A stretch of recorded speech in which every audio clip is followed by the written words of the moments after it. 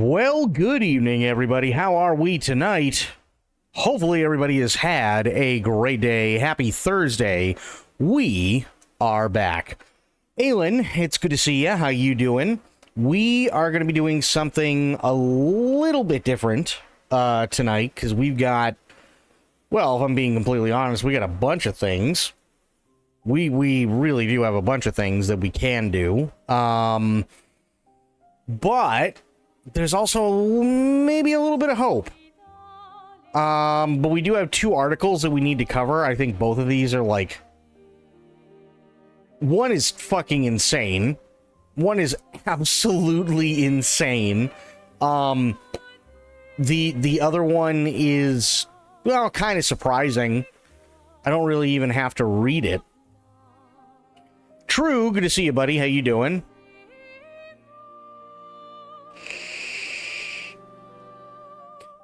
Did you see that Netflix greenlit an Assassin's Creed series? No, I didn't, actually.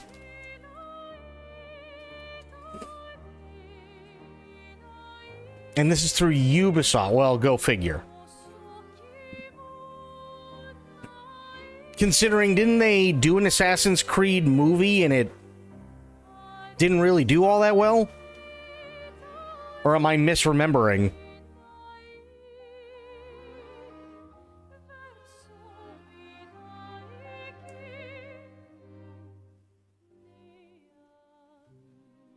It didn't do all that well, did it? There was an Assassin's Creed movie.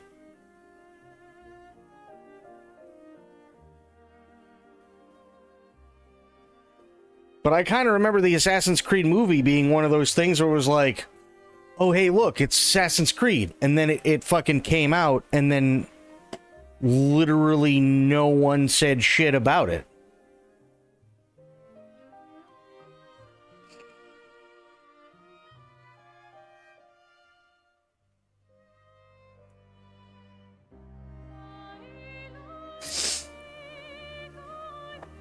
Well, let's see here. Hang on. I've already got the article. So let's take a look at it really quick.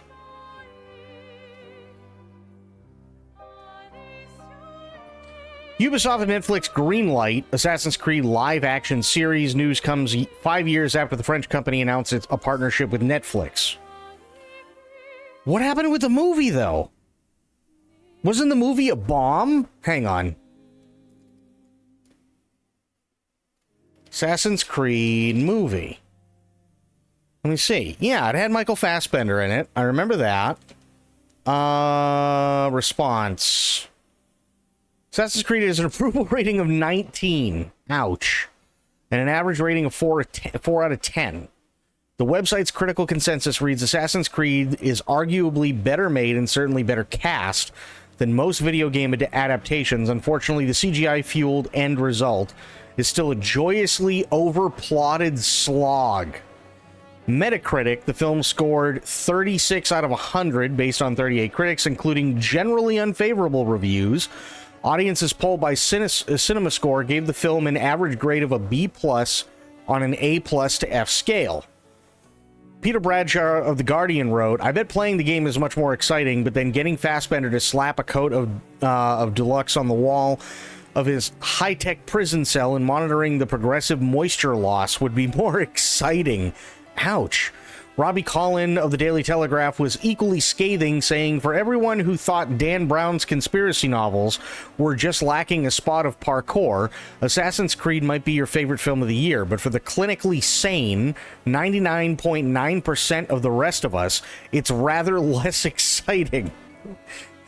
David Ehrlich of the IndieWire gave the film a B-, saying, declaring this to be the best video game movie ever made is kind of the backhanded compliment that sounds like hyperbole, but the description fits the bill on both accounts. Oof.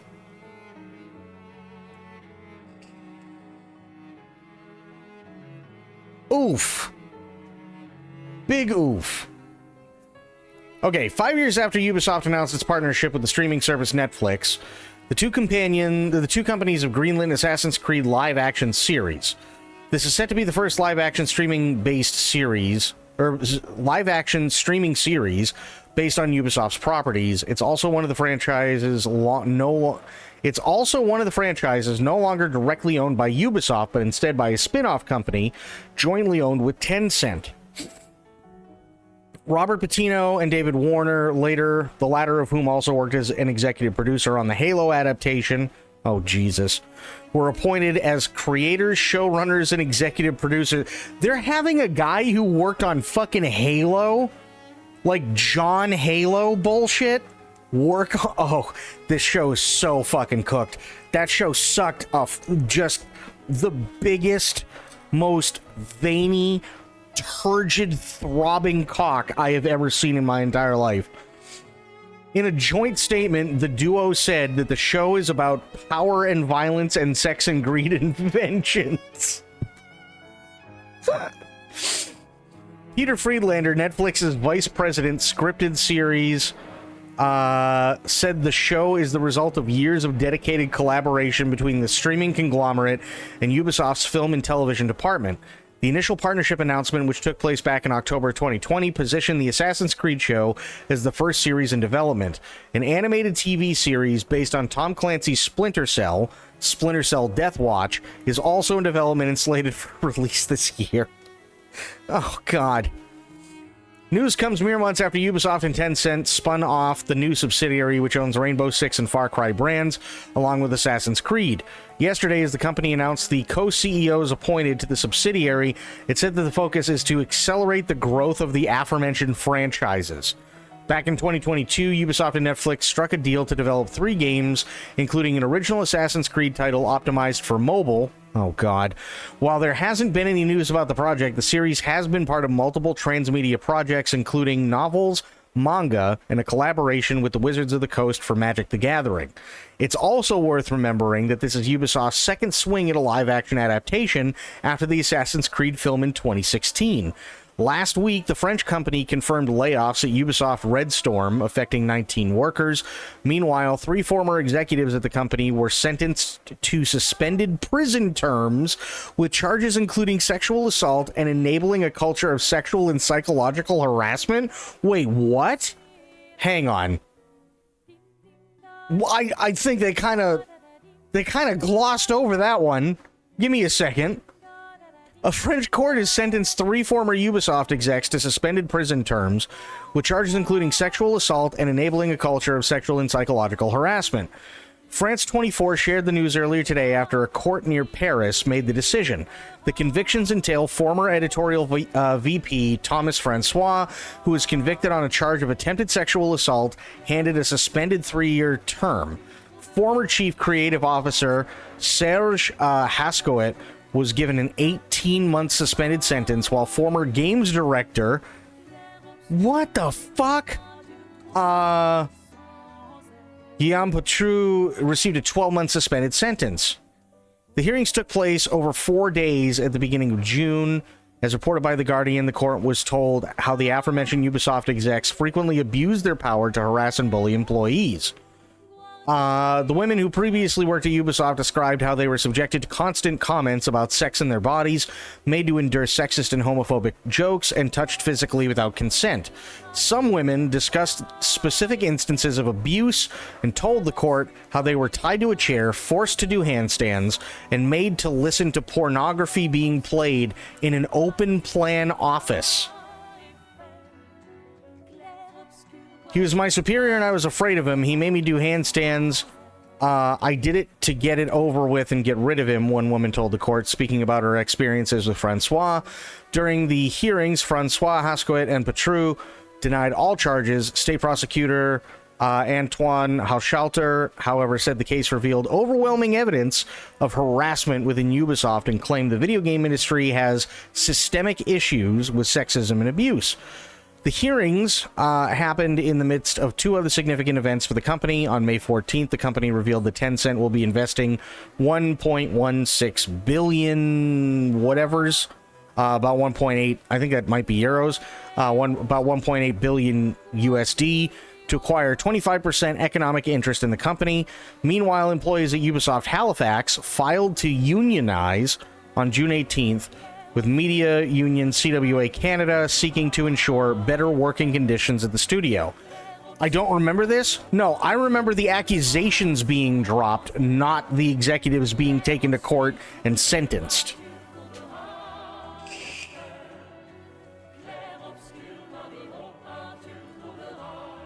Because this is like Blizzard bullshit, right? For years and years and years, they sat there and, you know, people were alleging and people were accusing executives at Blizzard of doing the same kind of bullshit, if not worse.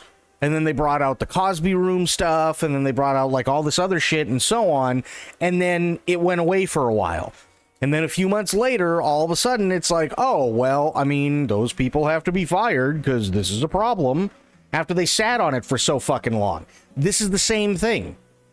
We heard the accusations. We never heard of them being fired or taken to court or any of that shit.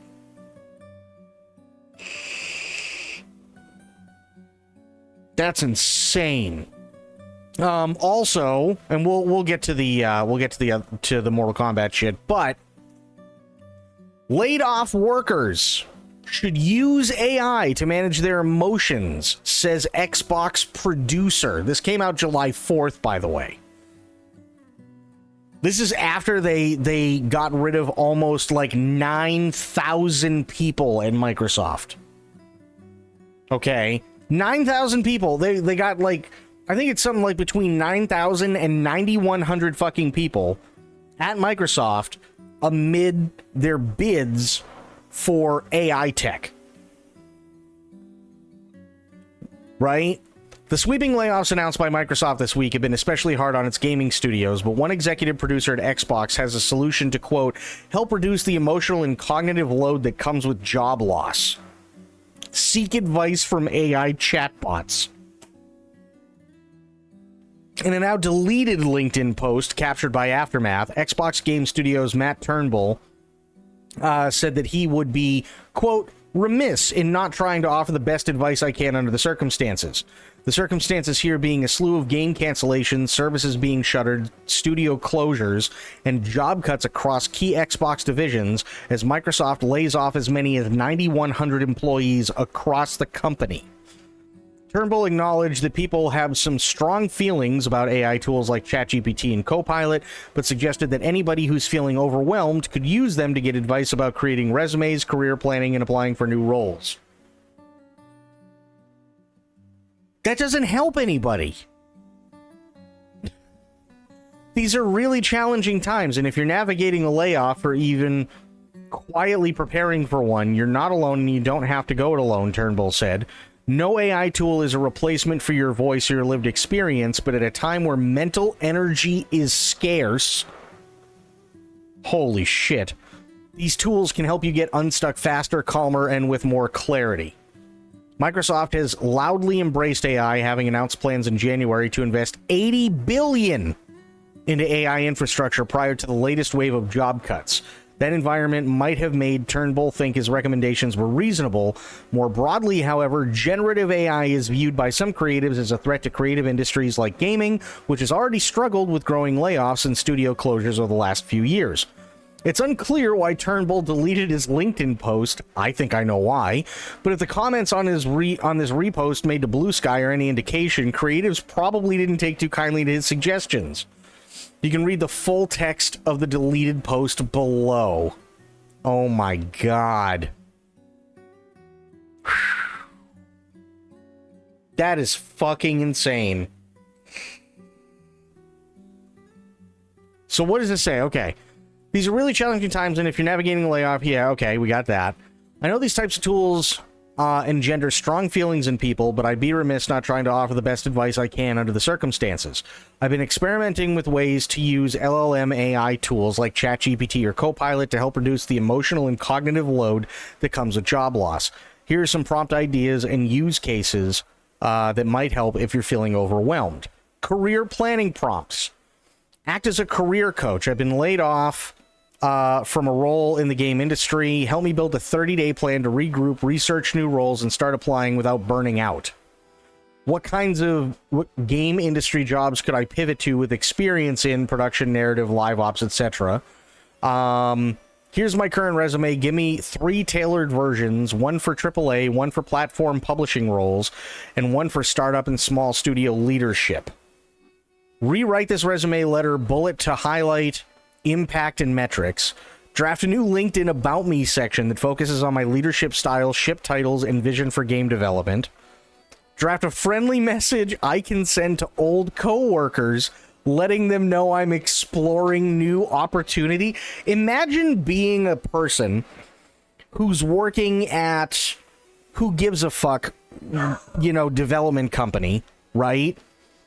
And then all of a sudden getting a letter from somebody that you met 15 years ago at the goddamn Catalina wine mixer, who you barely remember other than the fucking dude who groped the waitress, and it's going, hey man, how are you? Yeah, I'm excited to tell you I am now exploring new opportunities in the video game landscape.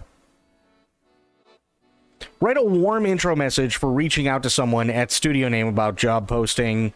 I'm struggling with imposter syndrome after being laid off. Can you help me reframe this experience in a way that reminds me what I'm good at?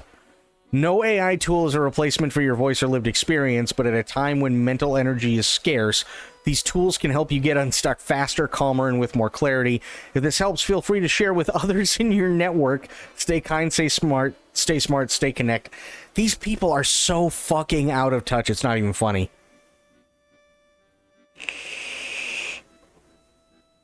These people are so insanely out of touch. And this is the worst part about the whole thing, right? The whole thing is that this is literally just this whole letter right here is literally just to shut you up. That's all it is, because they don't want bad publicity, right? So if somebody turns and goes, well, I mean, I don't, like, there's not much else I can really do, and they go and they use this, then Microsoft can sit there and go, hey, I mean, we recommended that they try this out, and they did, and they used it, and it worked really well, because, I mean, look, they got a job, therefore they have no reason to piss and moan. Technically, we helped them.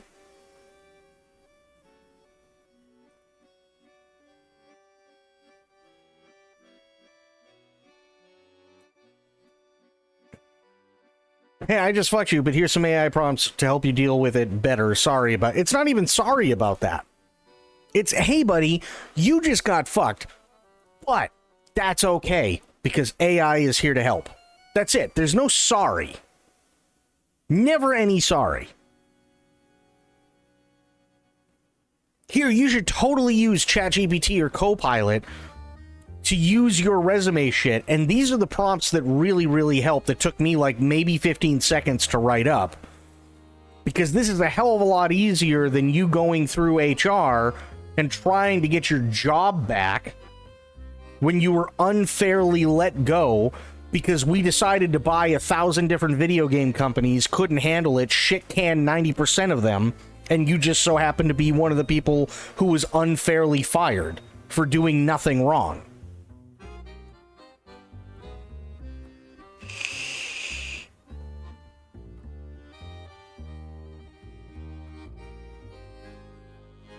Like, imagine being one of those people in the initiative, right? Imagine being one of those people in the initiative who just spent like 5.5, 6 years working on Perfect Dark.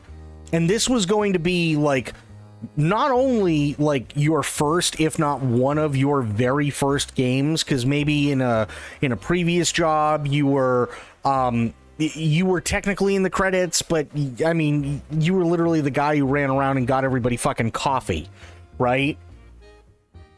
And at worst, you were an unpaid intern. So you've been working on Perfect Dark for like 5.5, 6 years, and then all of a fucking sudden, you get fired. How is AI supposed to help you with that? Well, do you have any experience in the video game industry? Well, I got fired.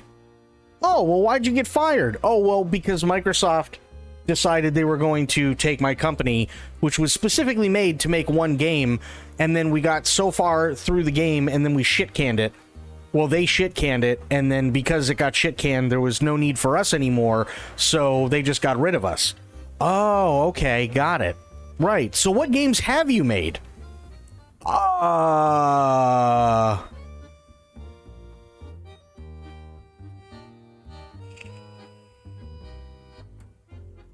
Like, how does that help?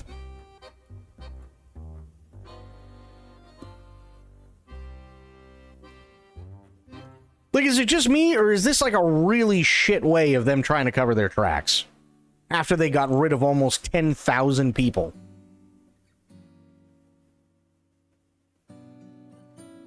That's fucking insanity. Now, we were talking about this last week, if I remember correctly. Vampire the Masquerade Bloodlines 2 is Game Informer's next cover story. This came out yesterday. And yes, Game Informer is back. Shut up, Stream Deck. It's been a long time coming. Last month, we finally relaunched our physical magazine, and the first issue should be arriving in subscribers' mailboxes this week. But as our readers crack open a fresh magazine to read our coverage of Borderlands 4 in the games industry, we're already putting the finishing touches on the next issue, and today we're finally able to share which game is on the cover. We're thrilled to announce the next Game Informer cover story will showcase Vampire the Masquerade Bloodlines 2. We were invited to visit the Chinese Room studio in Brighton, England, to get an exclusive look at the game, interview the development team, and see how the sequel is coming along since its infamous developer swap in 2021. While we're not yet able to showcase the cover art itself, we can show off a screenshot featuring a dark alley illuminated by a mysterious purple mark, which looks an awful lot like the brand on the protagonist Fire's head. For more details about that and everything else Bloodlines 2, stay tuned for our exclusive coverage this month. Next issue will launch digitally on July 22nd at noon Eastern Time. To celebrate, we'll be streaming on Twitch starting at 11:50 a.m. Eastern Time, where we'll reveal the cover art live on stream and talk about some of the stories you can expect to read in the issue. You can join us over at Game Informer on Twitch. Upcoming issue will also be our first to ship with a poster for no additional charge to all subscribers. I mean, interesting, but unfortunately we still don't know shit. We still don't know fuck all about this game. I don't... Okay. Who here remembers Vampire the Masquerade Bloodlines?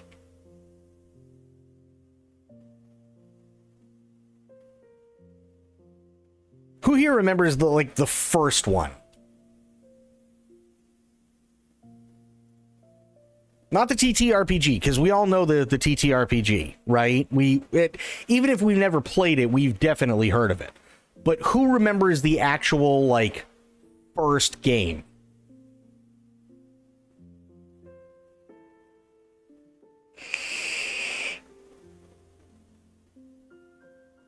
And then after we talk about this for a minute, I'm gonna switch over. We'll watch...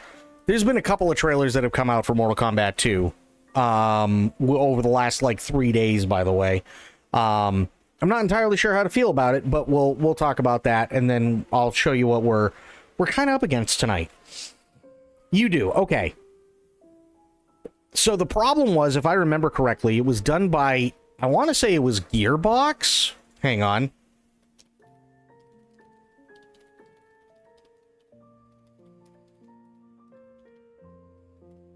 I want to say it might have been Gearbox. Yeah. Oh no, Activision and Troika. That's what it was. It was Troika Games, not Gearbox.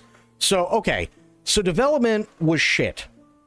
Development was absolutely shit. It was going to be published by Sega, if I remember correctly. And it did not go well. They rushed production. Sega really, really, really pushed them. And unfortunately, they really had to rush everything out to the point where at roughly about the halfway point of the game, everything that they didn't get to make was rushed out. And there was even one point in the game where it was so bad, it was broken. And there's one map that is so fucking convoluted and complicated that modders years later actually went back in and offered players a way to completely bypass the map itself, because you have to do very specific things in a very specific direction at a very specific point in time so that you can actually get through the fucking level. And then everything after that, it basically just becomes your, at the time, very, very substandard first-person shooter. So, like, all the roleplay elements just go right out the fucking door. To the point where, unfortunately, there's also only really one class of vampire with very specific stats that it's even worth playing, because it just turns into a first-person shooter at that point. Like, it's really, really, really bad. The game is fun up until that point, and then it just gets really boring. But it's still really loved by a lot of people. It really is. And I can see why. I played it back in the day, but yeah, it, oof, it was not good. We'll just put it that way. Okay. I'm kind of really, really, really worried about Bloodlines 2. Because this has been a long time coming, right?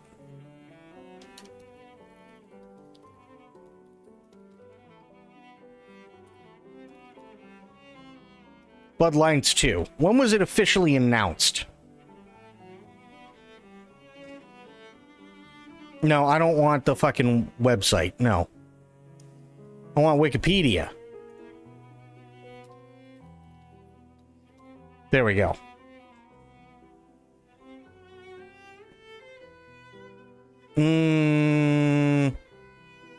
Yeah, so the first one came out in 2004, right? The game was initially developed by Hardsuit Labs, but by 2021 had been moved to the Chinese room, scheduled for release for all things in October of this year. Okay, but when was it announced? Because it's been a while.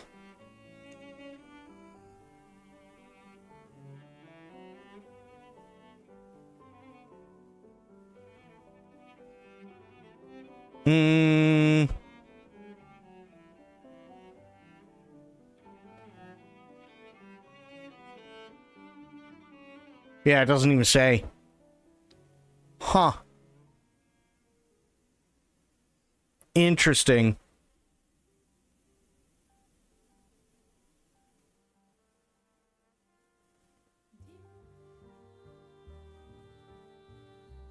So yeah, I'm kind of... Here, let me do this. When was Bloodlines 2 initially announced? March of 2019. So it's been almost... Well, it's been 6 years. Currently. That's not good. That's really not good. My God. So yeah, I'm, oof. Giga oof. Alright, let me do this.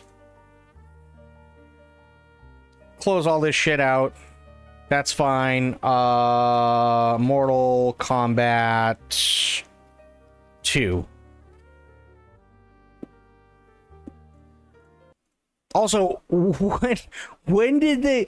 But see what I mean? Like, IGN is an official trailer that looks different. And then you have Mortal Kombat, which has an official trailer, which looks different. But that one definitely coincides with the Warner Brothers official trailer that looks different from the IGN. It's like, okay, well, what are we doing here?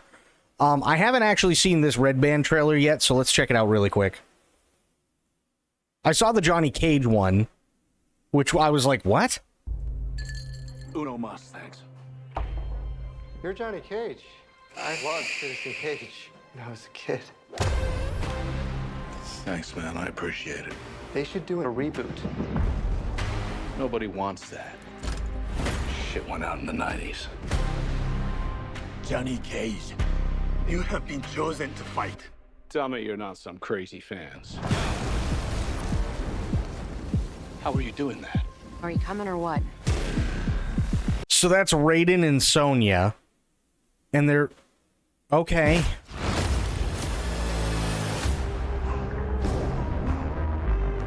Where the hell am I? Ooh, I liken the remix of Wu-Tang Clan in the background. It's called Mortal Kombat. That's The fighting tournament that's Katana. to the death. Ooh, wait. Go back. Maybe Kung Lao, but definitely Shao Kahn. Fuck that.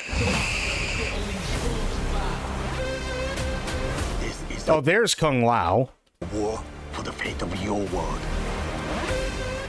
You dickheads in or what?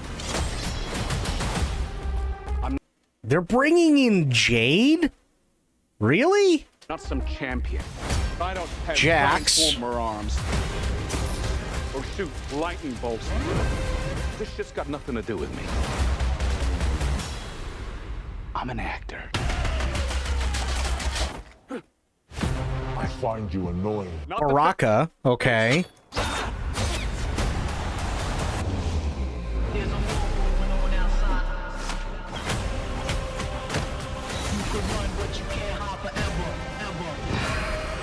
It's time That was Melina. That was Shang Tsung. to become the hero you were meant to be. Alright, you big ugly fuck. It's show There's Liu Kang.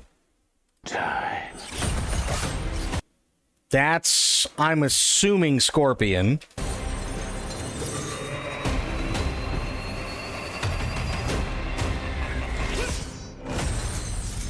Yeah, that's Scorpion. How could it not be? Who is this guy? Hang on. Back it up. Is that... I don't know who the fuck that is, actually. Oh, that might be... Maybe Noob? That might be Noob Saibot.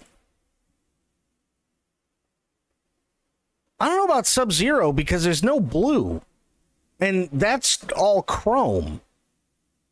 I mean, I guess maybe, but... Black and chrome would definitely, to me, say more Noob Saibot than it would Sub-Zero.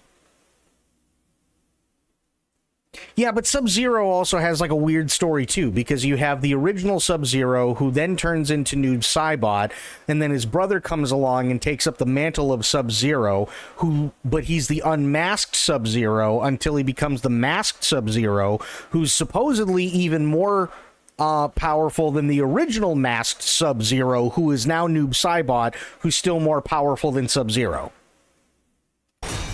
Get over here!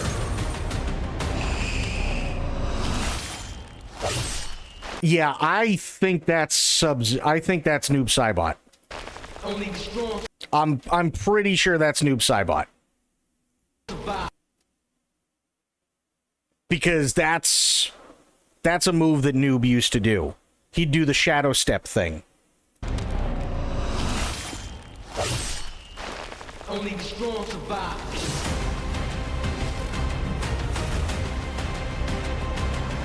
Finish him! Are you shitting me? You don't have any powers? Oh, that's Kano. Okay. Incredibly handsome.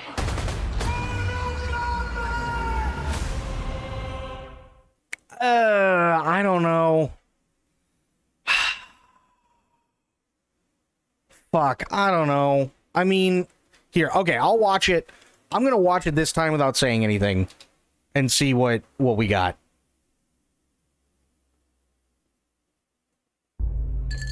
Uno mas, thanks. You're Johnny Cage. I loved Citizen Cage when I was a kid. Thanks, man. I appreciate it. They should do a reboot. Nobody wants that. Shit went out in the 90s. Johnny Cage, you have been chosen to fight. Tell me you're not some crazy fans. How are you doing that? Are you coming or what?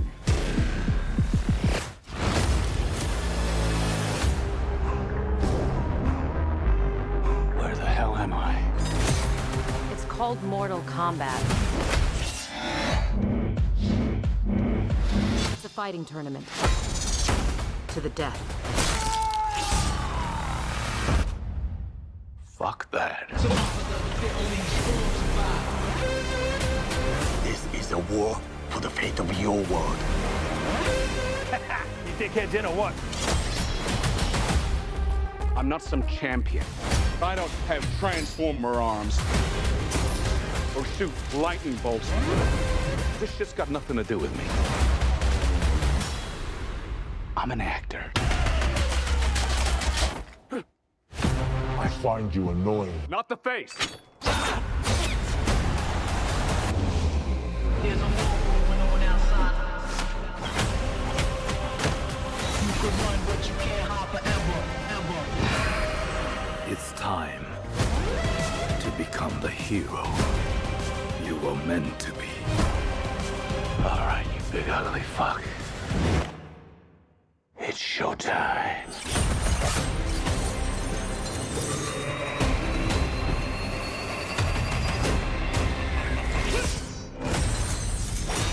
Get over here!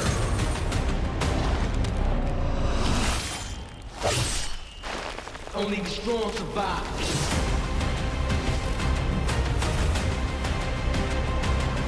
Finish him! Are you shitting me? You don't have any powers? Just incredibly handsome. Okay, here's my biggest issue with this. I really, really like Carl Urban. I think Carl Urban is a fantastic actor, and I think he's done a lot of really, really, really good roles. But does anyone remember the absolutely shit adaptation of Doom with Carl Urban and The Rock?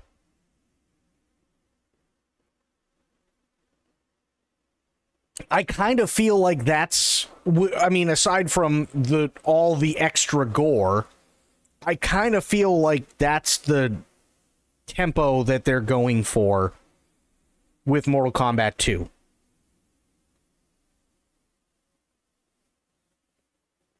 A lot of people wanted The Miz to play Cage. No, I don't think so. He's a washed-up Cage, though, so he fits. But see, here's the issue, right? They had Mortal Kombat, then they had Mortal Kombat Annihilation. Those are two movies that are connected. Then years later, they had a Mortal Kombat miniseries, which I don't think was actually like, I don't think it was an official thing, which is fine, but they did a decent job, but that rebooted it. Then they had Mortal Kombat, which rebooted it again and didn't have any of these people in it. And now they're seemingly rebooting it again. So it like, I don't know. To me, it feels like they're just trying to shit out as much Mortal Kombat content as possible. And I really, really, really like Carl Urban. I really, really, really like Carl Urban. But I kind of feel like he's possibly getting stuck in yet another Doom-esque style movie where it's literally just made for fan service. There's no actual point in making the movie other than just fan service.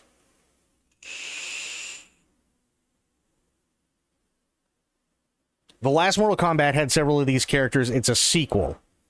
Okay, so it's a sequel. Now, hang on. When was the last Mortal Kombat movie? Mortal Kombat movie. April of 2021, which I do remember, and it was on HBO Max simultaneously. I do remember that. So let me do this. Mortal Kombat 2021 movie.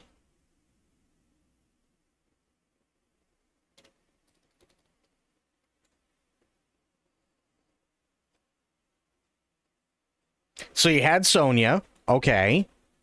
You had Scorpion, which, fair enough, Scorpion's been literally everywhere. You had Liu Kang. You had Kano. Didn't Kano die? Or am I thinking one of the earlier ones?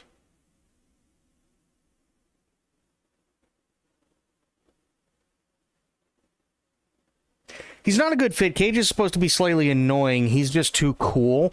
Well, I think what they're going for is they're going for that guy who never grew up, right? So if you go back to here, hang on. If you go back to here, I right? love Citizen Cage. He's really fucking annoyed because he hasn't changed in probably like 30 fucking years, if not 40, right? He's the same guy he was, same haircut, same absolutely like arrogant piece of shit, but he's just older and everybody like stopped caring about him. Believe it or not, just like Duke Nukem. Right? He's literally the guy that everybody wishes that they could forget. Even when Mortal Kombat was at like its height, its peak, right? Way back in the 90s, everybody and their motherfucking hated Johnny Cage. Even the players hated Johnny Cage. So I can completely understand this aspect of it, because Johnny Cage has always been that annoying character where he's good, but chances are what ends up happening is people just spam the same shit over and over and over and over and over and over and over, and they don't win because it's skill. They win because his combos are like 2 or 3 fucking buttons and you can mash them really fucking quick and then nobody can get anything in on them, right?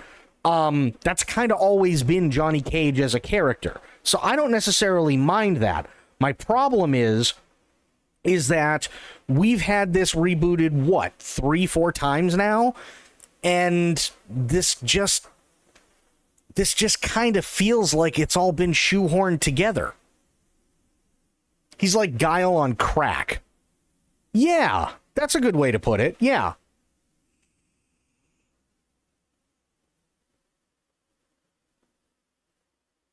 I think he'll be annoying to others, especially seeing as he doesn't want to be there and doesn't have his powers.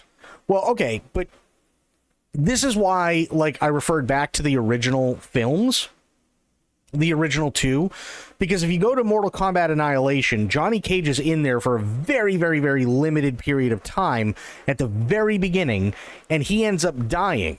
And even in the original Mortal Kombat film that was released, was he annoying? Yes, but he got shit done. But people didn't really care for him until Mortal Kombat Annihilation, when he sacrificed himself and ended up getting killed, and then people had to basically work around the fact that one of their greatest heroes was dead. Right? So that's when people really started to gain some sort of affection to Johnny Cage, but it was after he died.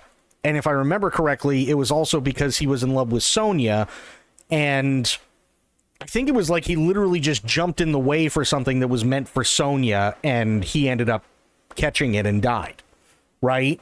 Something to that extent, or like she was on the verge of death or whatever, and he basically sidekicked himself in, and then the guy was like, nope, fuck this, and broke his neck. It was something like one of those two, if I remember correctly. He's supposed to annoy others because of his ego and cheesiness, not for being pathetic. Well, that's the thing. It's never been that Johnny Cage has been pathetic. It's always been that he's annoying, like you said, because of his ego and cheesiness, yes, But the problem is that he's always known that he's good, right? The thing that I don't particularly care for is that you have somebody like Carl Urban, who I think is a great fit for an older Johnny Cage, but now he's just like, I'm just an actor. Well, okay. So, you still know you're the best. We're not supposed to pity him, but the trailer is giving different vibes. I don't even know if it's that we're getting different vibes. I think they're trying to change the character to the point where it's one of those things where instead of him just being a complete ass the entire time, it's more along the lines of he's finally come to terms with the fact that his career is over.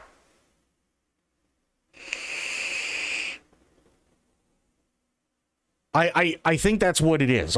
Because like this is the same kind of setup that they had with Wolverine, right?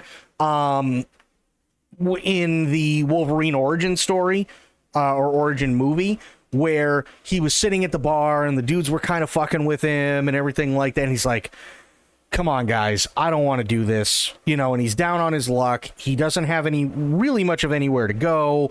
He just wants to be left alone. He just wants to wallow in his own self-pity and this. And the entire time, that the dude's badass, so you're not really pitying him. You're actually just more waiting for him to literally slice someone's head open. That's kind of the feeling I'm getting from this Johnny Cage, but it just, everything else feels really shoehorned together, right? Like, let me put it this way. Why is it, if this is Mortal Kombat 2, is it that Johnny Cage is now just finding out about Mortal Kombat? Johnny Cage was literally, and I know that they reboot the whole thing and everything, like, I don't care. What I'm asking is, why is it during the reboot that they decided to opt to leave Johnny Cage out of it in the first fucking movie? He's literally been like the guy since the very first Mortal Kombat way back in 1993. You see what I mean? So it's like they're already kind of pigeonholing him to not make this a Mortal Kombat movie. They're making it a Johnny Cage movie.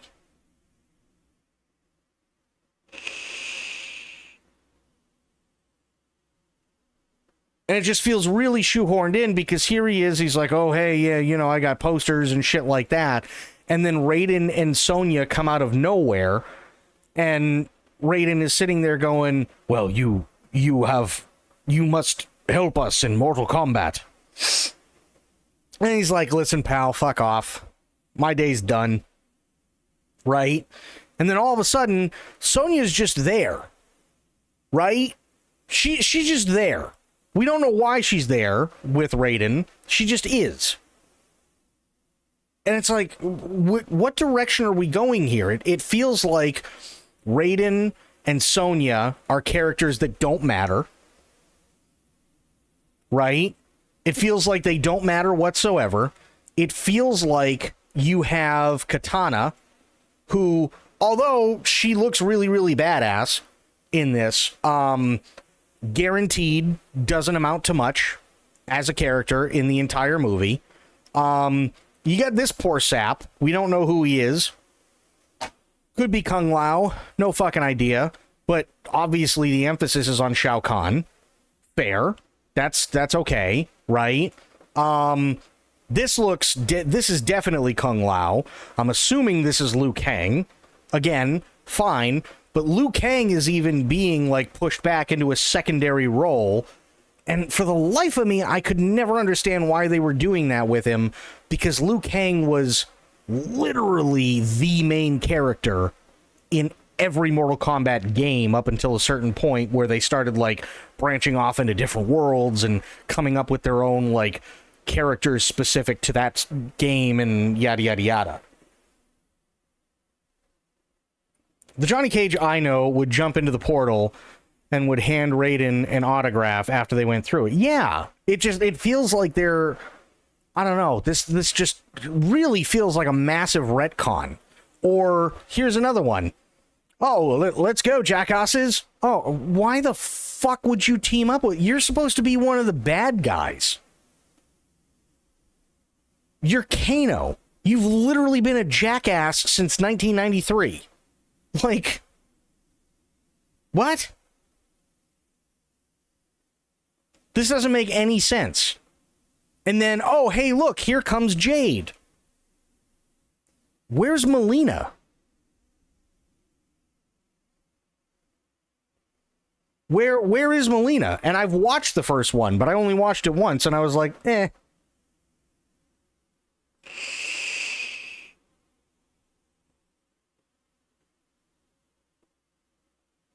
I watched the first movie. I watched the 2021 version, and honestly, wasn't all that good. I'm gonna be honest, it wasn't all that good. Kano, no, that's the whole point. Kano has been nothing but a complete shitbag in literally every video game, in every movie, in every online TV series, in every cartoon, and then now all of a sudden it's just like, oh, hey, look, I'm talking to fucking Johnny Cage, and I'm like, let's go, idiots. Why the fuck would they care what he says? Why would they give a shit? You dickheads in or what? Are you dickheads in? The whole backstory with Sonya and Kano is that literally Sonya was hunting Kano.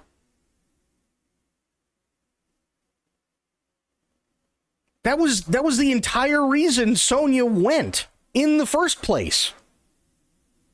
Was because she was hunting Kano. So why all of a sudden are they teaming up now? Like, this is so far off the fucking grid, it doesn't even make sense. It's just like, what is going on here? And again, why Jade?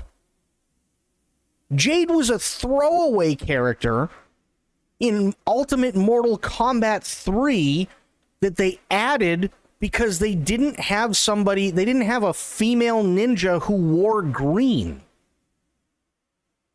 So they literally took the same model as Kitana and Melina, darkened her skin a little bit, and gave her a bow staff and colored her outfit green.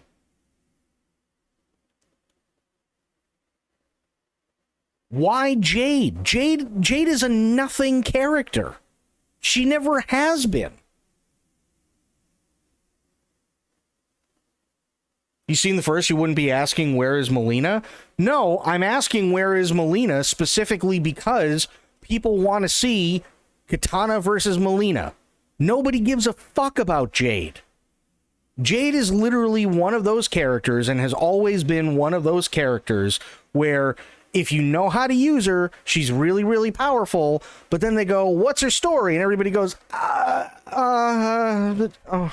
okay. Jade is a nothing character.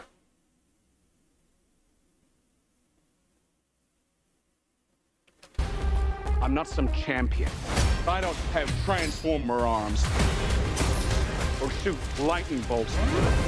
This shit's got nothing to do with me. I'm an and now they're trying to make Johnny Cage be like the anti-hero, right? He doesn't want to be there. He's the reluctant anti-hero who just wants to get the fuck out of there, but he doesn't really have much of a choice now. That's like, but that's not Johnny Cage. Johnny Cage would have done it specifically for the fucking publicity. Well, this shit's got nothing to do with me. So? Neither did the first Mortal Kombat. But you went anyway because you're like, hey, I'm just that good. And I can raise my fucking ratings if I come back as literally the world champion of an underground to the death martial arts tournament. actor.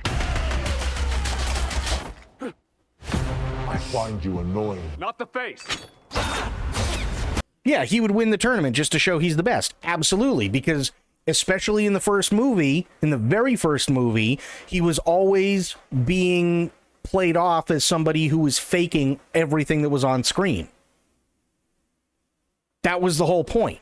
It was his fame that got to him, so he went on this whole thing for two reasons. One, because he really wanted to fuck Sonya, and two, because it would allow him to sit there and go, I'm quite literally the best. My movies aren't doing so well because everybody thinks I'm fake on screen when I'm actually not. This will literally prove to everyone that I am the best, period. There's a war going on outside. You can run, but you can't hop. Not to mention, hang on, wait a minute. I have no problem with Baraka, because I think Baraka is like one of those characters that's criminally underrated anyway, even though most people hate him. But hang on. This right here drives me nuts. And again, this is coming from somebody who's been a massive Mortal Kombat fan for years and years and years. Why are they fighting in the jungle? Jade's level was the fucking desert.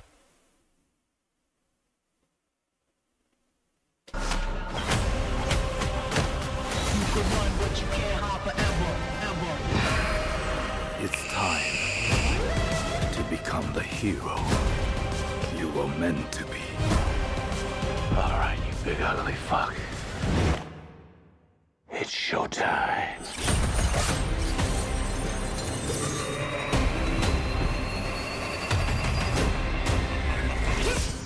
I will say, this looks really nice. This whole area looks really, really nice. I do like that for Scorpion. Get over here! This is absolutely Noob Saibot. I don't care what anybody says. I know the backstory behind Noob Saibot and Sub-Zero.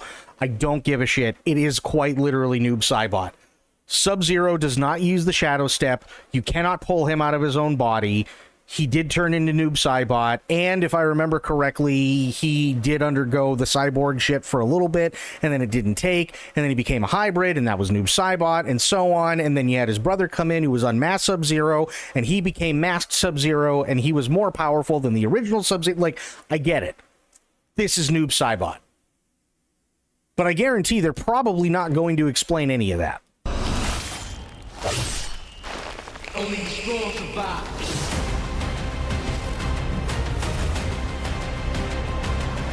Finish him! Are you shitting me? You don't have any powers? Just incredibly handsome.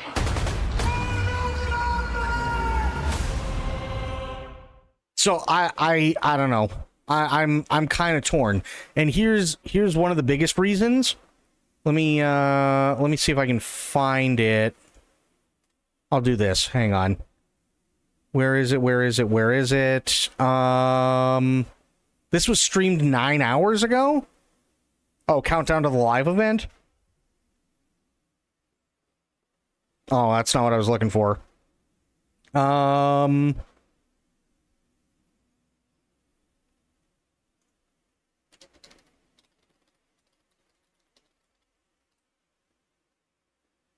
Here we go. The official teaser. From New Line Cinema, the studio that brought you Cool Hand Cage, Hard to Cage, and Rebel Without a Cage, comes Uncaged Fury. Starring Johnny Cage. It's showtime. This is not giving off Mortal Kombat vibes, and I understand what they're trying to do, and they're trying to do a trailer within a trailer within a universe and all that good stuff. This feels more like Kung Fury. Like it's supposed to be a joke, but they're taking it seriously. So I'm not entirely sure where they're going with this. They pissed him off. They fucked with his shades. They should have brought more guys. You should have brought more guys.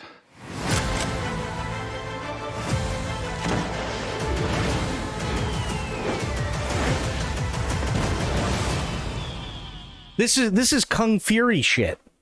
And it works for Kung Fury because it's supposed to be a parody.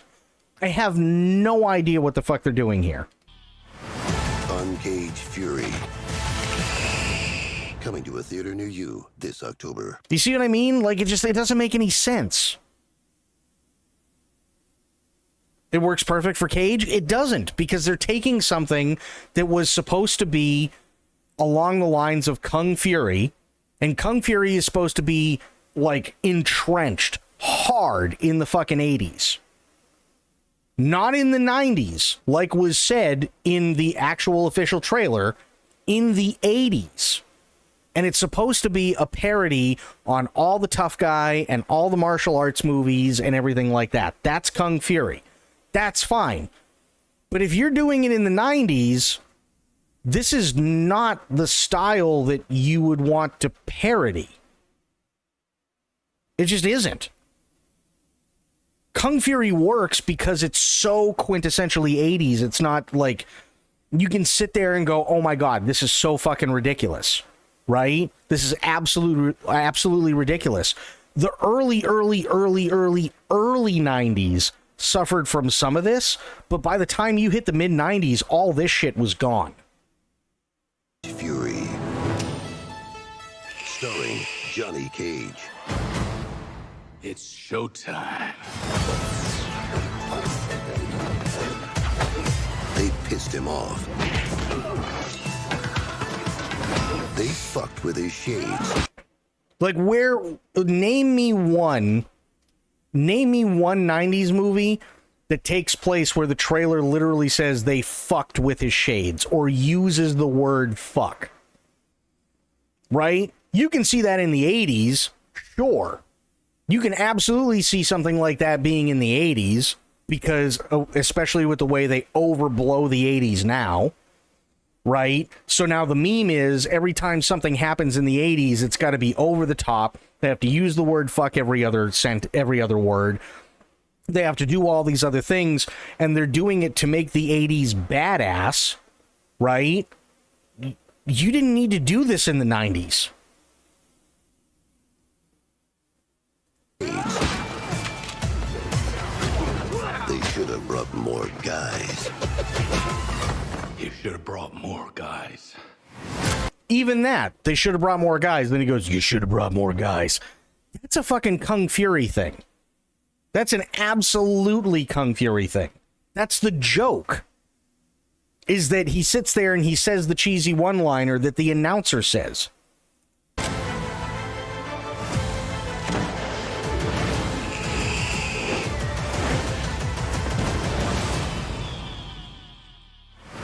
Uncaged Fury. Coming to a theater near you this October. I really don't know what to think. I really don't know what to think about this. I'm really on the fence. I feel like I really feel like they have absolutely no idea what they're doing with this movie, and it feels like everything is going to be shoehorned. Sadly. And not to mention, if I remember correctly, let me do this. Mortal Kombat Anthem 2021. Okay, here we go. So I'm going to bring this one up now.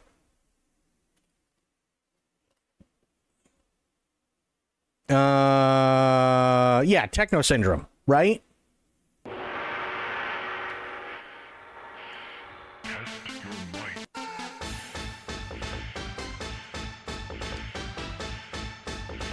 Still got plenty of action, still high tempo. There's nothing wrong with this, right? High tempo, really well done. They used this by Techno Syndrome in God knows how many different video games, and they used it in both movies and everything like that. This one is just literally on fucking crack.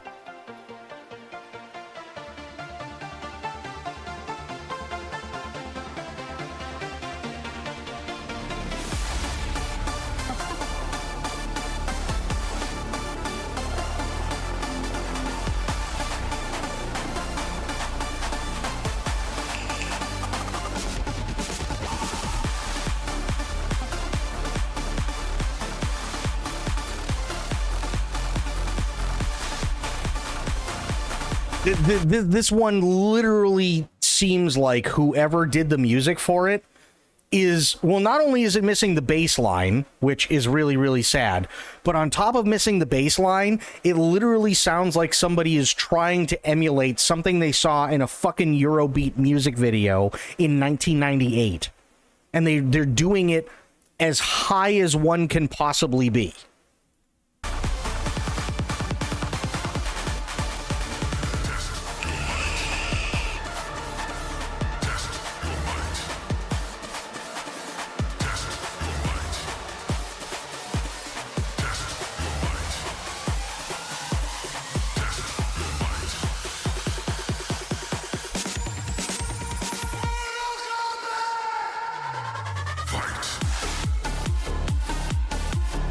And there's your bass line, which is fine. There's nothing wrong with that.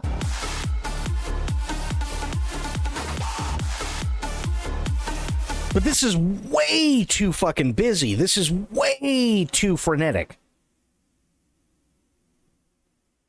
This is insanely way too frenetic. Insanely. Compared to this, which has literally all the beats that you need for something really, really, really good.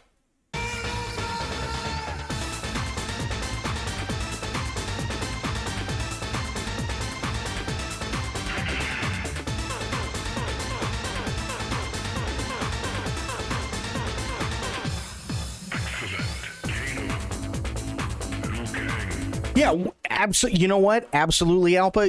You fucking nailed it right on the head. This is quite literally when you're at the gym and you're looking at your phone and you're on Spotify and you go, fuck, I need something to really pump me up. And then it comes out, Mortal Kombat workout mix. That's exactly what this is.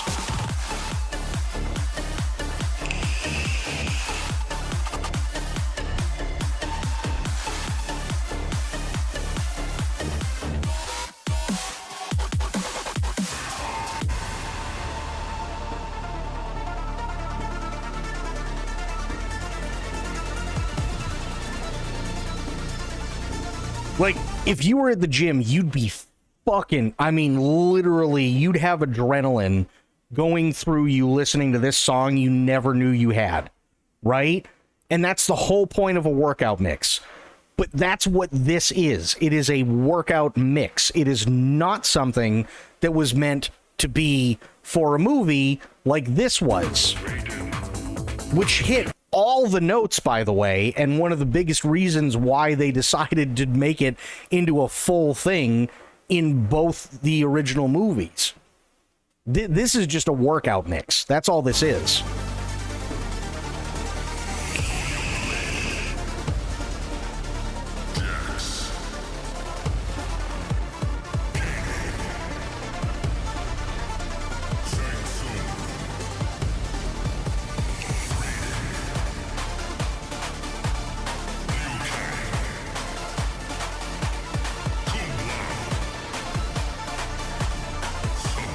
And the worst part is that it's also not the best tempo either.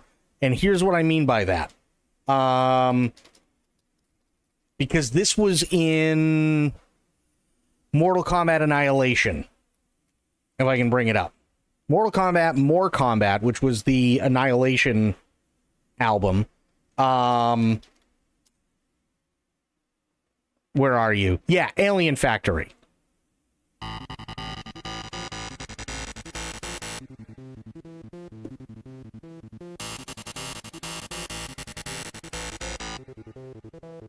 Now, this is going to be insanely fast, but if you go back and you watch Mortal Kombat Annihilation, you'll see you'll hear this song, and it fits the action perfectly fine. But with the 2021 version versus the original version versus this, the beat for the 2021 version is just so far off of both of these, and this, I believe, is probably going to be the highest BPM that they ever did. That it doesn't really fit.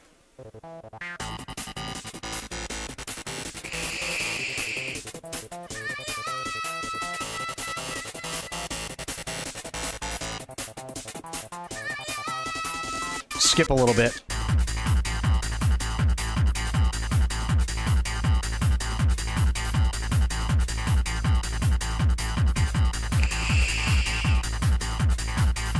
And this is the same beat that just goes for the next like 5.5 minutes, right?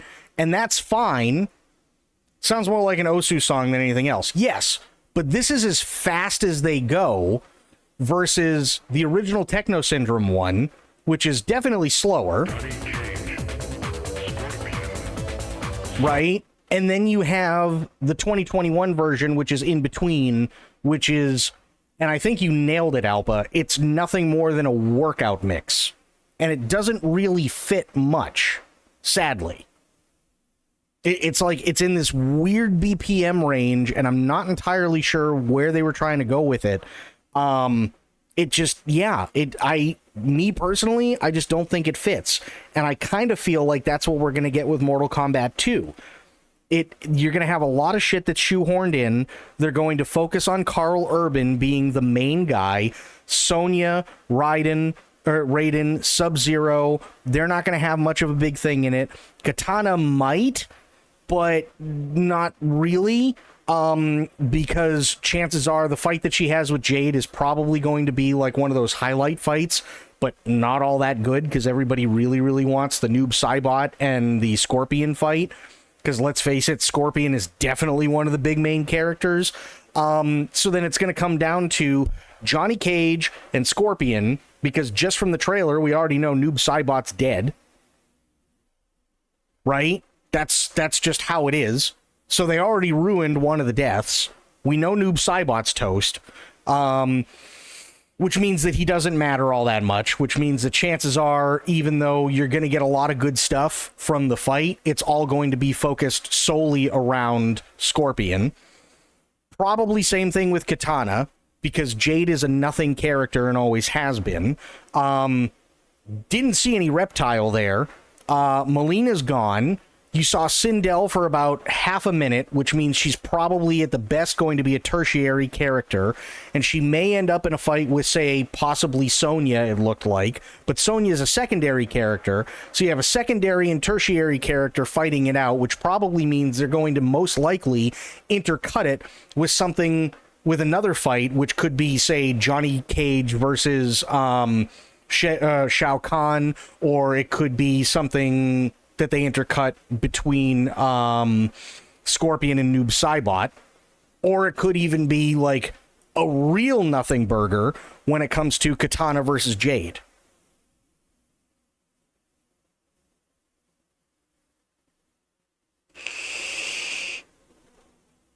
So like it's really, it feels like everything is really shoehorned in, and I know this is old man yelling at the clouds kind of thing, and I understand it. I understand that that's what it sounds like, but it really feels like they don't have any sort of actual direction that they stuck to. They tried to take a bunch of different shit that they thought was really cool from other stuff, and they tried to lump it all in together, and I'm actually kind of worried it's going to be a giant mess. I'm really, really, really, really, really worried it's going to be a giant mess. I blame the director from what I've seen so far. Oh, I agree. I completely agree. I don't know. It feels like it really is going to be a mess. And I think, hang on, there was one more. Combat 2. I think it might have been the Goro teaser. I saw something with Goro in it, but I never clicked on it because I was like, oh, well, this looks dumb. We got Uncaged Fury. There was a Goro one, but that might have been somebody just taking the picture of Goro. Oh, no, it could have been Baraka. Maybe that's what it was. They might have taken Baraka and just used him as a clickbait thing. That very well could have been what it was. But yeah, it's just like, I don't know. It to me, it just doesn't feel... It doesn't feel like Mortal Kombat. It feels like insert generic action people here. That's what it feels like. It feels like insert generic action people here. And by the way, I don't have any issue with the guy who plays Scorpion, but one thing that I will say when it comes to Scorpion, and I'm not going to play this entire thing again, I just want to get to that one specific part.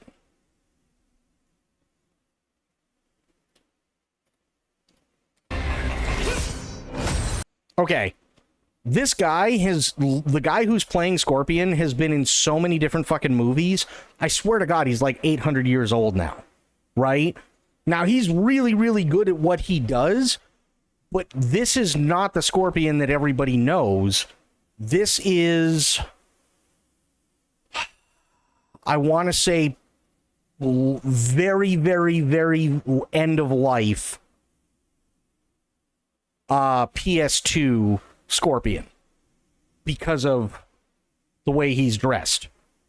So instead of it being the Lin Kuei style uniforms for the ninjas and stuff like that, and one of his biggest things, which was quite literally taking the Lin Kuei style of dress and using it to mock people like Sub-Zero and all the others, they're literally just changing it up and going, no, this was my favorite iteration of him because now he's got the hood and he's got all this armor and shit on him, and that looked really cool, and they haven't done that since. Well, yeah, there's a reason why. It's because people liked him in the black and yellow.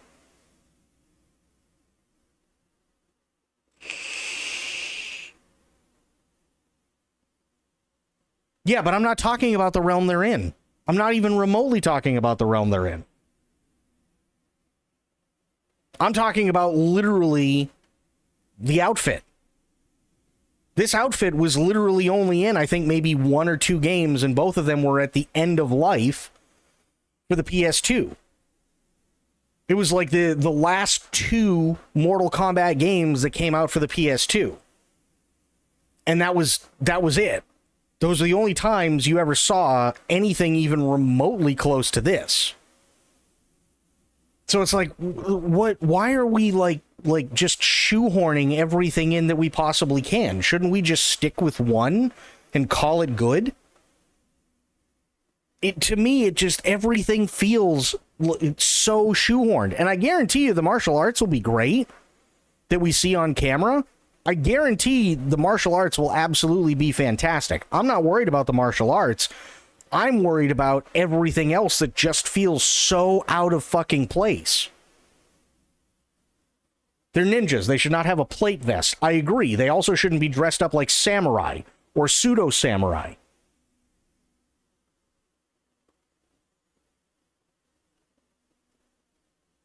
Yeah, but you don't know what the story is. That's the whole point. We don't have any idea what the story is. They're literally taking a costume that you saw in 1, maybe 2 games, and that's it. And the entire 90% of the trailer has nothing to do with Scorpion. In the trailer itself, Scorpion is literally shoehorned in there because they need somebody to focus on other than Johnny Cage. Even though we know for a fact Johnny Cage is going to be the main character. He's going to be the main guy. That's who they're going to focus on. You can tell that right from how it's shot. You can tell, especially considering that the teaser trailer that they released literally like 2 days before this was all nothing but Johnny Cage. Had they sat there and been like, okay, here's a teaser for Sub-Zero, here's a teaser for Scorpion, here's a teaser for Baraka, here's a teaser for Shao Kahn, here's a teaser for Katana, here's one for Sindel, here's one for Jade, that would have been fine, but we know for a fact, without even having watched the movie, Johnny Cage is going to be the main guy. And the only reason that they put Scorpion in there is because I guarantee everybody who sat there and watched this trailer before they released it went, okay, but where the fuck's Scorpion? And they went, shit. Okay, fine. So then they had to shoehorn that section in.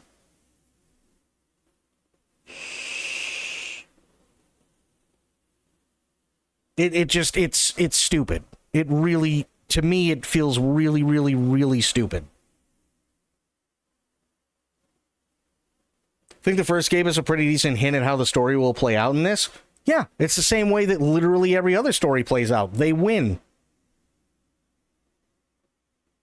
Like, I don't know what to tell you, but spoilers, literally every Mortal Kombat movie and miniseries that's ever been out is a bunch of people who really typically can't stand one another have to defend Earth in a Mortal Kombat tournament, and ta-da, they win. I don't even have to fucking watch the movie, and I know that one. You know what I mean? Like, it feels shoehorned. It feels really, really, really shoehorned. Like oh shit, well, we need a Johnny Cage thing. So they came out with a Johnny Cage thing. Okay, cool. Completely different style than the actual trailer, by the way. Right? And I sure can forgive it to an extent, but they got the decades mixed up completely. So now they're doing an 80s thing versus doing a 90s thing. And then they override it by having Johnny Cage go, that was back in the 90s, kid. Right? So then now you kind of get, okay, this is a Johnny Cage film. It's not really a Mortal Kombat film. It just so happens to be that he's in Mortal Kombat, but it's a Johnny Cage movie. And they focus on him, and then everybody who sat there and watched the trailer before they launched it went, well, where the fuck is Scorpion? Where are all the other big guys? And they went, fuck. Okay, hang on. Here's the Scorpion fight with Noob Saibot, because there's no reason to sit there and slice somebody like Noob Saibot in half and supposedly kill him if that's going to be something that you kind of want to leave for a movie, because they're showing way too fucking much. So that definitely feels shoehorned in. And then you have Jade, who's been a nothing character the entire time for as long as I can remember, and now she's fighting Katana because Melina's no longer there, because they absolutely butt-fucked the bunker when it came to Melina dying in the first movie if they weren't going to reboot it the second time round. You have Shao Kahn, which, okay, great, awesome, have no problem with Shao Kahn, but you don't really see him all that much. You get a scene, not even a full scene, it's literally just a shot of Kung Lao and who is supposedly Liu Kang walking toward one another in front of a what are those fucking things called? It doesn't really matter. In front of basically the portal in the background, right? And you're going, okay, sure, maybe. But that's that, and literally one other shot when they do a close-up of Johnny Cage, and he just so happens to be in the background. Liu Kang is there. Other than that, Liu Kang couldn't be bothered to be fucked with. It feels so fucking shoehorned.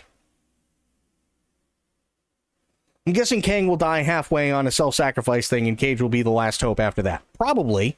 Especially considering, like, at the very, very, very end, and again, this makes no sense, here's Kano going, what are you gonna do? You have no powers? And he's like, yeah, I'm just an actor. And then he fucking does the combat slide under Kano's, like, eyeball laser thing, and then that's it. Why would they give a fuck about Kano? Why?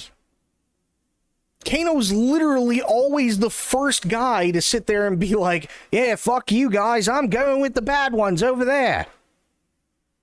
That's literally Kano's MO. To fuck everybody over.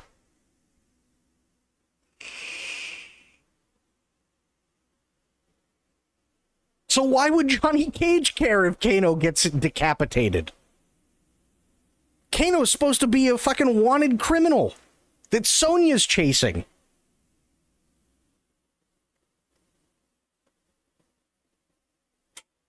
It doesn't make any sense whatsoever.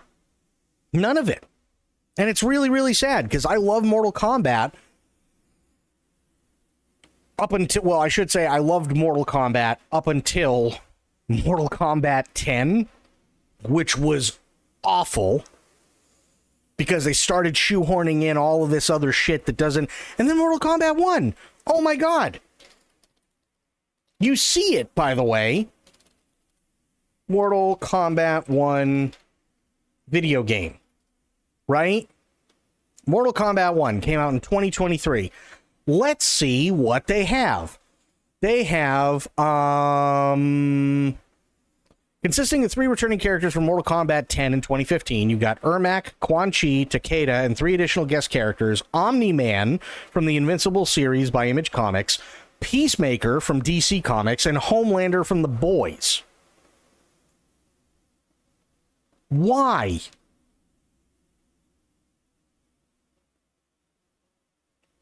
Like, what? Ed Boon revealed there was an attempt to get John Wick as a potential guest character, alongside actor Keanu Reeves as a skin for Kenshi. What? Hello? Ed Boon revealed that there was an attempt to get Michonne from The Walking Dead. Why? Like, literally since Mortal Kombat 10 and Mortal Kombat 1, the game has been so far off the fucking rails, it's not even funny. Right? It just, what is going on? They also had the Xenomorph, they had Rambo, they had Freddy Krueger, they had Jason, they also had, I'm pretty sure, the Predator, right? DLC story expansion called Chaos Reigns was revealed, which contains a fighter pack featuring 6 new playable characters. Noob Saibot and female versions of Sector and Cyrax were released in September 24th, 2024, along with the expansion, while guest characters Ghostface from Scream, Conan the Barbarian, and the T-1000 from Terminator 2 were announced during the same presentation and released at later dates. Roger L. Jackson reprised his voice as Ghostface, while Skeet Ulrich, who played Billy Loomis in the first film, provided his likeness for the character in brief moments that Ghostface is unmasked. Robert Patrick came back in and reprised his role as the facial model for the T-1000, while Arnold provides his likeness for Conan, who is voiced by Chris Cox, who previously voiced the T-800 in Mortal Kombat 11. It's like, what are we doing? Like... I'm sorry, but this is just, literally, this whole thing right here, all of this right here, if you take this and you put it into this, it's going to feel the same. Because everything feels completely fucking shoehorned in this. It feels like they're literally sitting there and going, oh man, Fortnite's making a killing bringing in all these fucking people. We should totally do that.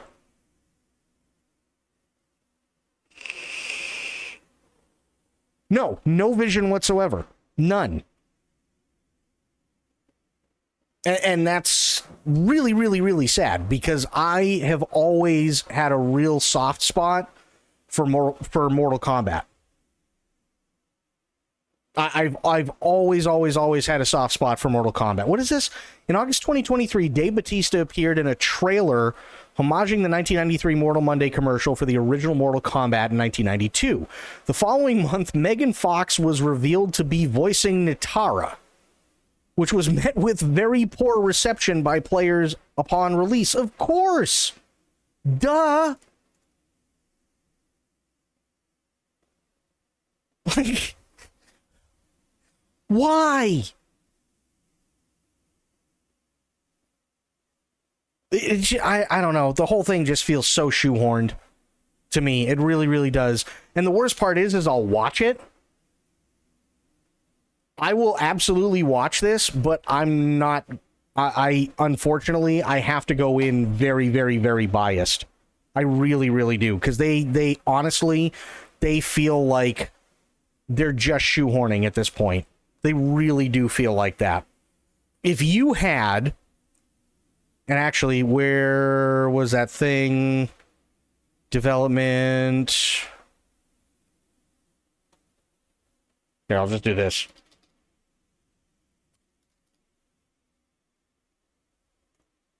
Megan Fox. Okay. The only thing I want is I want to bring this up because I wanted to see the picture, right? if you had, which of course I can't find, but if you had a set number of people, right? If you had a set number of people, you wouldn't need much of anything. If you had a set number of people who were going to be in there, the story was really, really good, the martial arts was really, really good. Hell, you could keep Carl Urban as Johnny Cage, and I don't think anybody would mind, right?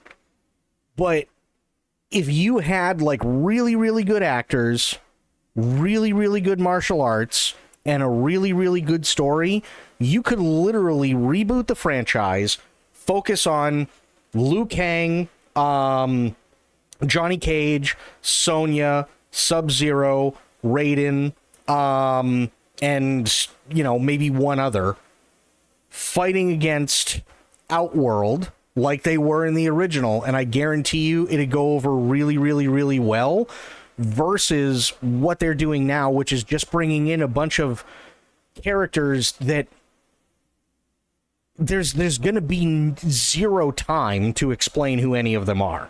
I guarantee there's going to be absolutely zero time. We're going to get like maybe 1 or 2 lines about Jade. We're going to get maybe, if we're lucky, half a paragraph about Noob Saibot. We're going to find out who Scorpion is probably pretty quick. We're going to get, oh, that's Shao Kahn. He's the leader of Outworld. As he's killing whoever that is, presumably Kung Lao. And then Liu Kang's going to go, Kung Lao, do you know him? Yeah, he was my brother. Oh. Like, I guarantee that's the kind of shit that we're going to be looking at.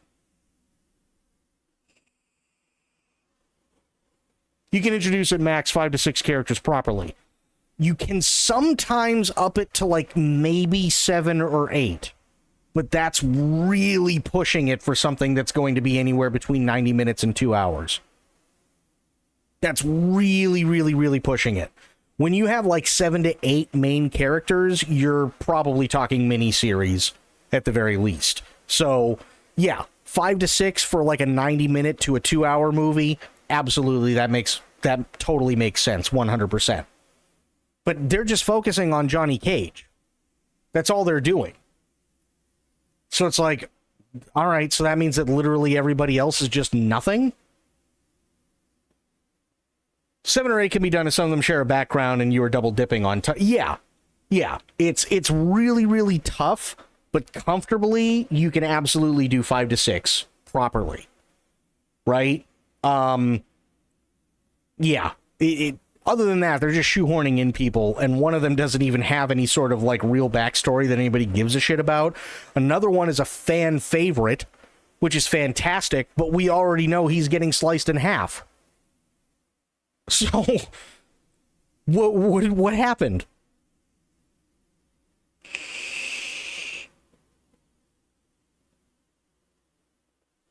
The only thing I didn't really like from the first is their original character storyline, so hopefully that goes away in this and they continue to build up the tourney. His clone is getting sliced in half. But again, that's the problem. If you do a trailer, you do not sit there and go, oh, here's a person that's getting sliced in half. Because you only see it for, what, less than a second? Let's go back. We can see. 1, 2, 3. They both get fucked up right there, by the way. Both versions. Never saw that before. Both versions just got fucked up royally. Only the strong survive. Right? So, yeah, I don't really know. I mean, what you don't do, you can have both versions of Noob Saibot, like his shadow and his actual person. You can have them falling to the floor, and that's fine. But the one thing you don't want to do is literally show a fan favorite getting sliced the fucking half. You really don't want to see that. And the reason you don't want to see that is because what you'd typically do if this wasn't shoehorned in is you'd show maybe like a third of this entire fight, and you'd show it, but maybe Scorpion would take a couple of hits and then he'd do the spears. Or Noob Saibot would literally sit there and he'd be in the air and then all of a sudden his shadow comes out and he fucking, he kicks Scorpion in the chest or something like that. That's all well and fine, but you leave it on a cliffhanger, right? You don't sit there and go, oh, hey, look, whoosh, this one's cut in half. Why? Because if you go into it, one of two things are going to happen. You're either going to sit there as an audience member and you're going to go, oh, well, it doesn't matter anyway because he dies. Or you're going to sit there like you are and you're going to be like, oh, well, I mean, it was his shadow that actually like got murdered. It's not him. Okay, fair enough. But then what happens to Noob Saibot? Does anybody really care? Because the actual like crescendo of the fight is already over. We saw it in the trailer.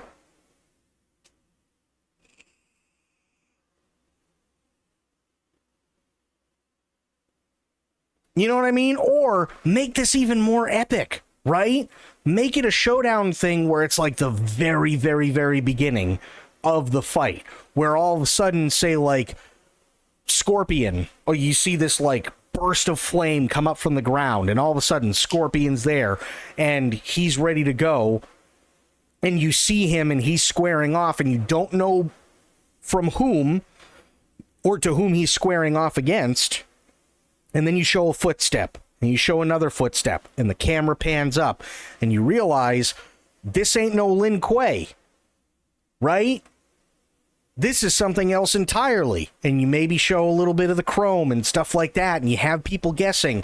And then finally, it cuts back really, really quick, and it zooms in, right, on Scorpion, and you can see his eyes and stuff like that, and they're squinting a little bit, and you can see he's going, oh, this is going to be a tough one. And then you have this really quick cut, and then it fades in, and for a second, you just see Noob Saibot's face, and then it cuts out again. Now you've got people excited. This does not excite anybody.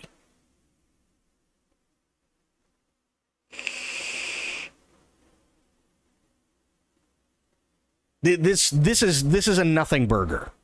That's why it's shoehorned in. That's why it feels so shoehorned, because it's a nothing burger. Because I guarantee somebody went to them and said, yeah, but this is all Johnny Cage. Now what? We're not showing much of anything else. And they go, oh, fuck, yeah, you're right. Okay, hang on. Let's get part of the thing where you have Jade versus Katana. Let's get part of the Scorpion versus Noob Saibot fight. Let's put those in. I'll cut it up really, really quick. We probably only got like 3 days, and then it'll be fine. That's what this feels like.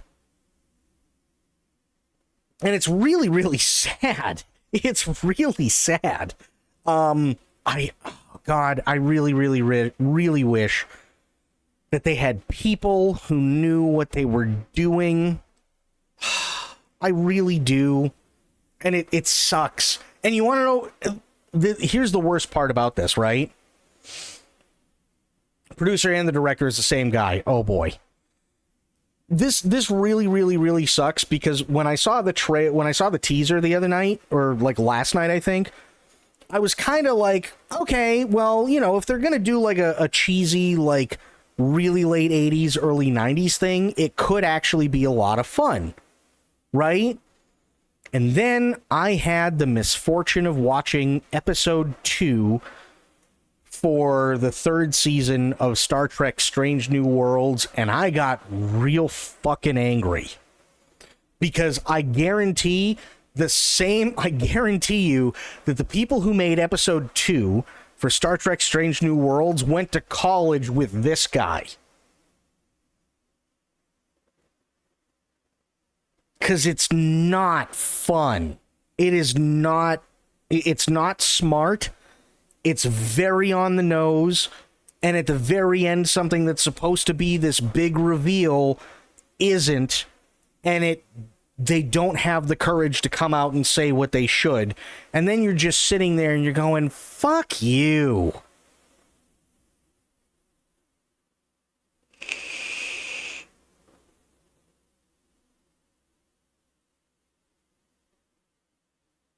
And unfortunately, that's kind of how I feel about this. I was all about the Johnny Cage teaser when I thought, oh, okay, maybe they're going in the style of, say, something like Kung Fury. They know it's a goofy video game where people get ripped in half and everything like that, but maybe that's what this needs, right? Maybe that's the way that these movies really need to be carried out in order for people to really, really enjoy them. Add a little bit of comedy to it, but have everybody play it straight in this really, really fucked up sequence of events that is just so completely out in left field. It doesn't make any sense. Maybe that's what they need. That's not what they did. That's not even remotely close to what they did here. And it's like, me already being not happy with what I saw in Strange New Worlds season 3 episode 2, I'm sitting here going, fuck off. Like, and it sucks, and I agree that, yes, I am absolutely biased, 100%. Before I've even seen the trailer, I 1,000,000% agree that I'm biased, because, I'm sorry, there's been nothing Mortal Kombat-wise in terms of movies, or even the online miniseries that they had, that even remotely came close to a story being told half as good as what the first 2 movies had. And that's even taking into account that Mortal Kombat Annihilation story was junk. And that's the sad part. So I'm already sitting here going, oh, we're fucked.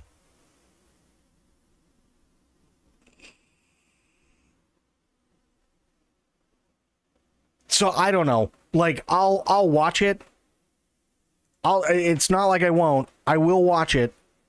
Trust me, I'll watch it. But I'm not holding out much hope. I wish I was, but I'm really not. I'm really not holding out much hope at all. And it really sucks because I really, really want to. But every time I do, it's just like, what the fuck? You can't have the producer direct the movie. No, you can't. You can't have the producer direct the movie. The producer is supposed to be doing everything to make sure the director has what they need. You shouldn't be the guy who makes sure that you also have everything that you need in order to do all of this. I completely agree with that. Definitely have somebody who's your best friend in the world and is going to make sure that the money isn't, you're not going over budget and you're not going over time and all the actors are taken care of and craft services is good and you have, the DP and you have the second DP and you have the cinematographer and everybody working in unison and you have lighting doing what they need to do ahead of time so that by the time you get there, the main director or any of the other DPs get there or any of the ADs get there or anything else, like you're all good to go and you're ready, fine. But it's like sitting there and going, oh, well, I mean, I'm going to put on a TV show or I'm going to do like The Price is Right. And now I'm not only going to be the host, but I'm going to be every single contestant at the same time while trying to make sure that everything looks like The Price is Right. It's way, way, way, way, way too much for one person to handle. Way too much.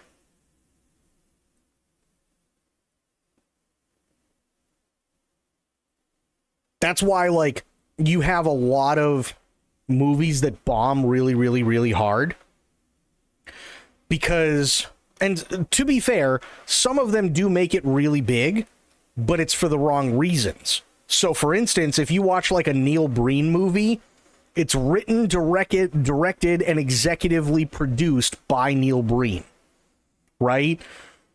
Which is fucking bananas, but he's weird as it is. Those movies are objectively really bad. But because they're so bad and he believes he's just really good, he ends up getting this fandom that loves the movies because they're really funny bad movies. But they all go into it knowing it's going to be a disaster, right? Same thing with Tommy Wiseau. Tommy Wiseau did the same thing with The Room. But at least with Tommy Wiseau, at least now, especially after the initial release, he turned around and was trying to capitalize on the fact that the whole movie sucked. And it's just a farce. Even though he was really trying to make an honest to God, like, really, really intense movie. It was awful. Sometimes you get that. But usually when you have the holy trinity of, or even 2 out of the 3, of directed, written by, and executively produced by, and they're all the same person, it's not a good combination. No, J.J. Abrams and Alex Kurtzman should not be allowed to do anything. Ever. Nor should Rian Johnson. I refer you to Star Trek, Star Wars, and Silent Hill.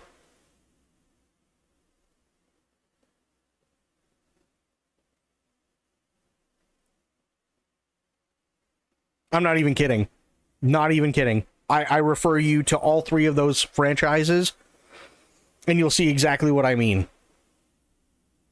Because let's not forget, J.J. Abrams was associated with that absolute, like, dog shit game where it was supposed to be all live streamed, and it bombed really fucking hard because nobody could figure out the technology behind how to donate. And nobody could figure out how to figure out the technology that's been around for the better part of like 15 years now with Twitch to figure out who was subscribed. So the whole thing is just a complete fucking mess because J.J. Abrams knows nothing whatsoever about anything. And he got lucky with a couple of series way back in the day that he ended up turning into complete and utter dog shit by the end. And then when finally called out on it, decided he was going to go out on a late night show. And when asked why the ending was the way it was, he basically went, I mean, we really had nothing at the end, so fuck it, why not? You want that guy?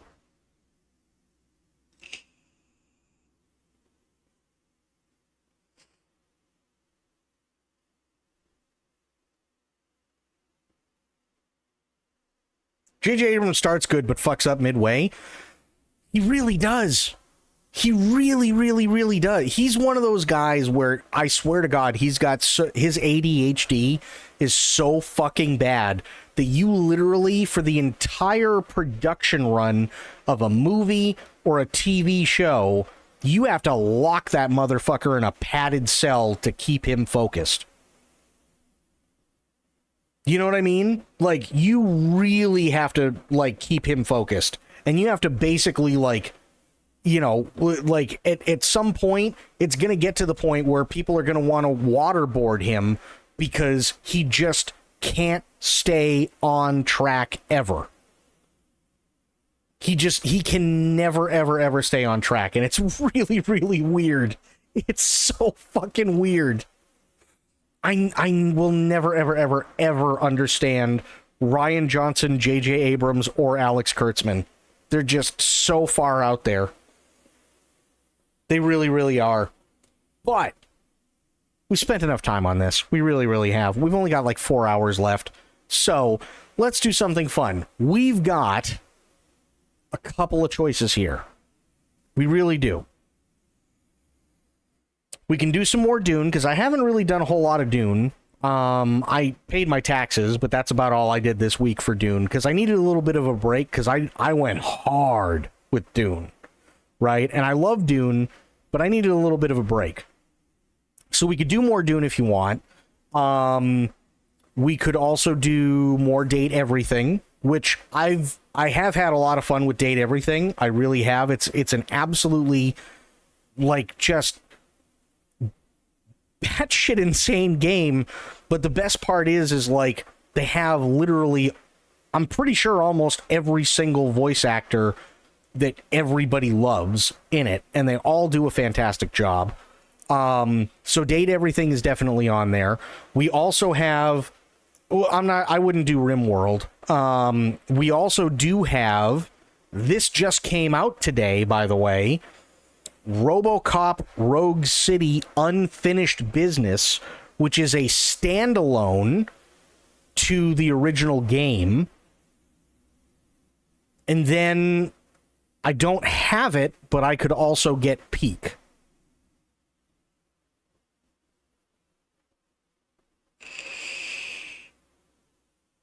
And I will say this. One thing that I really do like, here, because this is Peak that's in my cart, but if I go to RoboCop and I go to Unfinished Business, I hate. Please stop doing that. Okay. Everybody who has reviewed this so far says that this feels like Carl Urban's Dredd, but with RoboCop.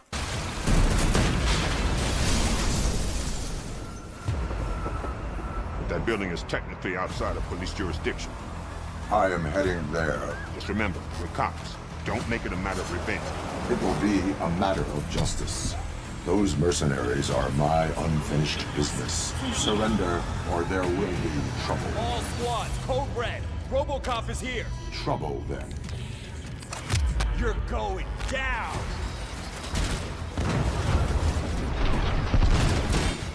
RoboCop is here, but he's not a threat.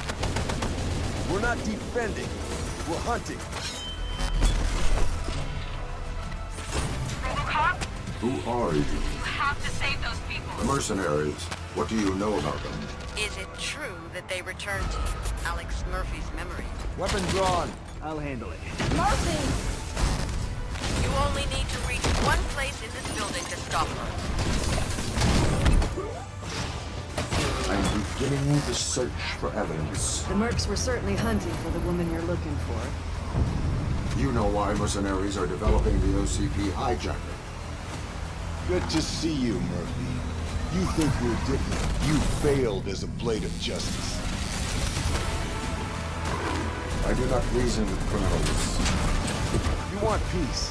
Prepare for war. What do you want from Miranda? She didn't tell you? I thought you were just a machine. Your actions have consequences. Time to face them. This actually does look really, really, really good. And everybody that has reviewed it so far, because they got, like, preview copies, right, have said this feels a lot like Carl Urban's version of Judge Dredd, which I thought was actually really good. That might just be me, but I really, really liked the movie Dredd. So what is it that you guys want to see? I'm thinking with Peak, and this is just a personal thing, but I'm thinking with Peak, what would be really, really fun is if it could be like myself, True, say Chobo and Shippy, or if Shippy doesn't want to play, because I know this isn't necessarily like his cup of tea either, that, or I should say that Peak isn't necessarily his cup of tea, that maybe we could get like another, like a fourth person or something in there. I think that'd be a lot of fun. But I haven't talked to Chobes in a minute. I don't even know if Chobes is around right now. But I know he has it. But yeah, I mean, it's up to you guys. What would you want to see tonight? This is, by the way, apparently this is only like maybe 9 or 10 hours, which honestly isn't actually all that bad for a standalone thing.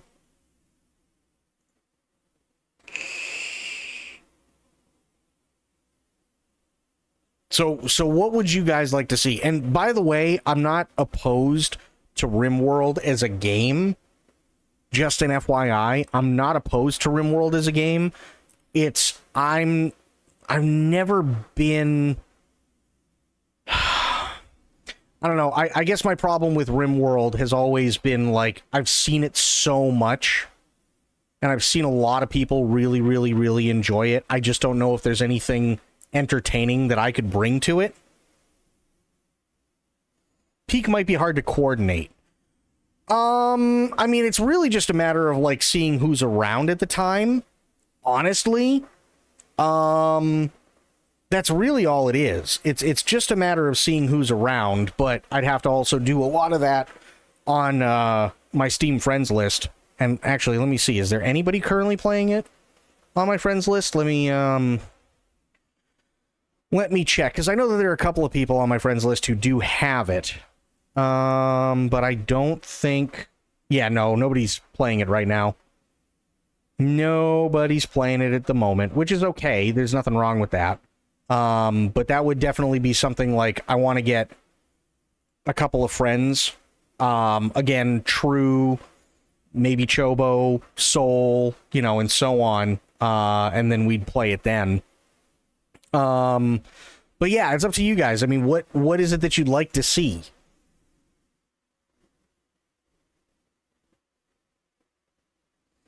Down to run some Peak, but if you prefer this, that's fine too. I'll watch whatever. Yeah, I'm thinking... Hang on, where is it? Excuse me. You ever, go to grab your phone, and then you don't know where your phone went, and you had it 30 minutes ago?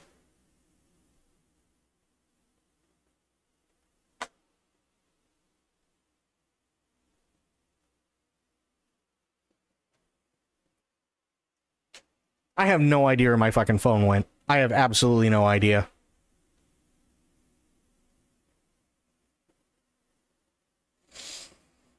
Peak might be hard to coordinate. Yeah, I think it's just a matter of just getting everybody together. Honestly. Yeah, I mean, we know, yeah, True said I'm down to run Peak, but if you prefer this, that's fine. Which, fair. Aelin, anybody else? What do you guys think?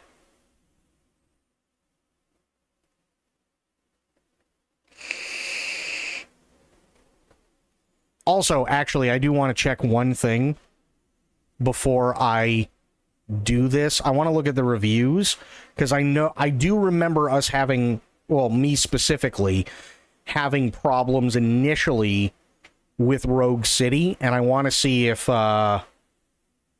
they fixed any of that. Because, I'm going to be honest, oof. So that's good, that's good. Rail shooter, linear like shit, which I don't think is bad. Dumb AI waiting in a corner like an idiot. I think it's worse than the first one. Game crashing, ending with a refund, better to get drunk. Oh, okay. Product received for free, so that's a reviewer. I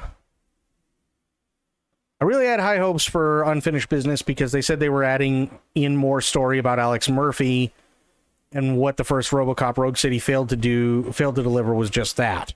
Sadly, for some reason, I'm plagued with stutter and glowing arms, glowing guns, which completely obscure my vision and ruins the game for me. I've tested multiple settings, low, medium, high, ultra, custom, and to no avail. This keeps happening to me. Have a look for yourself and you tell me I can play the game like this. Uh-oh. What does this look like? RoboCop or Dune? Okay. Is this ever gonna open? I know the Steam browser is really fucking slow. Ooh. Ooh, ooh, ooh, ooh, ooh, ooh. Yeah, that's not fun. Shh. Oh, God. No. No, no, no. No. No. Quiet. Shush. Shush. There we go. No, we're not doing Robo-Fremen RP in Dune. No. There's no such thing. Yeah, I don't blame this person, by the way. Usually I write a big detailed review, but I haven't even gotten into the game to remotely do that. I hate myself for having to do this, but cannot recommend the game if this is what can possibly happen to you as of right now. I'm writing this as a warning disclaimer to potential buyers that these issues might happen to you, so for now I've issued a refund to get my £24 back, and probably going to find the game cheaper elsewhere at a later date. Ouch. That's a bummer.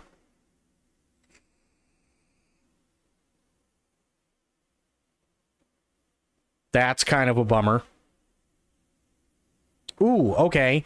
RoboCop Fatal Error. That's pretty much it. You start campaign, Fatal Error. You start again, cutscene. After that cutscene, you get Fatal Error. Ouch.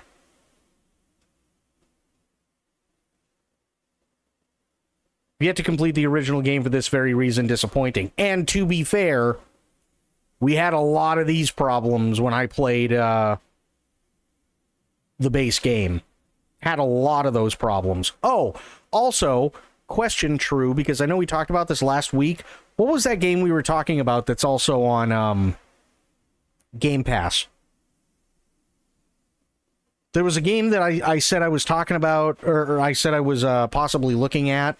Tony Hawk. You know what? Hang on. Tony Hawk. Thank you. You know what? Maybe this is a Tony Hawk night. If I can find it.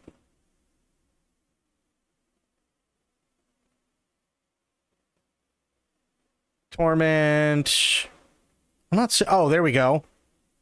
Ooh. Ooh, you know what? Tony fucking Hawk. What do you guys think? Unfortunately, I'd have to turn the music off, but I could always put on music in the background. That's not a hard thing at all. But what do you guys think of Tony Hawk just watching me absolutely fuck up royally? There is a streamer mode. What is this? Okay, does the streamer mode stop the music altogether, or does it put in other music?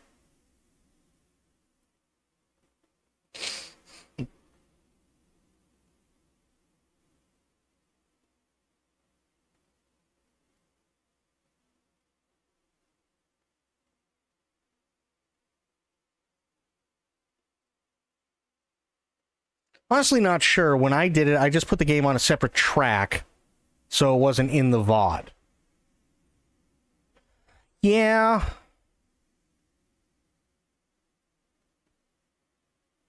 See, okay, so I tried that the last time. I tried that a few times with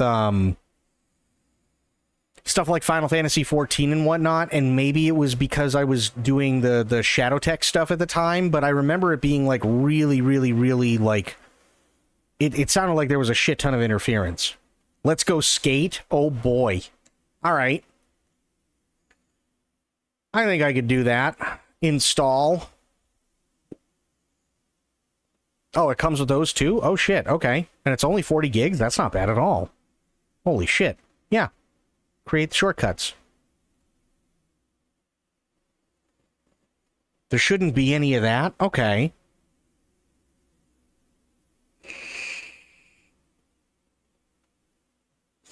Then let me... I'm trying to figure out. It's been so... we gotta wait for this anyway, so... let me do... this... If it was Shadowtech, then maybe that's what I'm thinking. So should I do audio output capture through OBS or application audio capture beta? Because I remember doing the application audio capture, but again, that was where it was like people were saying it was like the audio was kind of fuzzy and like everything else, but again, that could have been because I was doing it through Shadowtech.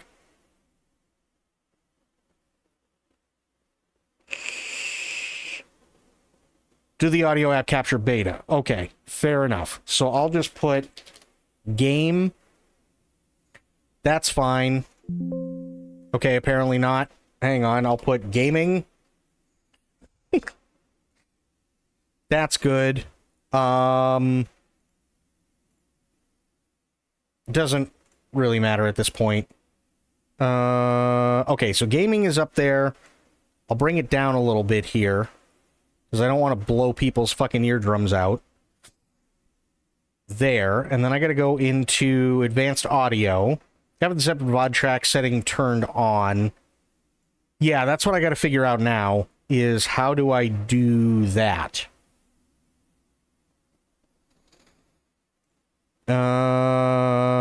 Advanced audio. Okay, so the music VOD, all I have to do is turn off track 2, it looks like. That looks like that should be all I need to do. So we'll do gaming and turn track 2 off. And that should be it, right?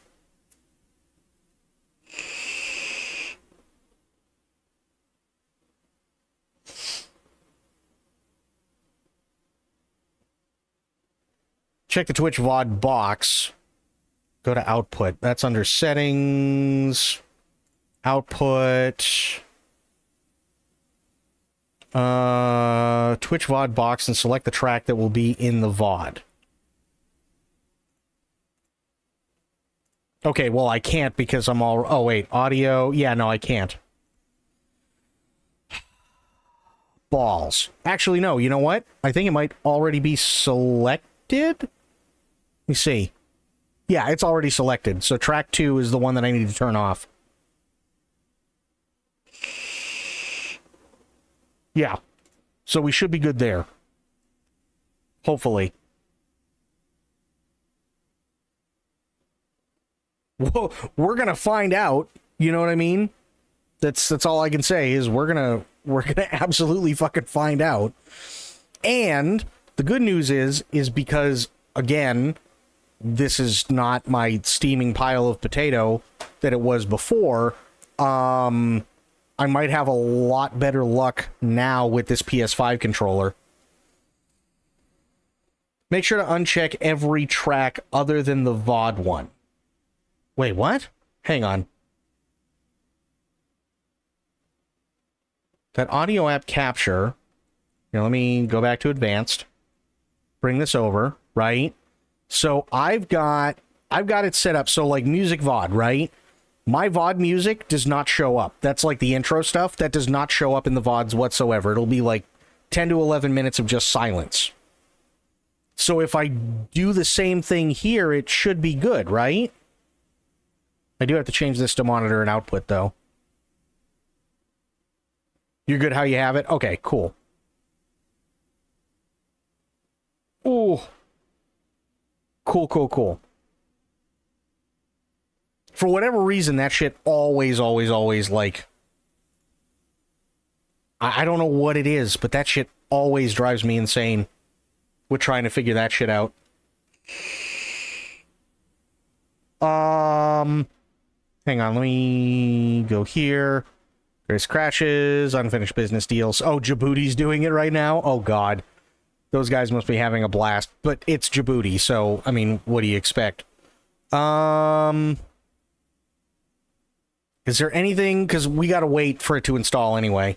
You might run into issues if you capture all of your audio through desktop audio, though, because the game will be a part of the desktop audio. Well, so I have desktop audio, but I can mute desktop audio and then just have the gaming one that I just set up run.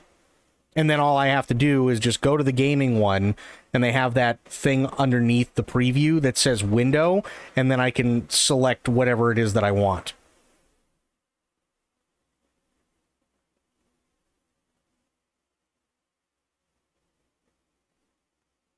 Then we won't hear alerts and whatever else then. So I've got sound alerts.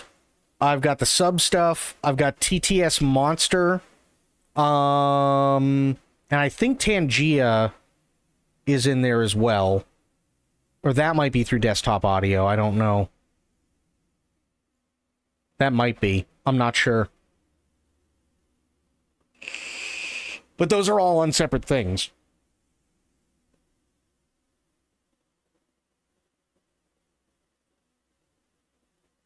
So I'm not entirely sure. How far along are 3? Yay. Yay. Hooray. Awesome.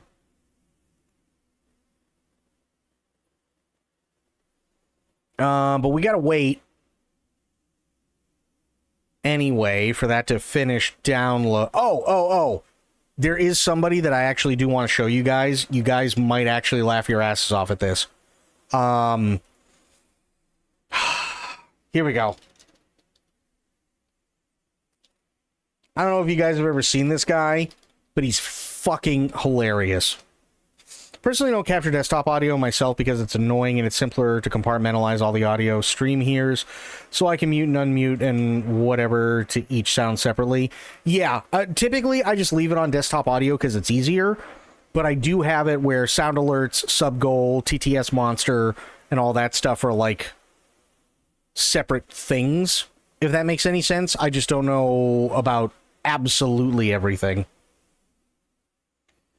Alerts have also been borked a bit too lately, so it shouldn't matter. Well, that's actually really fair. They have been borked, thanks Stream Elements. Let's do best of, because we're waiting anyway. That's the fails are fun, but I like it when he actually has something that he really likes too. Yeah, fuck it, why not? Okay. This is Crazy Russian Hacker. If you don't know who this guy is, that's okay, because I only found out about him recently, and I've been, like, watching, like, his compilation videos, and they're fucking hilarious. What's up, everybody? Welcome back to my laboratory, where safety is number one priority. Or is it? It just doesn't pop. He's doing it on a bed of thumbtacks, by the way. Ah! And this is why safety is number one priority. Boom. The whole table sticks and moves. Ah! Ah! Ah! Ooh! Ah! This guy, by the way, he never reads instructions. His whole thing when he first started out was getting like those as seen on TV things, right? And testing them out. But he would never read the instructions. He would always have to figure out on the fly, because he's in the middle of recording, how to put it all together. Normally he injures himself, whether it actually works or it doesn't work. So if there's any sharp angles or bladed objects or literally anything, he's always getting himself injured, or something fucks up and fails, or like he's just a mess. This is how you peel a boiled potato. Ow! So hot though. This is supposed to be a hot dog slicer. He just cut himself on the blunt end of the blade. Oh, that was painful. I think I cut myself. I'm so confused. How did I cut myself on the other side? This should be the sharp side. Shouldn't be a sharp side. Ouch, that was painful. You know what? I'm not using this gadget again. Ow! Oh yeah, and he calls everything a gadget. I don't know what gadget actually means, but he just calls himself a gadget. He calls them all gadgets. Woo! That's hot. You can get it out. Ah! Man, use safety. It's hot. It didn't work. Use safety. It's hot. And then he goes back in again with his fingers. Ow, they're burning me. Ah! Fighting me. Flame fighting me again. Ow, shit. It's too hot. Oh my gosh. That knot got annihilated. Wow. I'm telling you, this is some nuts that they don't want to break up. But you see, it made a hole in it. Awesome. Oh, whoa, look okay. at that spin. Oh man. I slipped. 1, 2, 3. Gorilla rock. So oh no. Right here, jalapeno. Jalapeno. I'm gonna practice. Whoa. You see, I'm practicing on the empty cook. My neck, I guess. Ow. This really hurts now. And then we can watch cell phone like this, without the glasses for now. Okay, where's my cell phone?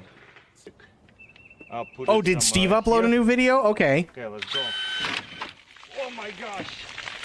This is He's such a dick. This is why you put the hole in the bucket first before you fill it up with water. Might be too big. This hole might be too big. It's definitely very, very sticky. Not that easy to take it off. Ah, come on. You see, it's pulling. Boom.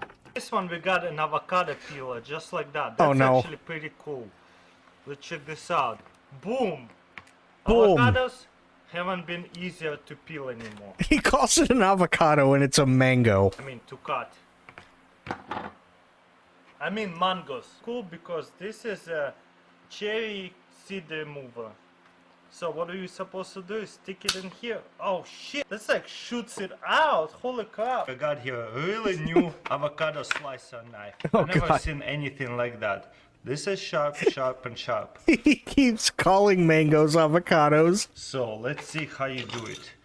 Looks like just like that. Let's try it out. That's a fail. I can't believe it. It's just not big enough or something. Form as much. But in case you do need a lid, ow, it's hot actually. In case you, so you try to pull it like this, good. And again, it's unspins too much. You see, unspins too much. One more time. And it's not good. This one, if you pull it a little bit, it's actually unspins too, not as good. Let's try this again. Okay, so far I think this is the best paper towel holder right here. Okay. And fail. Okay. By the phone, lift it up, and if you want to drop it, all you have to do is just let go like that. And he killed his camera.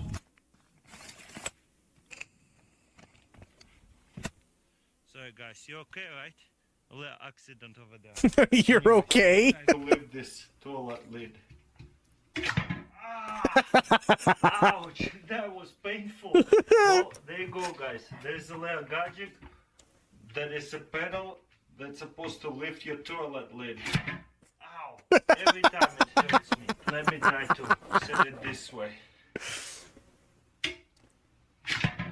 Ow, okay, I'm done. Okay, let's try it out. Whoa, this is a frozen cake. You know what?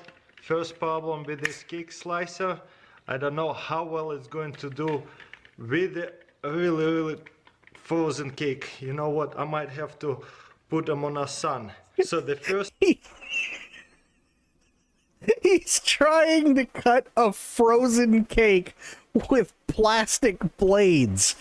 It's a bitch trying to cut a frozen cake with a regular knife. Minus, I can already tell, probably won't work with the ice cream cakes and stuff like that. That's a fail already. Let's see if it's going to work with the ice cream cake. That's a pretty decent slice right here. And let's cut a piece right into the middle. You know what? No way. Ouch! That actually hurted my arm a little bit. So this is also too cold. Ice cream cake. Here's another cool tool to get all the corn out of the cob. So what I'm gonna do is stand it up like this, and then I'm gonna Oh, no. squeeze it.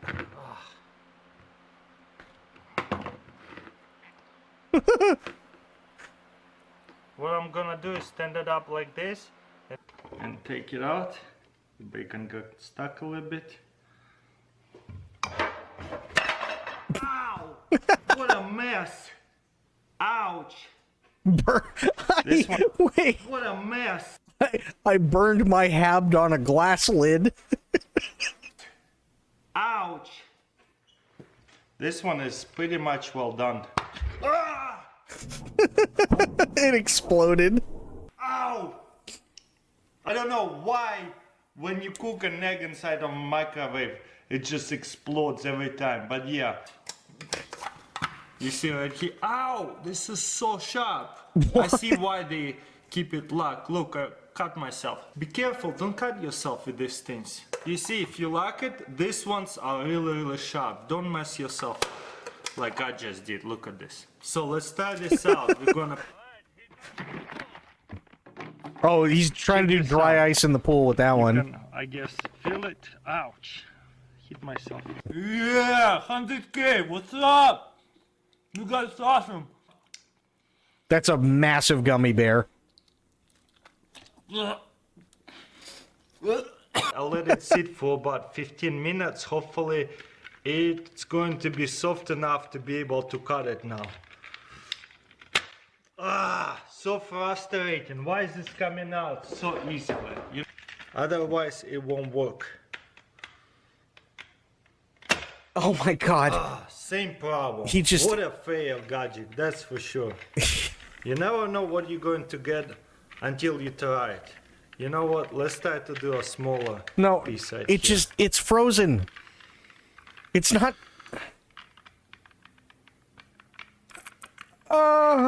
I'm waiting for the snap. There it is. Okay, I'm gonna do a skinny one on this side. Skin you. So yeah, better way to just grab it and just load up yourself a cake like that. I don't know what kind of hardest cake are those, but oh well, I guess I'm supposed to eat it like that. All these flavors together and drink it all at once. Bad idea. Do not mix all this at once. Let me put this in a glass and then drink them all. And guess what? Boom.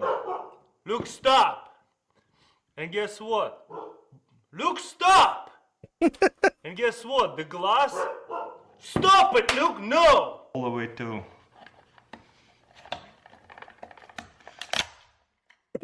What just happened? I can't believe it. Did I just broke it? It didn't really cut the tomato, except it squished it. Look how much juice have come out. And all the blades have came off. Yep. Wow, that was a disappointment. So as you can see, I'm all furry now because all this fur goes everywhere. But I'll do it out here, blow it out, most of it paintless, and they feel so soft. So you know what? This thing costs about $500, but I think it's worth it. I have 3. I have 3? But I think it's worth it. But I think it... Okay. I have 2. I have 3 dogs. No, and you that's... know what? Okay. Every time you take out a dog and... I have 3 dogs, so I think it's definitely worth it because every time I need to take out a dog to the groomer, it's like $50 for a couple of them. I don't even remember. It's adds up. If you have to do it once a month, twice a month, it's going to get really annoying. So after like... Mission failed. We'll get them next time. Let's see what's it all about. Let's see what it's all about. I can't speak English whatsoever. Let me see. Jesus, dude. It's super hot. Coffee. Let's try coffee. Oh no. This is hot. Let me pour it in this a little bit. Let's pour it in. Hot water. Ow, that's hot. All right. Coffee with creamer. Whoa, that's hot. To myself. Fail.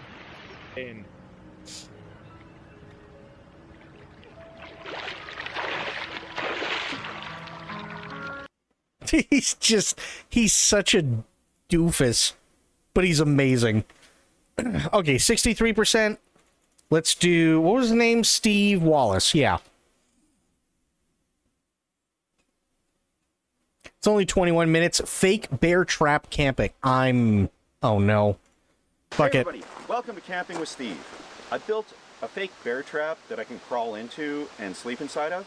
I'm gonna see how this goes over at a public campground. So let's go camping.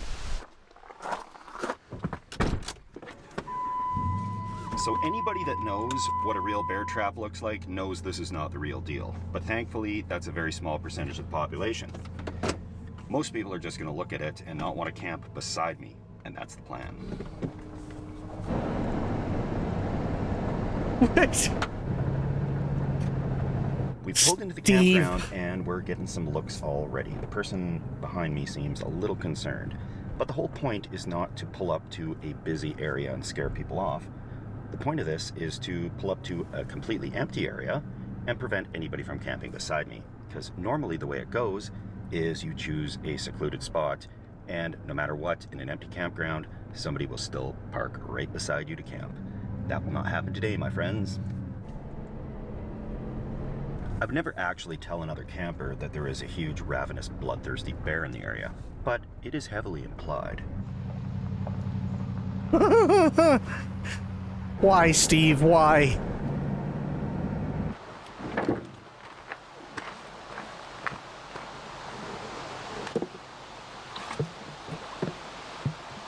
Wait.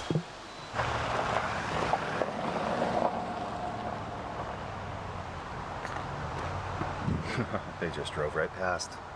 All right, this is the perfect site. There's nobody around.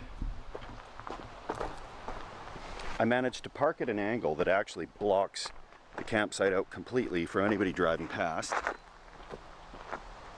There's nobody in any of these other sites here, and I don't think there will be. We got fresh water right there, right up ahead, and this is gonna work great. Okay, so here's my tiny little question. Because usually Steve is like really good about making sure that he's not bothering anybody, and I understand like what the idea is for this, but wouldn't you be kind of screwing over the campground itself because nobody wants to take anything on either side of you if you're doing it this way? They just drove right past. What were they supposed to do? Yeah.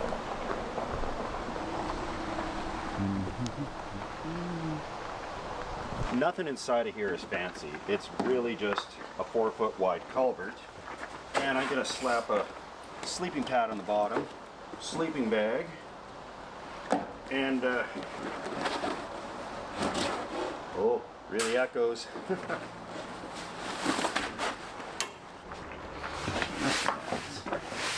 Self-inflating. I'll let that start inflating for us. Wow, that ramp is rusted on real good. Once you get closer, the whole ruse unravels. This is clearly a grate from some fire pit. These are little pieces of steel on the side held on with zip ties. There's a piece of plywood painted matte black in there with some vent holes. Wood on the bottom with this reflective strip on there makes it look a little more authentic. But, you know, most people driving by are gonna get out of here real quick. Yeah, wouldn't... On this side of the fake bear trap in the truck, nobody can really see much. So I can actually prep a meal back here. Nobody will suspect that I'm just normally camping. Not that this is normal camping. Since this is actually bear country, I have bear spray. In the event that a bear associates a bear trap with bait food that they put inside those bear traps, I got some good stuff here. I've got a picture of a big foaming bear right on the label, so should work good. It is mosquito time. I think there's one buzzing around the lens there actually. So I got the thermocell to try and ward some of them off. I get questions about this. Yes, it does actually work. Yes, it is kind of expensive, and I don't know if it's bad for you, but it probably is. It's I'm not sponsored by them. But there's these little poisonous pads that heat up from butane heat from underneath, and you can literally see the mosquitoes dropping dead out of the sky around you, which is probably why you shouldn't sit right beside them. Good call. For today's video, I just brought the simple bear necessities. Oh God, why, Steve? Waffle iron, deep cycle battery and inverter. Camp chair, little power pack to charge the phone with. For some reason, a bunch of framing nails.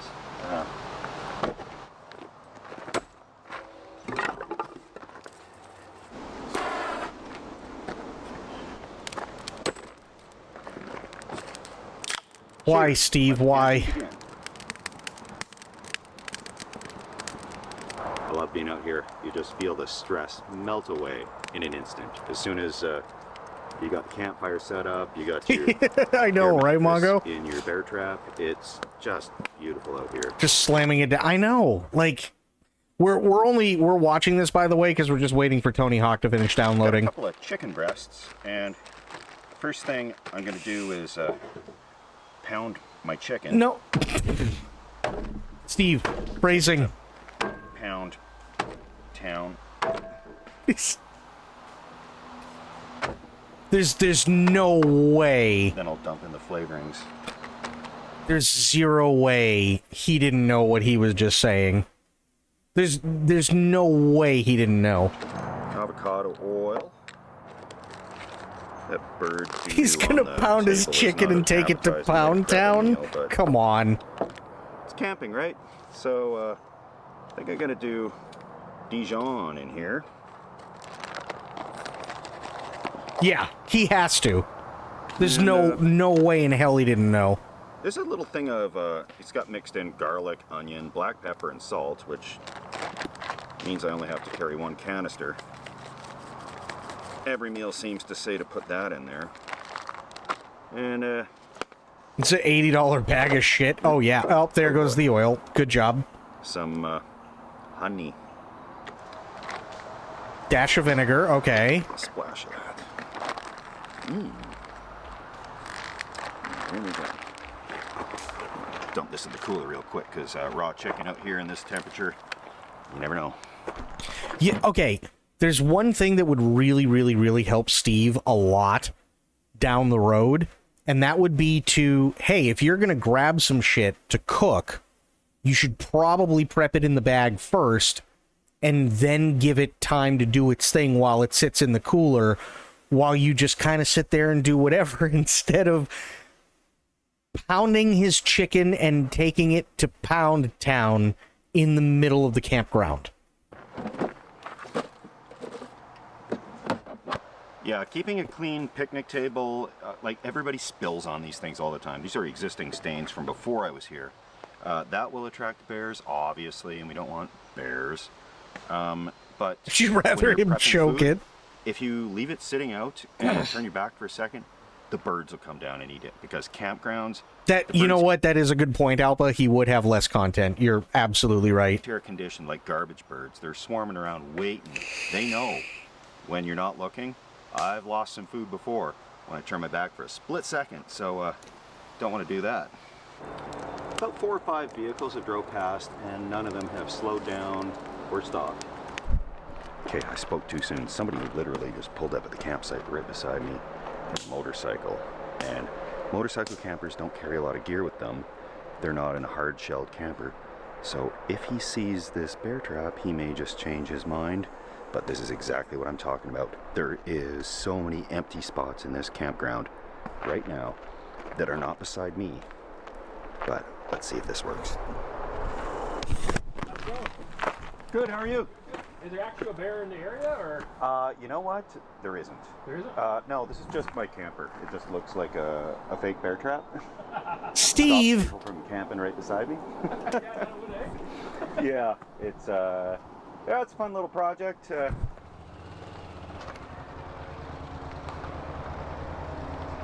All right, everybody's cleared out. Yeah, that guy was just relaxing for a little bit at the picnic table, checking his social media, etc., and he is gone. You're not supposed to tell everybody. Pretty good out here. Oh God, why, Steve? The back of this is clearly just a piece of plywood, but people can't really see that from the front, and when they're passing, I didn't think they would notice. And inside, it is a very basic thing. Okay, here I am inside. Oh, this looks familiar. I think I've done a thumbnail like this before at one time. But yeah, the let's see. I probably should have put a little bit of plywood on the bottom or something so it was flat. But this is curves around like that. It's actually he's quite comfortable. God. Got air holes in there. He's Honestly, he's a braver man than I, not because I'm afraid of being inside a pipe, but because the echo inside that pipe would drive me insane all night. Not that it matters, because on the other side there's enough holes. They'll let mosquitoes in like crazy. I did think it would be funny to put a little growling bear noise in here that people could hear through those holes there. But I don't need people calling conservation or whatever to say, oh, your trap caught a bear. And also, it's hard to sleep with growling bear noise beside you. But this pretty little cozy culvert, look at this. And just stretch out. It's not a culvert, it's a pipe, Nothing Steve. wrong with this. I felt there was no need to make this really fancy inside because I'm never going to be able to camp in this again without people knowing it's a con. I got mushrooms, butter, and this shake it all spice here, and we're gonna get that started first. You gotta cut the mushrooms, Steve. Oh, okay, we could do that too, I guess.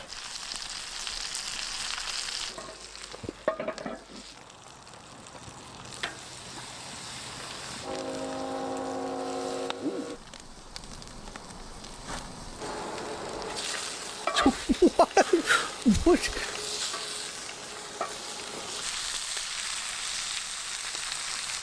Seems cooked up. What's the point if you're just gonna take? You just did it for the okay. But he just I'm gonna serve this with a waffle. No, whole mushrooms are really, really good. I agree. I'm more wondering what the point was of putting the chicken on the grate and not letting it cook all the way through, but instead taking the chicken, waiting for it to get color, and then to put it in the pan to let it cook all the way through. Like, well, wouldn't you just... like, what? Here we go.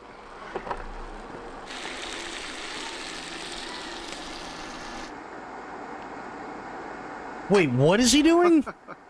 Oh, that looked rude. Okay. Oh, he's making waffles. Okay. All right, so we got one mangled waffle out of that because the top of the battery terminal started smoking, and I just shut it off. That's probably a good idea. I think it was the bolt wasn't tight enough. Stop touching it with the knife. You are grounded.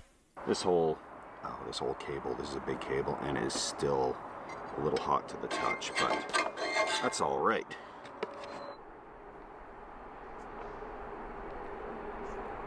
Listen, I've tried chicken and waffles before. There's nothing wrong with chicken and waffles. I have never tried chicken, mushrooms, and waffles, and never will.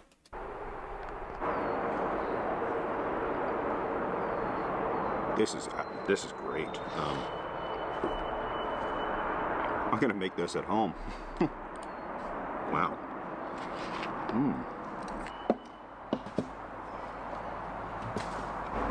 Fortunately, with no neighbors, I have the lull of the highway to put me to sleep. Oh, what? I love Steve. He's a great guy. But my God, he's going to get amperage all up in his shit if he's not careful. Waffle is just kind of weirdly shaped Yorkshire pudding. Yeah. You're not wrong. And my plan backfired a little bit because there's another road over there that didn't get to see the bear trap. So they're blissfully playing glow-in-the-dark frisbee really loudly. But that's okay.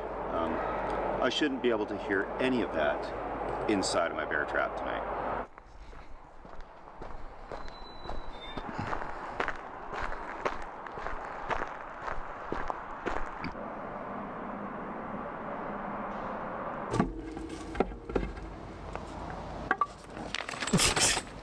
Well, this experiment has been a resounding success. He's just going to have a 2x4 that's on fire.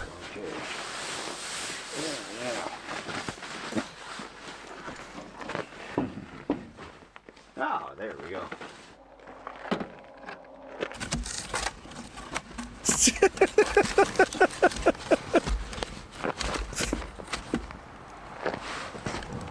It's beautiful out here.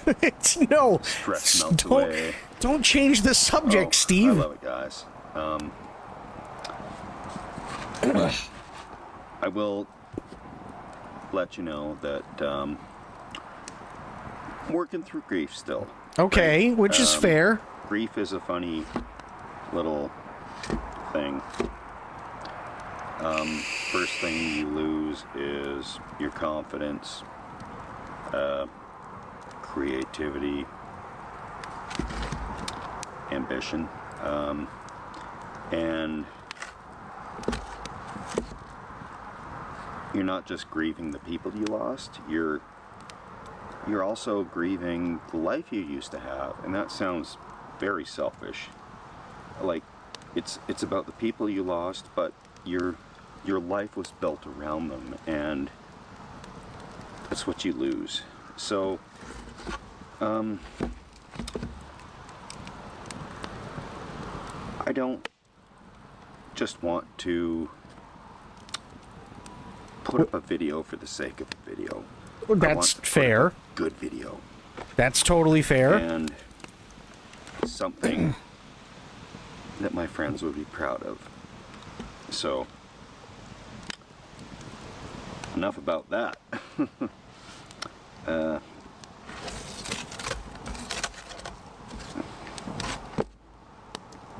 Crazy neighbor would have loved this contraption.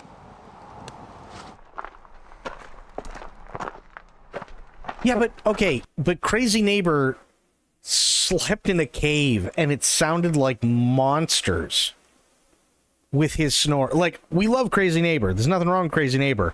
But that dude made it sound like there were monsters coming from a cave with his snoring.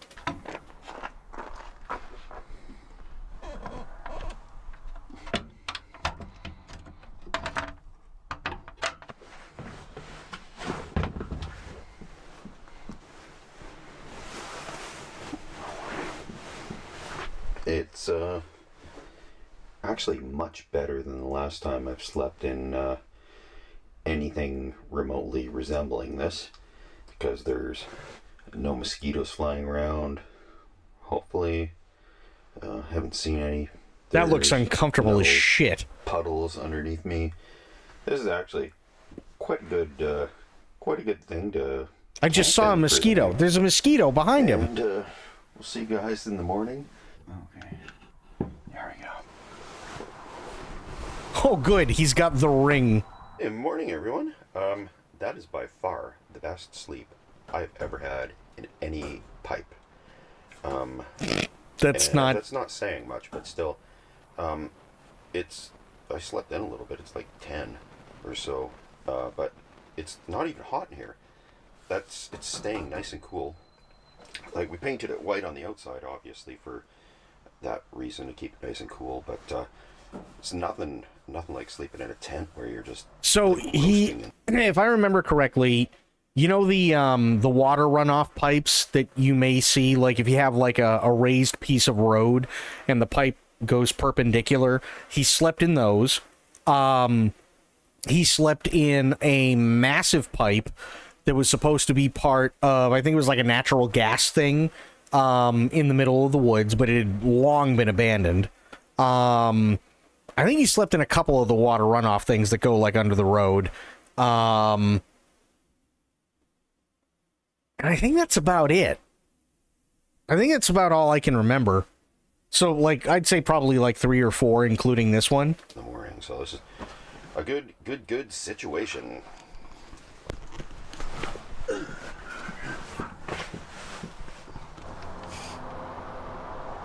gonna throw my shoes on and make our run for that outhouse, and everything's pretty much packed up, so I can pull out of here at any moment, which is the beauty of sleeping in a fake bear trap.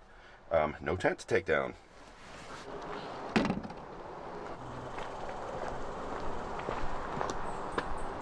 I think it was pretty convincing, because normally when I camp in something silly, people come by and talk about it with me, like, oh, that's neat, or what's that? And the only person that stopped by thought that it was a genuine certified electrified bear trap, and was wondering if there's a bear problem. So I'd say that's pretty good, but yeah, nobody took any of these sites around me, that's for sure. And there is lots of empty sites in this campground. I didn't kind of pull a jerk move and keep everybody from camping here. There's, oh, that's the closest camper down there, I think. Looks like somebody's camped out there. All right, so oops. One of the better outhouses I came across in campgrounds in quite some time. It was a very refreshing surprise. Sometimes, like, going into them, you gotta put your you do. shirt over your nose and pray, hold your breath a good bit. Yep. But that was very fresh smelling. Very fresh smelling. So I could linger around here all day, but I think I've terrorized this poor park enough for the day, so I'm gonna pack everything up and get out of here.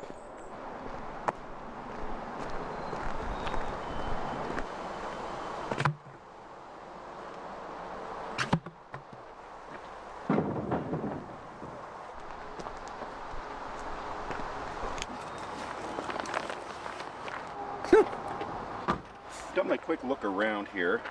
I don't see any garbage at all. I like to do just one final sweep. You know, pick up if other people left stuff, pick that up too. Like, what's this? Ah, that's a twig, right? I can leave that. That's natural. That's good. I'm just delaying the inevitable because I suck at backing up trailers. Oh no. Let's do this. If I pull this off, that'll be funny.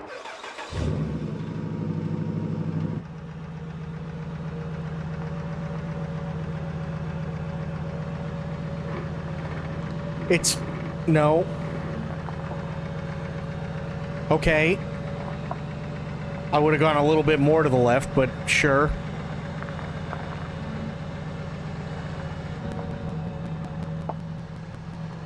Okay, I'll consider that a win.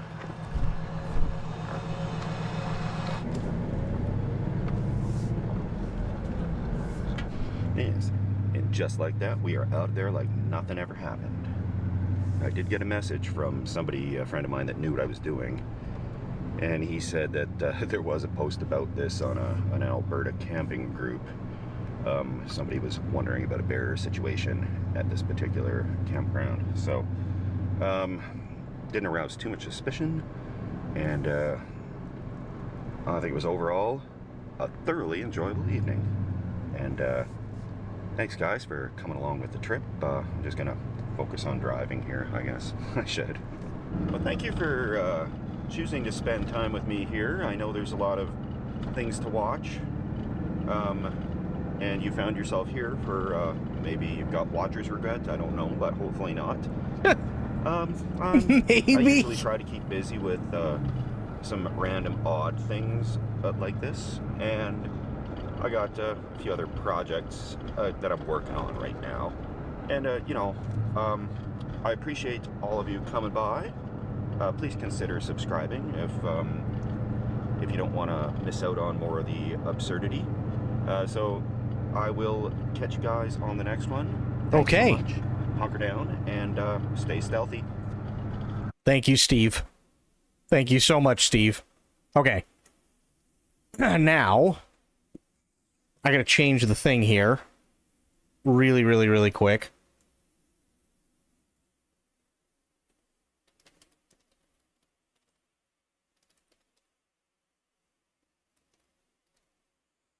Here. Because I know it's done.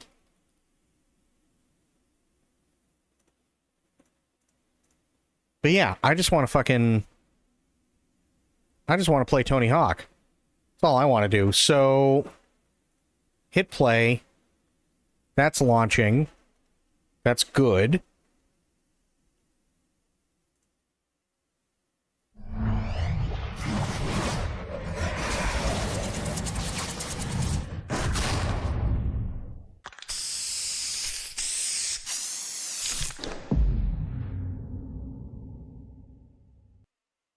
Okay, it should pop up now, hopefully.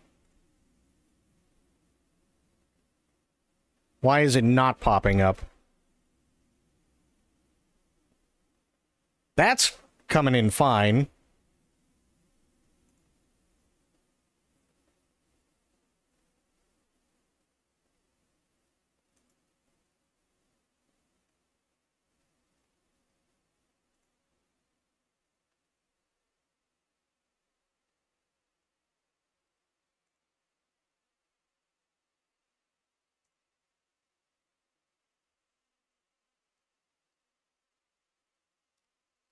Hmm.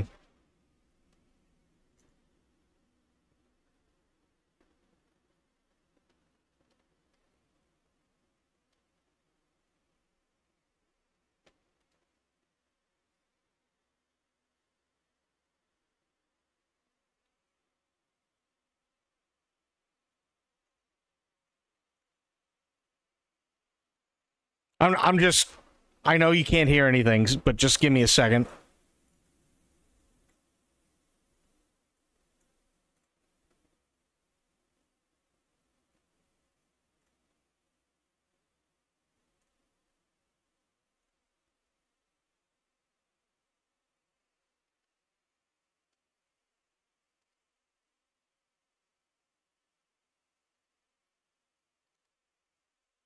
Okay. Sound. Streamer mode. There we go. Now... Oops. There we go. Now I don't have to worry about using the thing, which is even better.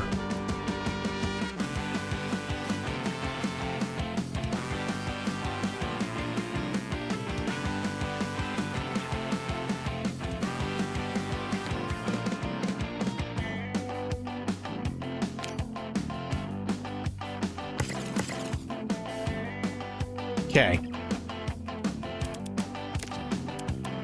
Do this. Exit to desktop. Let me close out Steam really quick, because maybe that's fucking with it. I don't know. Here. Yes. Shut down. Play. Because now I got streamer mode on. So it does actually bring up different music, which is really nice.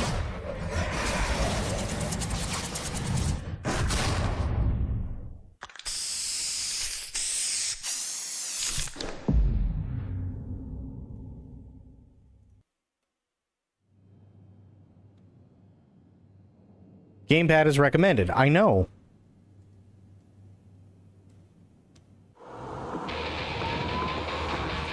Nope, same thing. Hang on.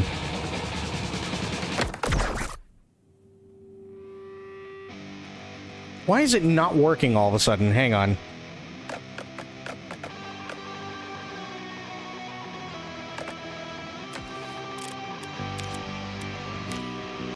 There.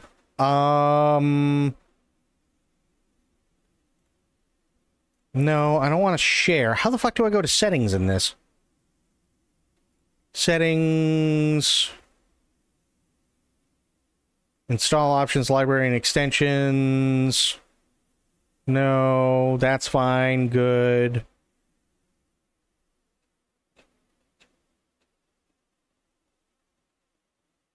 Why is it not...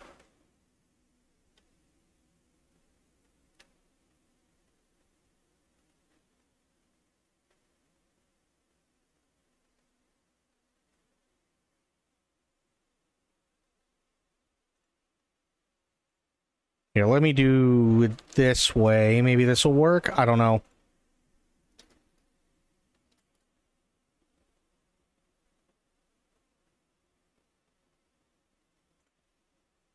Here, library.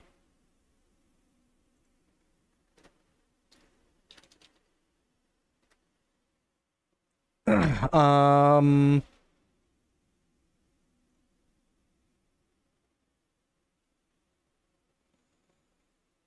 Hmm...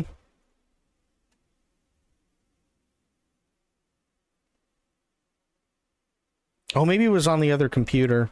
It could have been.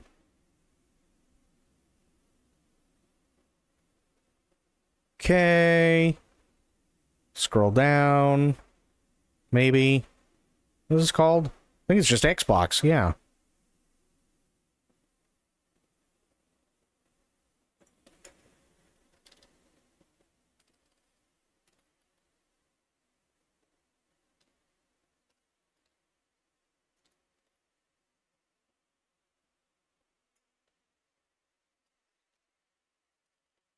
No? Why is it not showing up? That's weird. Here, hang on.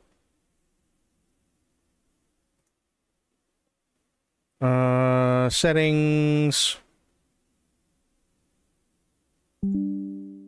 Yeah.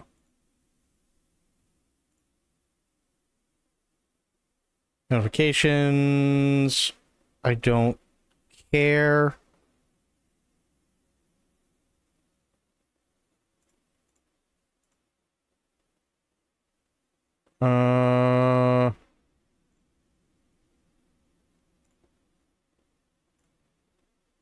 App.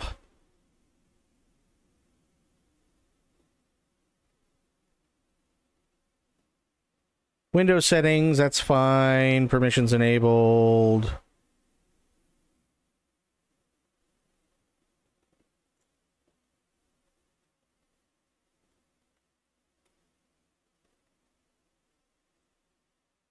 Okay.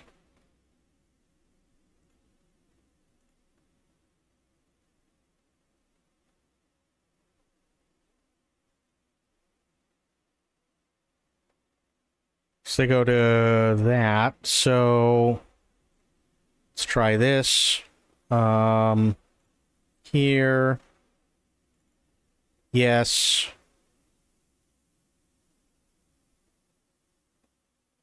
I think it would have to be this, wouldn't it? Maybe? That's Game Launch Helper. That's not it. Game Launch Helper, no.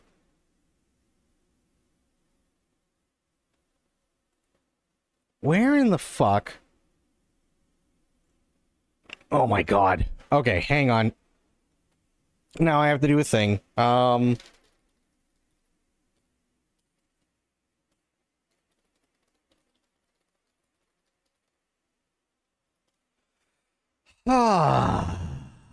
Okay.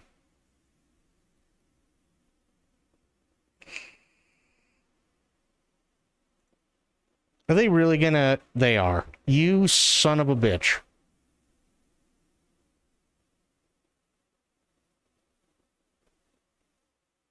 That's okay. Damn it. I hate it when they do this. Wish I'd known this before, because now we're just kind of fucking around at the moment, which is really stupid, but... Yeah, that's fine. I don't care. Good. Here. Yes. Yes. Okay. Press files. Yeah, fine. Sure. No.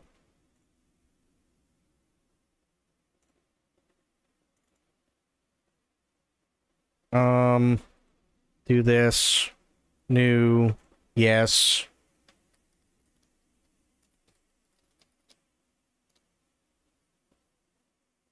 Good. Select. Yes. Holy Christ. Okay.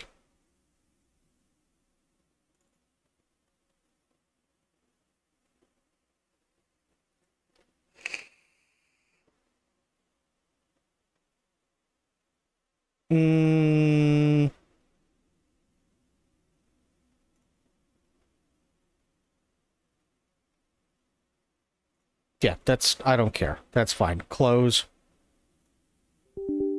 Yes. Okay.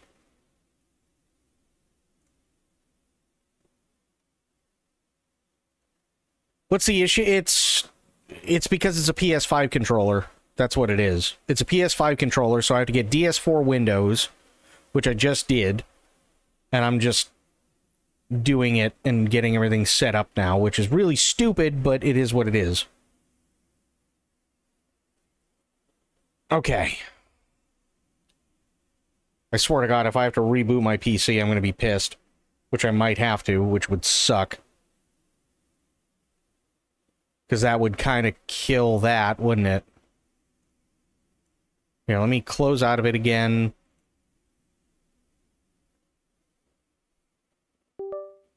There we go. Okay. We got one.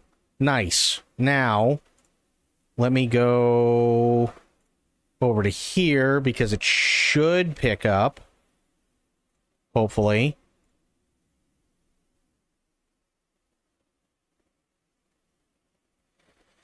Oh,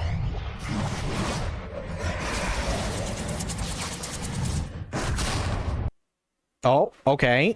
We're getting something, kind of.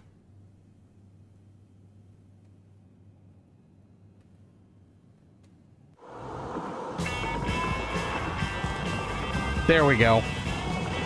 We're good now. Okay. Skater.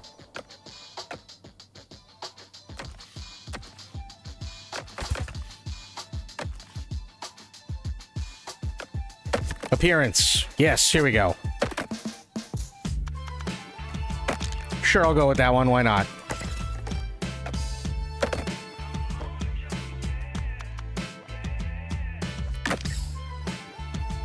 The fuck is that? Wireframe Tony? What?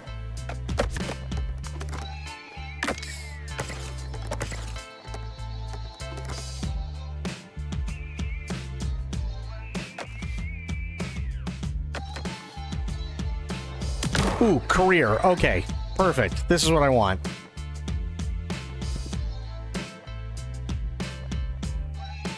Do a custom one along the bottom to make one. Nice. Okay.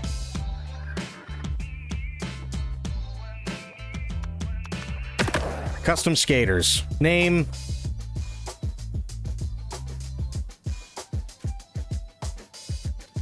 That'll work. Okay.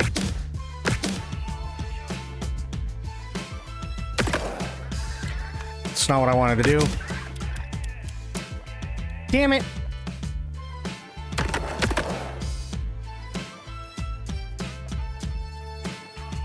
Good.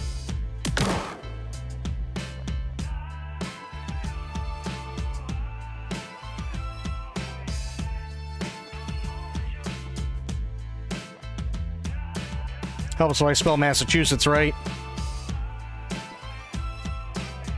Street invert obstacles to achieve supremacy across an entire park. Vert or street. We'll just do park.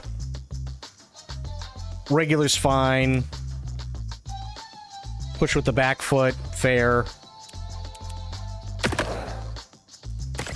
Yes. Okay.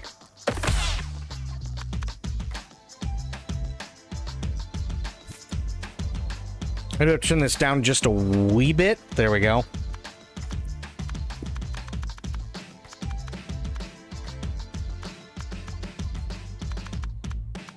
Sure, I'll choose this one. Why not? Grip tape.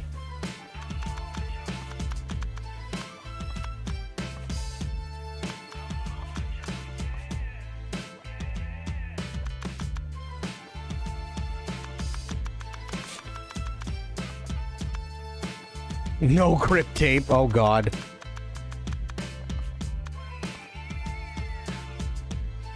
I don't know what that means.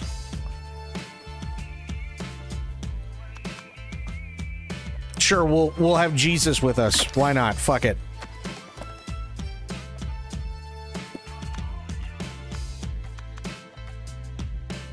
Jesus, that thing's... These are all fucked.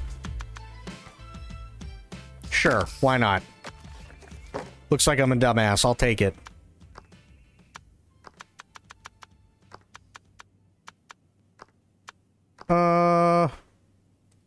Blue. Fuck it. Why not?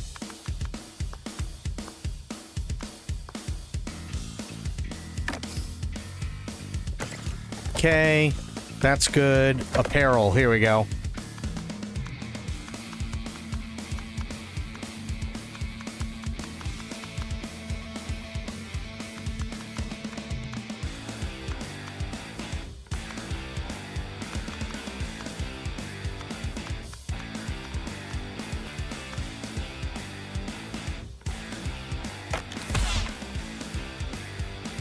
Nice. He's over here.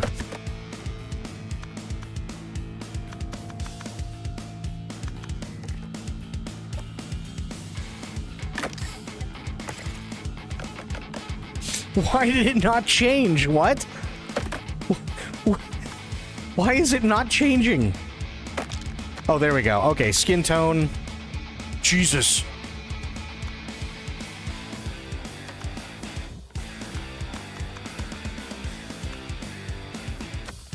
The fuck? There. Okay.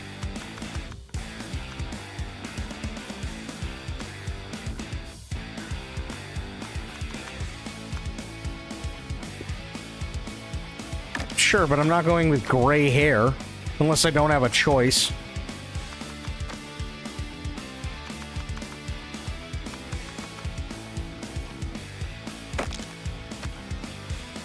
Makeup, no.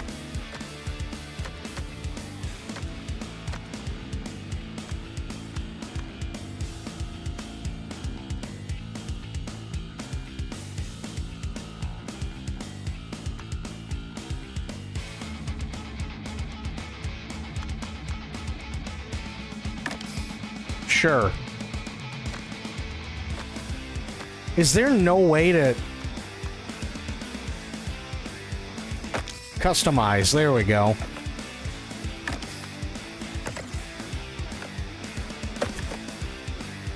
Oh God, no.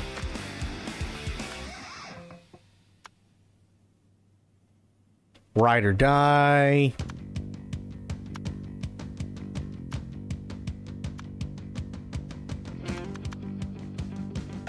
Nah, I don't want any of that.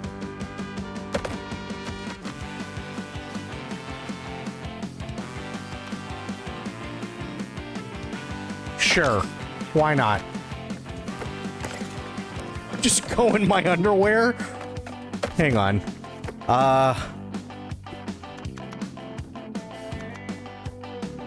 Yeah, fuck it. Why not? Absolutely. Socks. Yes. Shoes.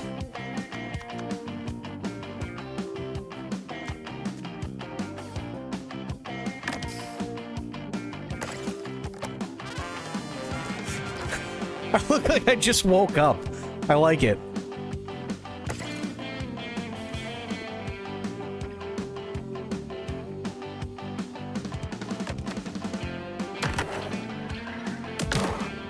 Good. Okay. Pro Skater 3, Foundry. Here we go.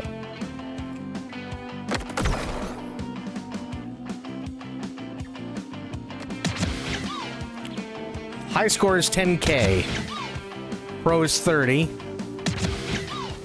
Sick is 60. Okay. Collect skate.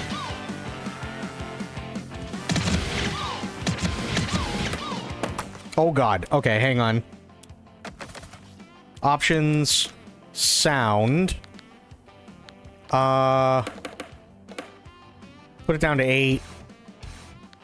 Do that. Good. Okay.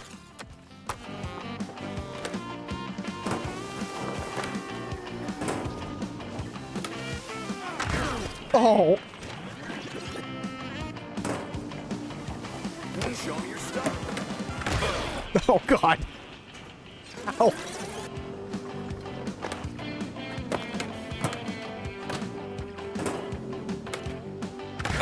Oh.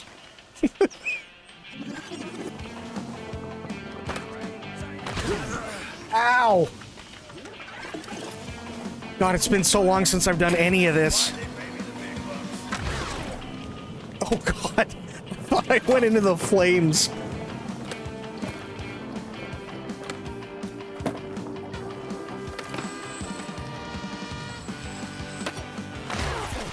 Oh god.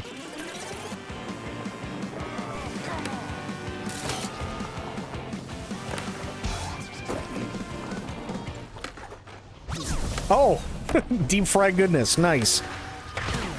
Ow.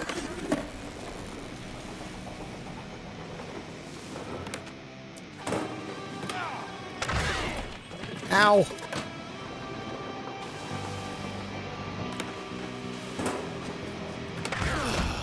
Or just eat shit. That works too. Damn it.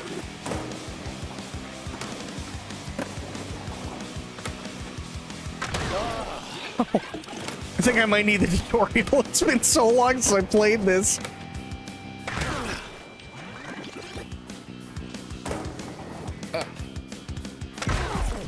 Ow! Ow!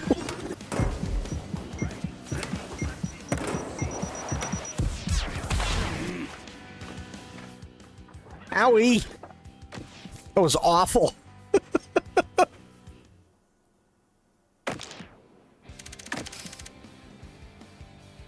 Ooh, okay. Edit stats. Nice. Okay, hang on. Quit. Yes.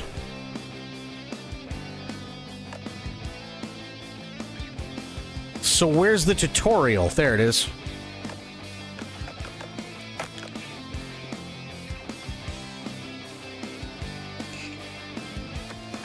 Hey, welcome to my new game. I see you found the tutorial. This is a great place to start learning how to play. Let's go through the lessons and have some fun. Focus on the basics. You can always return for the more advanced lessons to practice. Gotcha. Tony Hawk's Pro Skater can take some time to master. Just like real-life skateboarding, it takes practice. So if you fall, try again. And good luck. Don't forget, if you ever want to retry a lesson or skip to a different one, use the pause menu to open the lesson list. If you're having some trouble, check our assist features in the pause menu. Think of them as training wheels while learning the game. In this lesson, we'll learn basic movement on the board, like turning and stopping. Skaters always move ahead automatically. There's no need to use the controller to move forward once you start skating. Good. While skating, press left or right to turn. Use the left stick or directional buttons. Hold the down button to stop. Skate through the markers in front of you to complete the lesson. Okay. Good job! Find the next tape to start the next lesson. Ow. Or pick a new topic from the lesson list.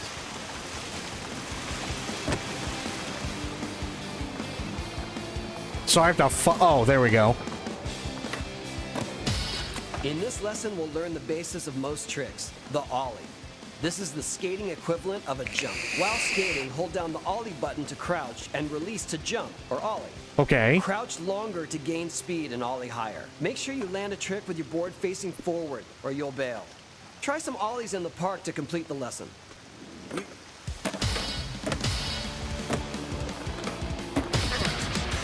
Awesome! Stay here to practice more, try it again from the lesson list, or find the next tape to start the next lesson. Okay.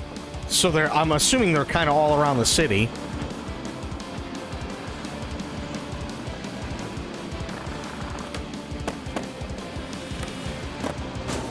Oh god.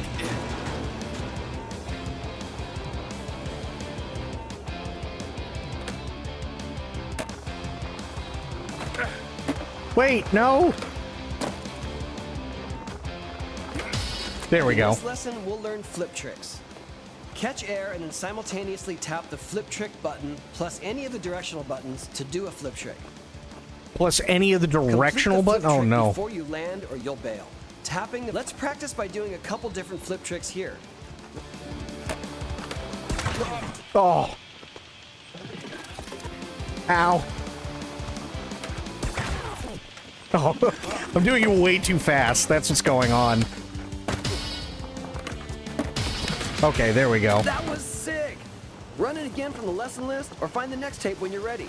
Dude, I think the last time I played this was Tony Hawk's Pro Skater 2 for the fucking... Had to have been PlayStation 2. And it wasn't even the full game. It was literally the demo. Like the demo disc. Let's learn about vert tricks. Oh no. Vert ramps can be any surface that go from horizontal to vertical in a smooth curve. Hold and release the ollie button at the top edge of a vert ramp to catch air off of it. The closer you are to the lip when you ollie, the higher you'll go. Okay. Don't land sideways or you'll bail. Try catching air from a vert ramp.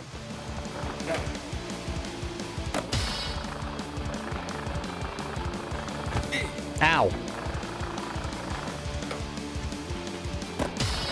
Ow. Uh-oh.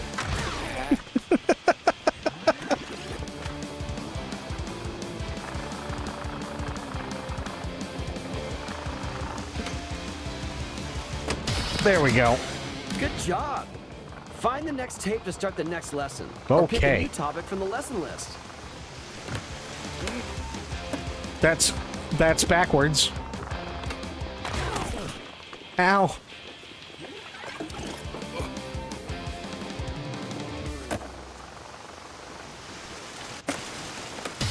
There we Here go. We'll learn the trick known as the revert. Hit the revert button immediately after landing back onto a ramp, pool, or half pipe to perform the move. You can use the revert to continue a combo when you land from vert. Right. Reverts can only be done when landing back on a ramp from vert. If you press revert button while going up, you'll exit the vert. So try to revert just as you land back on the ramp. Try hitting some reverts to complete the lesson. Okay. Ouch. What?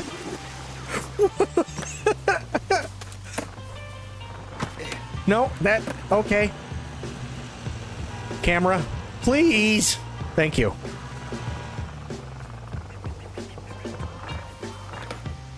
No. Hello? There we go. Okay. Oh, okay. I see what they're saying now.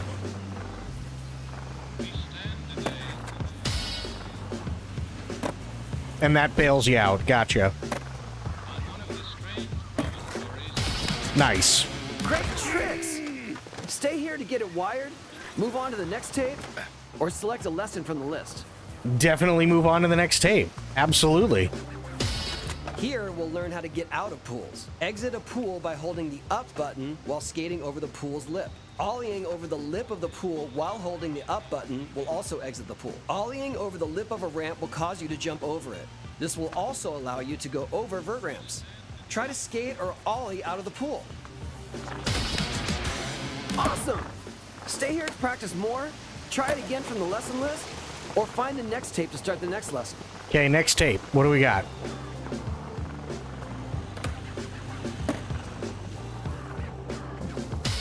Many goals in Tony Hawk's Pro Skater involve catching big air. In this lesson, we'll learn about ways to get more distance off the ground. Tap the up button just before an ollie to do a no comply. You'll get slightly more air than a typical ollie. Double tap the up button just before an ollie to do a boneless. This gives you even more air. Oh, God. Try to no comply or boneless and see just how high you can get. Ow.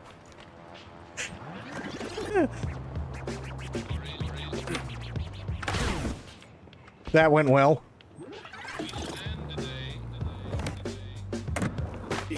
Ow. No. Okay.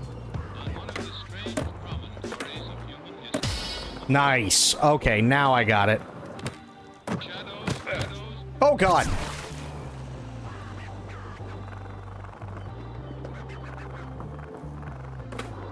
Yeah! Nice. Awesome.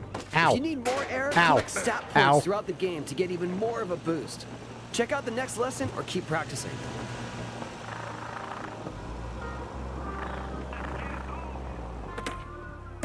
Oh, shit.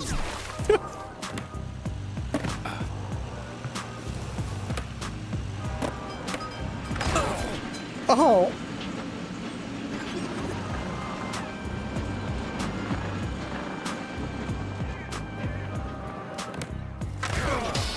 In this lesson, we'll learn grab tricks. Catch air and then simultaneously tap the grab trick button plus any directional button to perform a grab trick. Holding the grab trick button longer will tweak the grab trick for more points. Different directional buttons equal different grabs. Let go of the trick before you land, or you'll bail. Try a couple grab tricks to complete the lesson.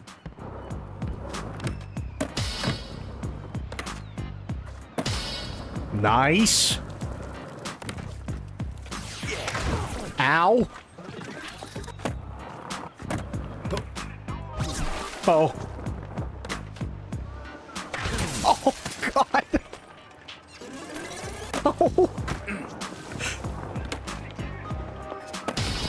There we go. Great tricks. Stay here to get it wired, move on to the next tape, or select Oh, a God. lesson from the list.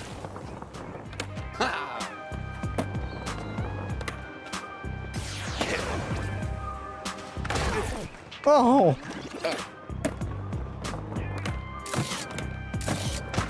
No, no, no, I wanted... Okay.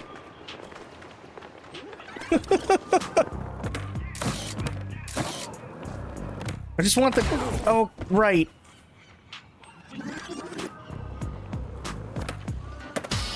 Let's Okay. learn how to do grind tricks. Grind, You can yes. grind rails, sharp edges, and even the top of a vert ramp, also called coping. It's called coping? To do a grind trick, ollie towards an edge or rail and hit the grind button while in the air to land a grind trick on that edge or rail. Depending on your angle of approach, as well as the different directional buttons you can hit, you can do different grinds. Tap the left and right buttons to keep your balance while grinding. If the balance meter goes too far off to one side, you'll slip off and fall. Right. Find a rail, edge, or vert ramp to grind it.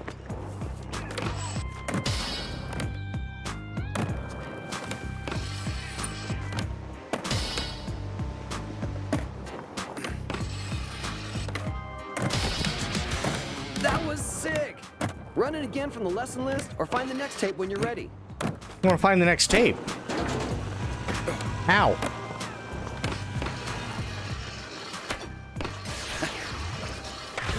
No.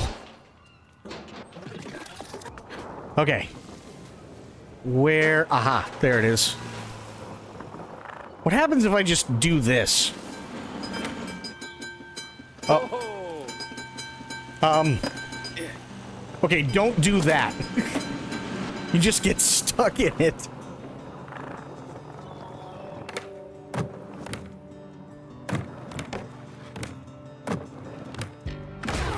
Ow.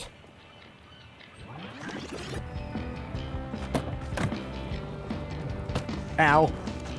Ow. No. Just go. Oh, God.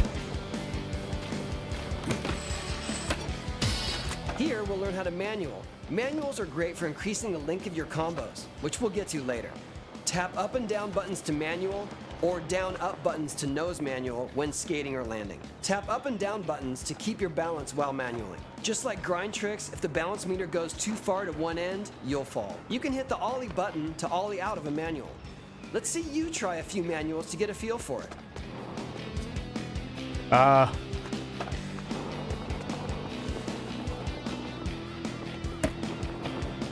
What?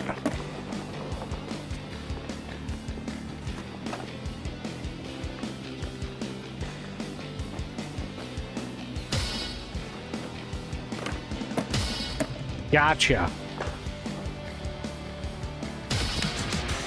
Good job. Okay. Find the next tape to start the next lesson. Next pick a new tape. topic from the lesson list.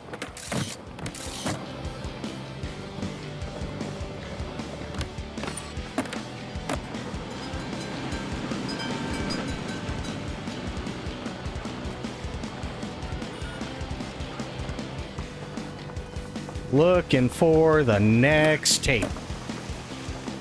Ah, over there. Ow.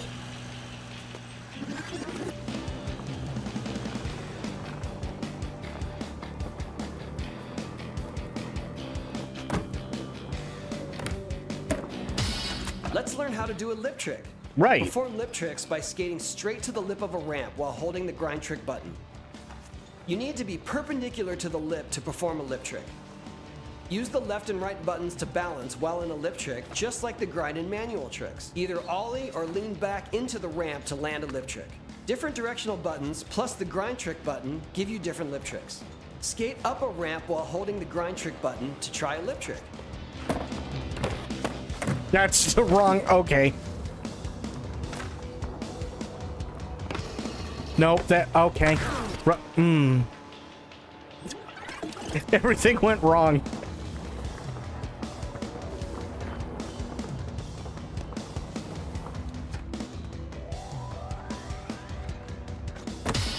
Nice.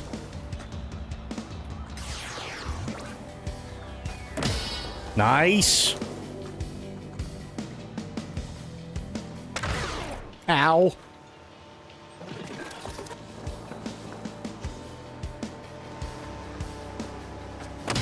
Nice.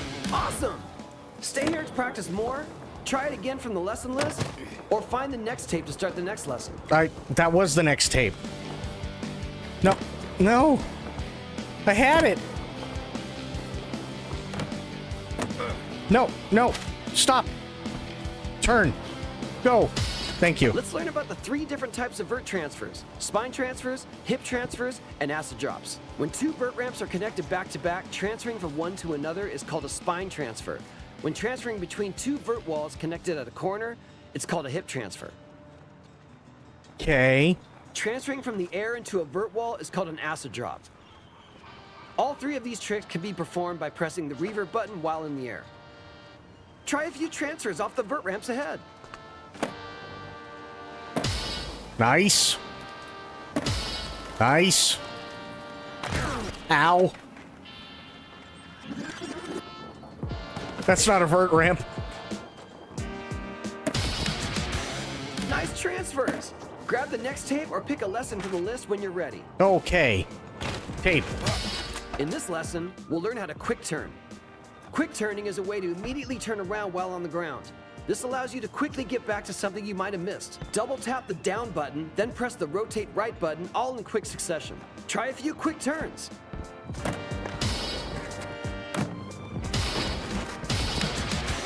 Oh, that's easy. Keep practicing or head to the next lesson. I would love to.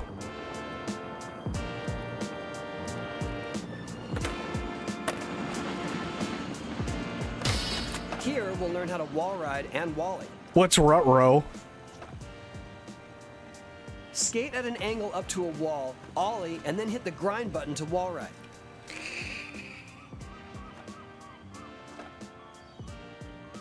Skate at an angle up to a wall, ollie, then hit... Okay. Wall riding to jump off the wall. Find a good wall and try wall riding across it. Oh, God. Ow.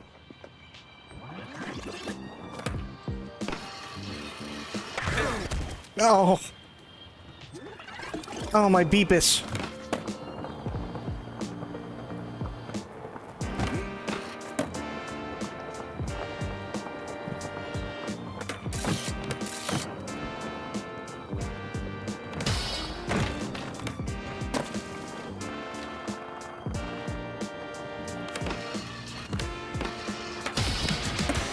Great tricks!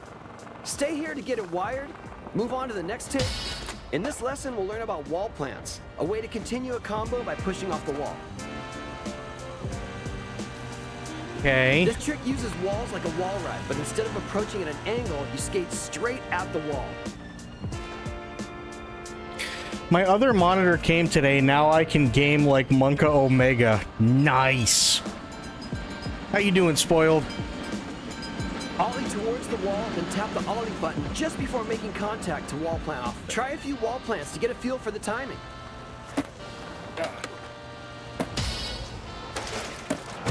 Ow.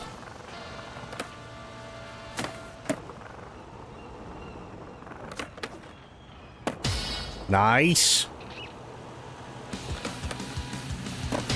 Nice. Sick!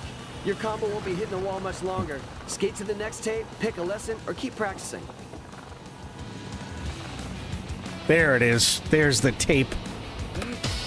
This lesson will teach you the basics of skitching, which involves grabbing onto the back of a car to ride alongside of it. Hold the up button while near the back of a vehicle to start skitching. Tap left and right to balance while holding onto the car. Oh, yeah. Tap down to release the skitch. You can revert during this release to preserve your combo. Ow. I missed it entirely. Oh, God. No. I had... Why'd you... Oh, okay. Hang on. Gotta turn back around. Little brother and I wore the hell out. First dropped. I think we had the first... Oh, for Tony Hawk? Yeah. Yeah, I had the first 2. I never played 3. Ow.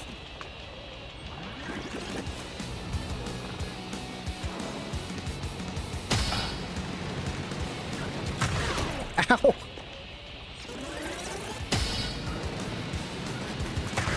Ow. No, just... Tony, please!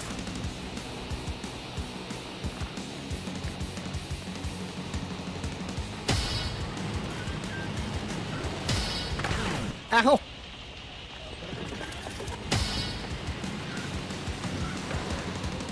Jesus! Well, how do I do 1?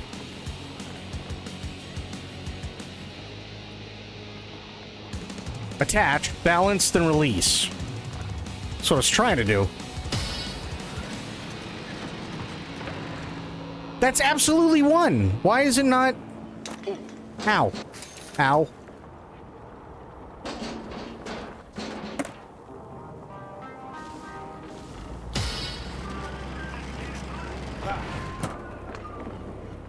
I did balance.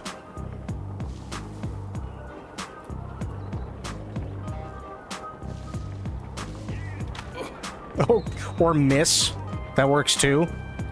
No, no, okay. We're going around in a circle here.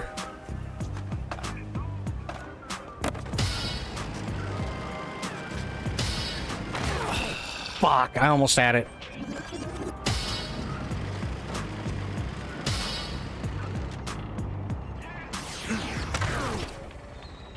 What the hell? Can I not do it? Why would it... Why did he just stop? There we go. Well done. Okay. You can also ollie out of a skitch, extending your combo with a manual or grind. Skitch over to the next tape, pick a lesson, or grab some practice. I want to... There's the tape.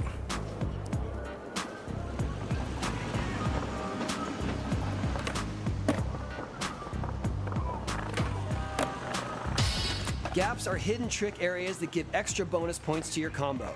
For each type of trick, there's a gap type for it. Oh, no. Gaps come in all shapes and sizes, so keep an eye out for interesting terrain. It might be a gap. Ollie off the ramp ahead, air over the railing, and land on the ramp to the right of the railing to complete the Pier 39 transfer gap. Right. That worked well. How not to skate. Yes, exactly. Ow.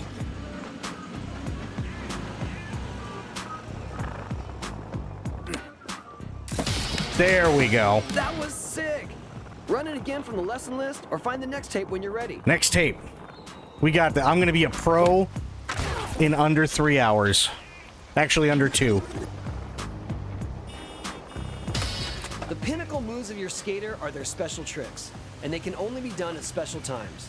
Let's learn about them here. Quickly scoring points fills the special meter. When it's full, your adrenaline is pumping. Not like that. You can jump higher, skate faster, and perform special tricks when the meter is glowing. Try tapping multiple directional buttons, then the flip trick, grab, or grind button to find a special trick. To see what moves are available for your skater, open up the skater menu and find their specials. Pull the tricks you've learned so far to fill your special meter.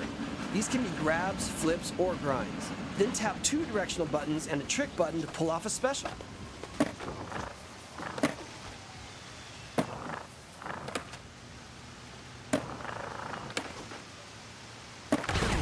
Ow! I was trying to fill the special meter. I suck. Oh, God. Owie.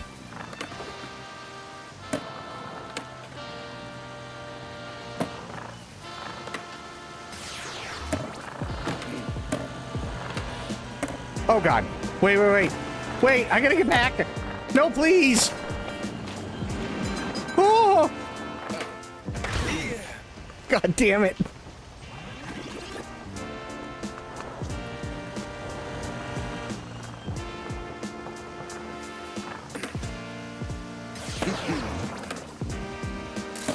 Nice.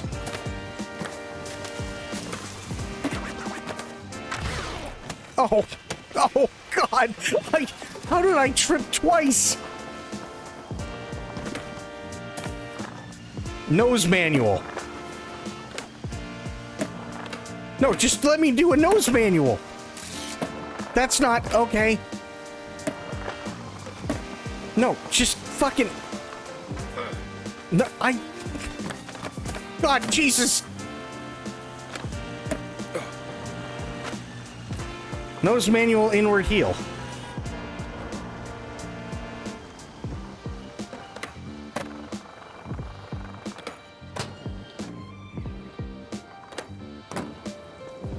No. How do I do the inward heel? Hang on.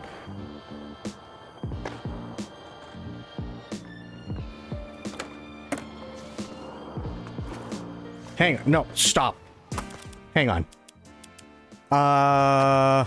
Where are all my moves?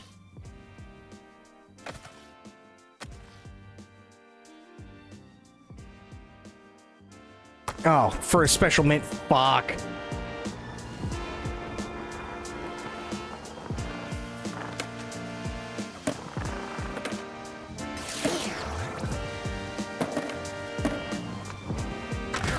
I was trying to not do that.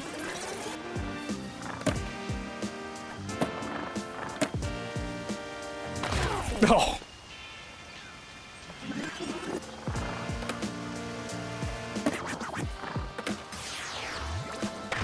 Oh. I just landed ass first. No. God damn it.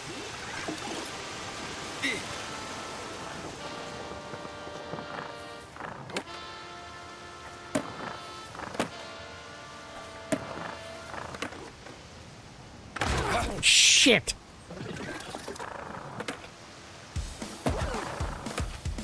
No. Ugh.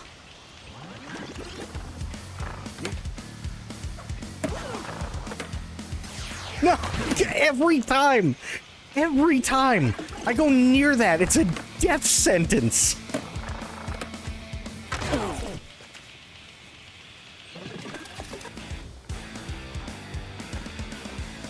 Okay. Now go.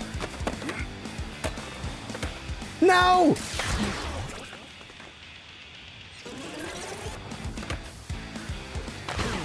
I don't even know what that was, but it looked like it hurt.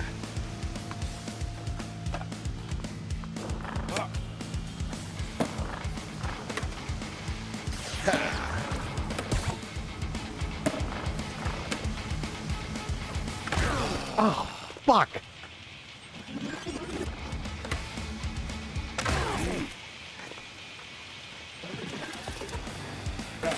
Fuck.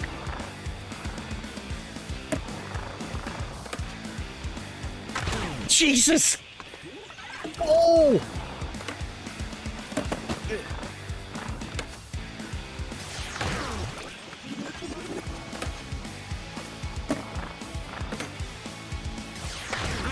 Oh, I didn't go far enough.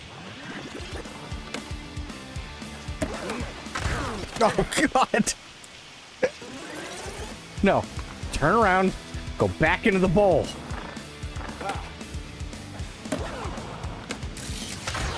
Oh, come on. I had a bowl transfer.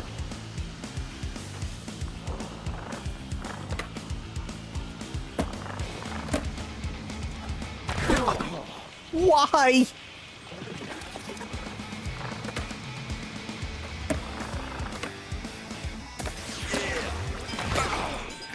God damn it.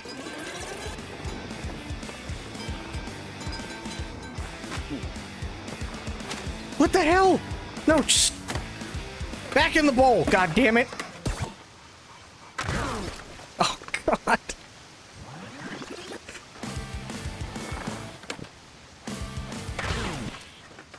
Huh.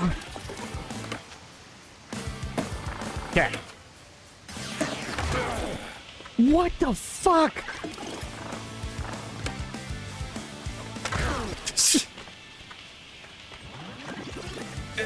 No, back in the bowl.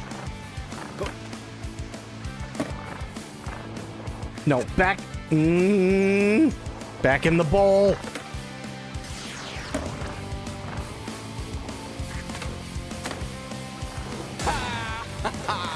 Nice, finally. Awesome stuff. If you feel ready to jump into the game, you should know enough to get started. Otherwise, Ow. keep practicing or start a new lesson. Okay. Okay.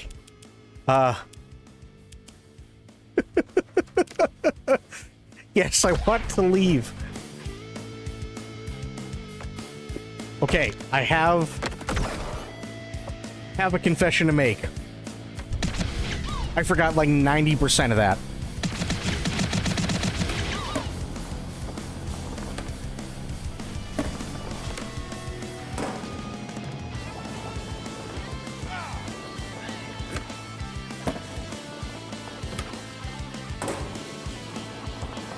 Sophia Fantasy gifted a tier 1 sub to Northern Mango.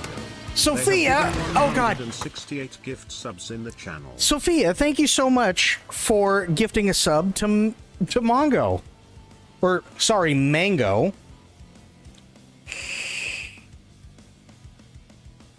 Thank you so much, Sophia. How you doing? I am getting my ass kicked. Didn't want me to crash. Well, I'm gonna crash either way.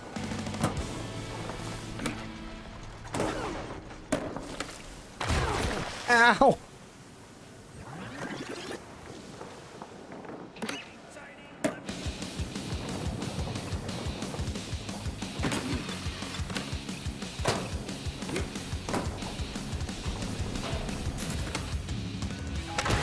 Ow!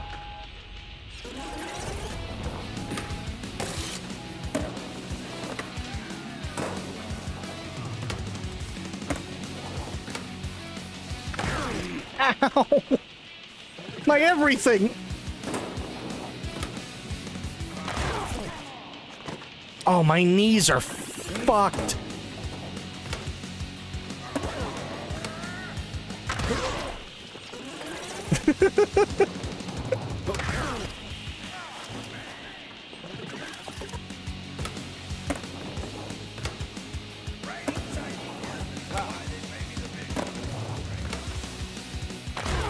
Ow!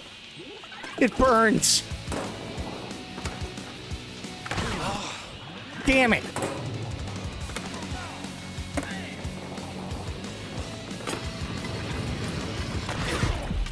I got lit on fire. What the fuck?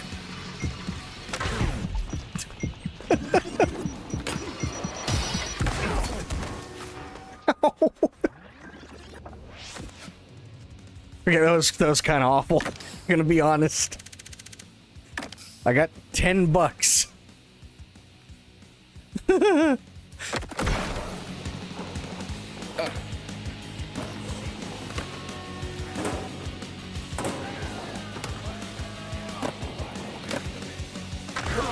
Oh! God, I can't wait until they bring back Underground. Underground is going to be so much fun.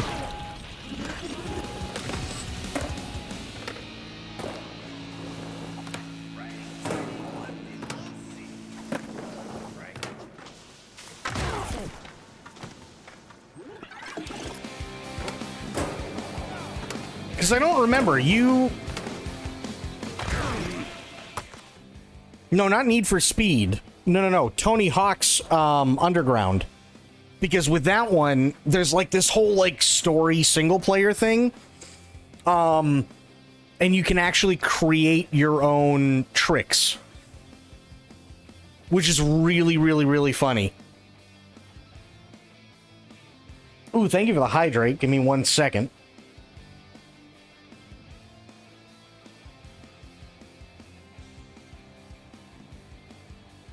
Ah, there it is. I was like, where the hell did my water go? Yeah, you can create your own tricks and stuff like that, and like the whole point of the game is to literally make it from like hit on the street to pro.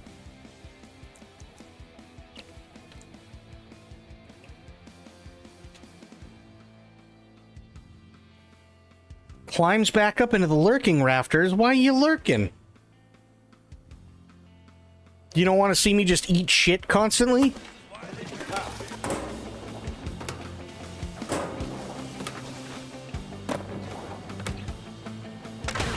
Ow. I'm seeing... Yes, but it has to be all the time. Ow. From the rafters.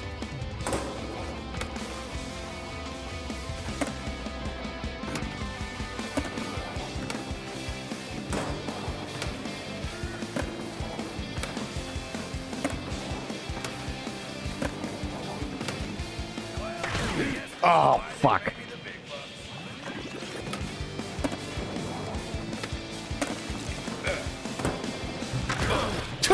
Just what?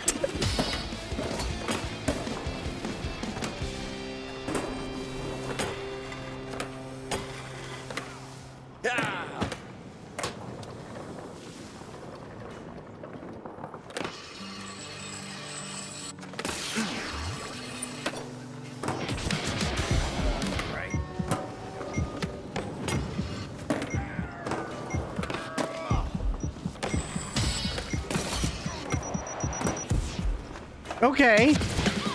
I got better. Nice. Hell yeah. How do I get 3 more park goals? Okay. Gotcha.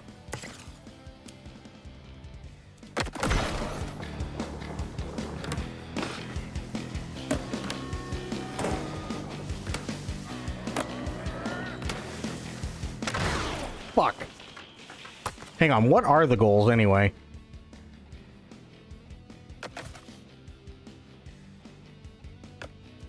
Ready to claim tricks.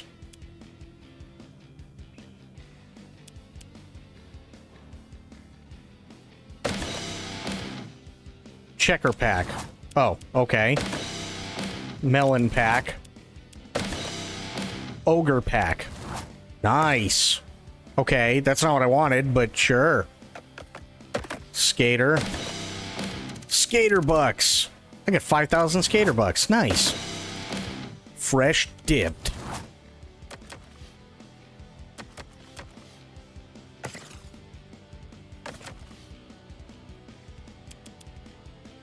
Gapless? Oh, no, that's not what I want.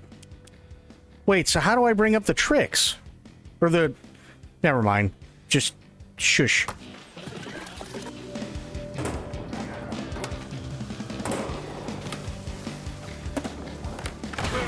Ow. Camera's ready.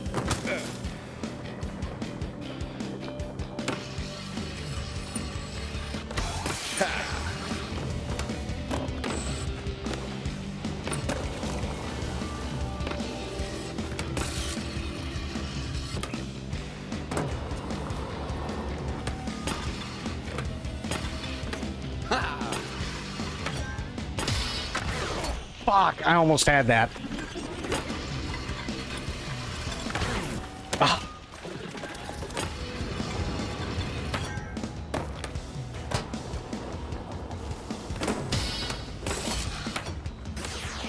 Let's see your trick.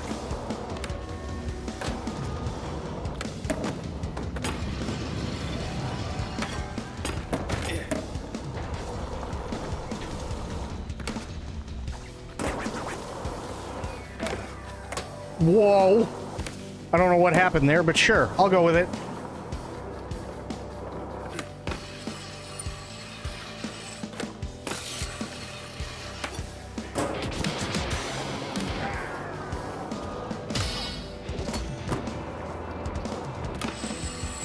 Ready to shoot.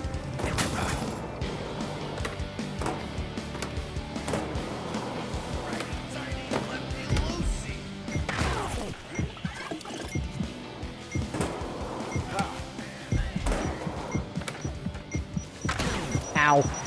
It's okay, I got 33 grand. I'll take it.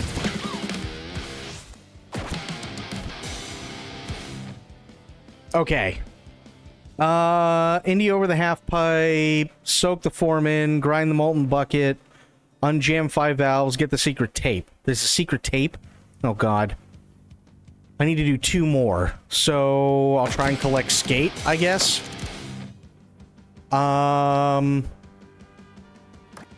Yeah.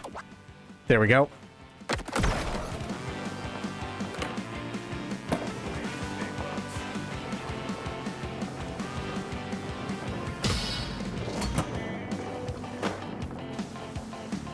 Might as well just try and collect skate.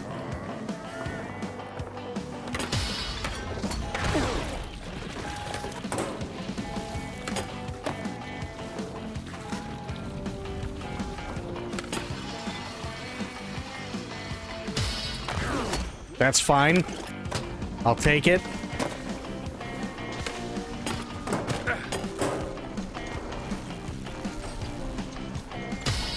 Nice.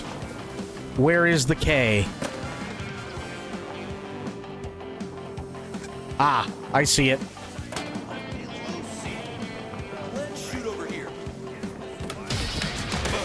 Nice.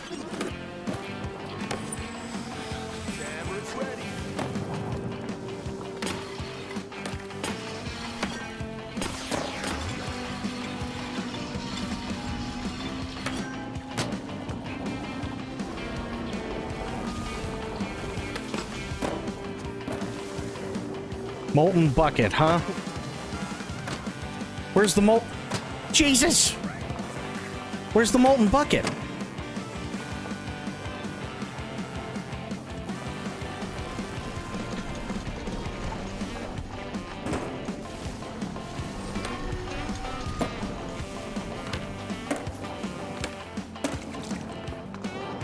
Ah, there it is. Oh, fuck.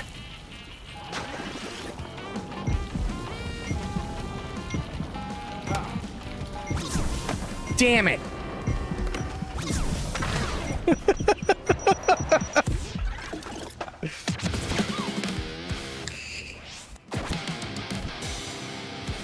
Okay. I got one more goal till I can unlock Canada.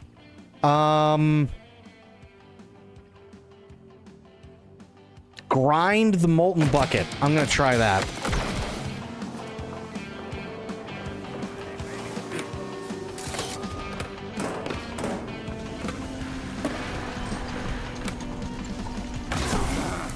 Ow. How the hell am I gonna grind the bucket?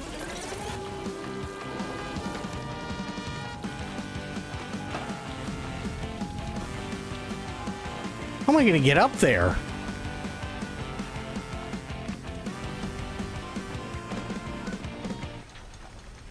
Okay, where does it go? I guess would be the best question.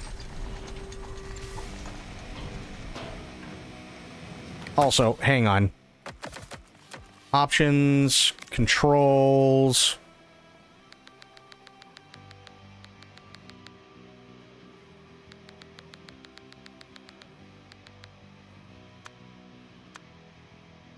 Okay. Unjamming the gear, the valves, you just gotta grind them on the wall. Oh, really? Yeah, but I don't know where they are.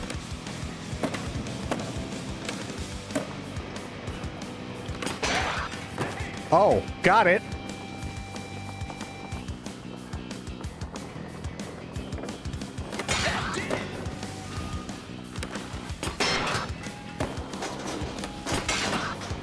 Nice. One more.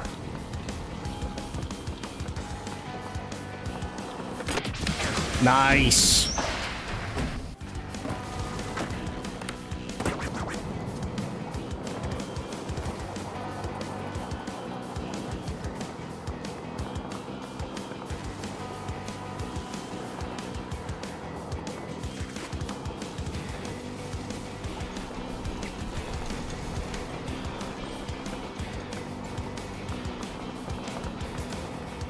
Just gonna grind the rail behind him. I don't know where the foreman is.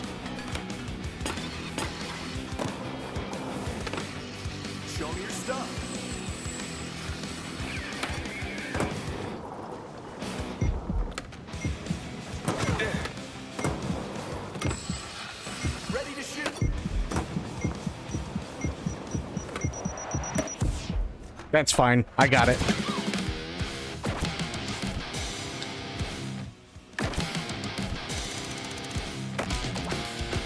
Okay, level select. Canada.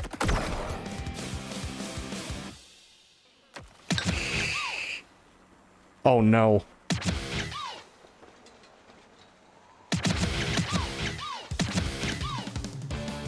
Nose grind around the horn. Get Chuck unstuck. Impress the skaters. Get the secret tape. Oh boy.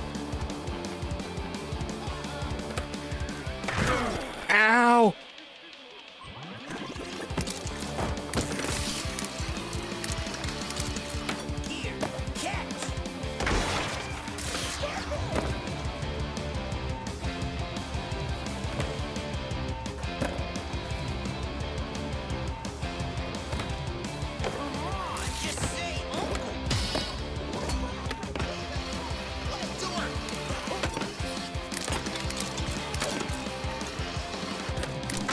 Oh!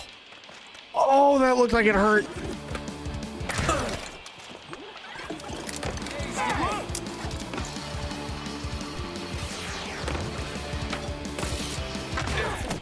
Ow! I want to get Chuck unstuck. Where's Chuck? I think he's back over here, right? Yeah. It's okay, Chuck. I'm coming. Kinda.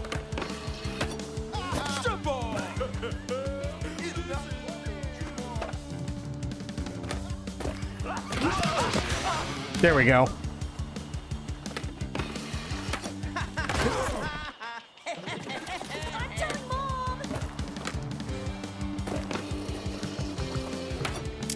I missed. Let evolute. Listen, we've all been there.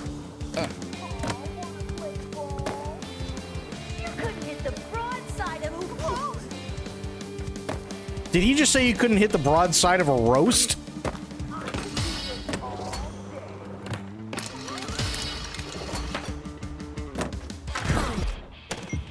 Oh, God.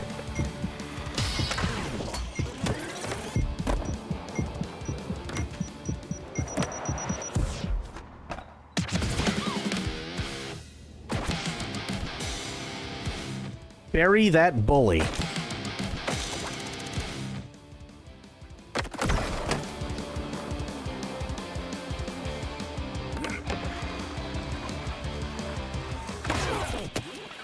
Ow!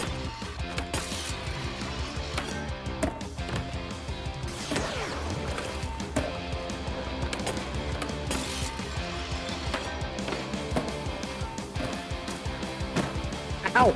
Ow!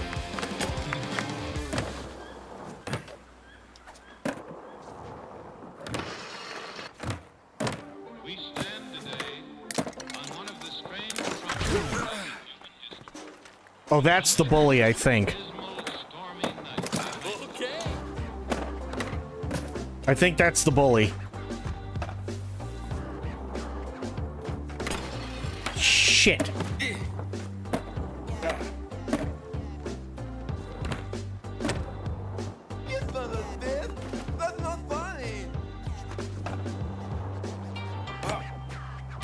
No. Oh, the broadside of the roast kid?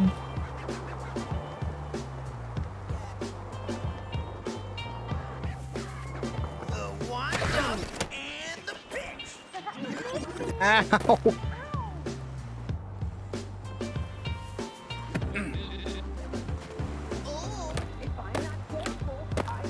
I'm telling Mom! And skating, like oil and water. I hit him!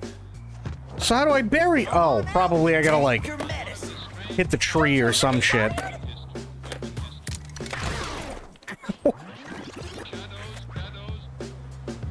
Yeah, I think I might have to, like, hit the tree or something. This isn't funny anymore.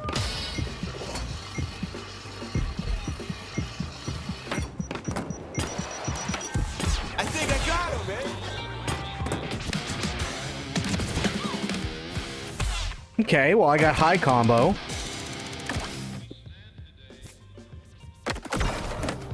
Okay, wait a minute. I got high combo, Get Chuck unstuck. How do you bury the bully? I don't know.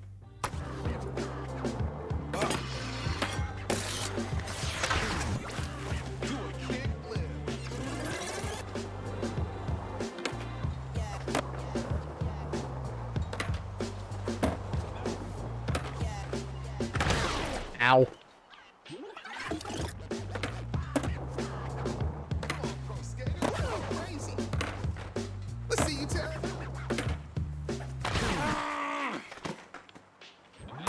Last thing to do is cord management, and I got the stuff, but that's gotta wait. Time for bed.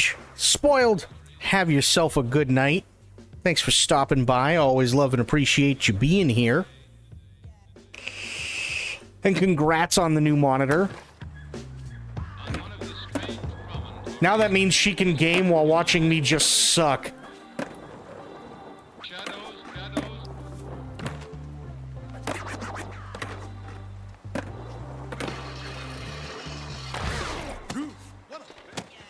Ow.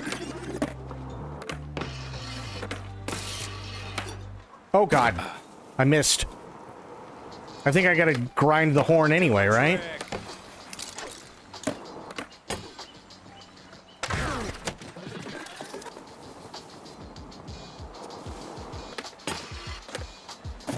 That's not the horn, though. Lend me a couple of bucks.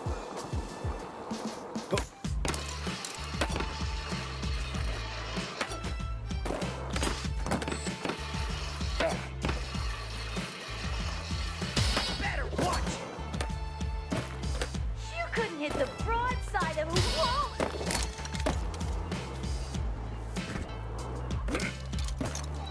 Wind up.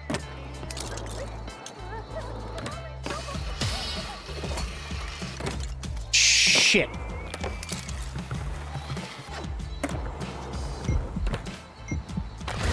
Ooh.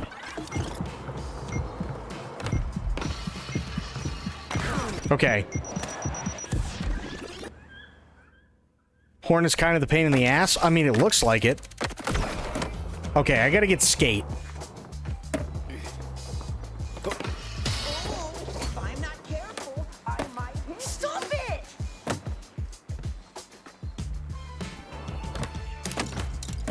No, you gotta, okay. Don't you ever get tired? No! God damn it. Come on, man, leave me alone, eh? He said A. Ah, shit. Okay.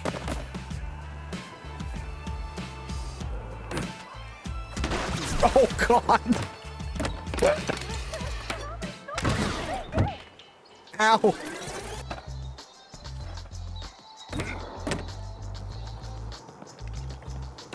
Oh, shit.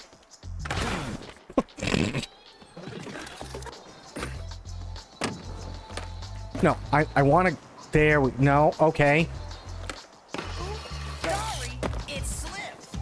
I'm telling Mom! Totally tell Mom.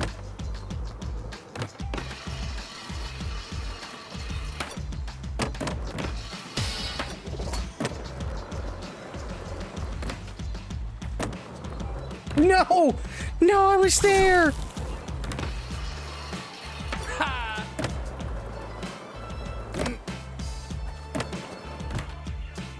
Fuck!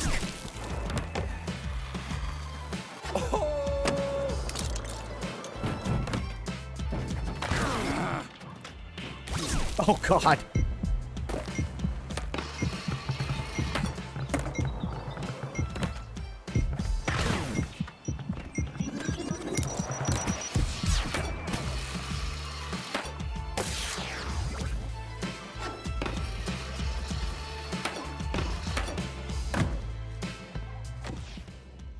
Okay, I didn't get anything on that one, which is a bummer.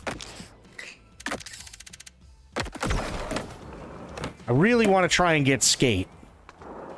Something tells me it's going to be a real pain in the ass. You know, aside from the fact that I keep eating shit.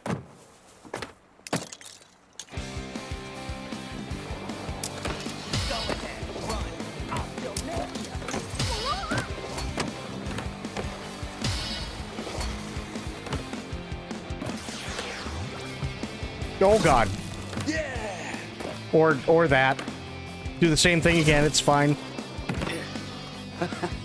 It's the wrong way, you idiot! What are you doing? Fuck you, snowman!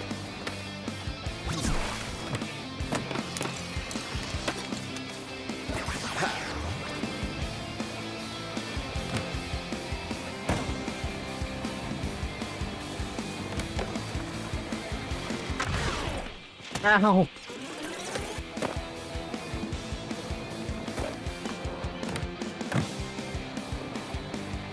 Okay, now I gotta get out of here.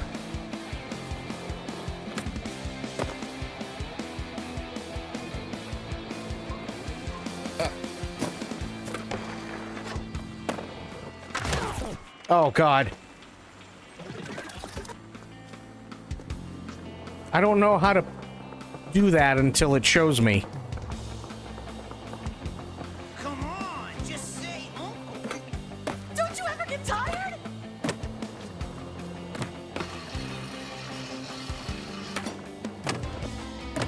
Shit. Ass.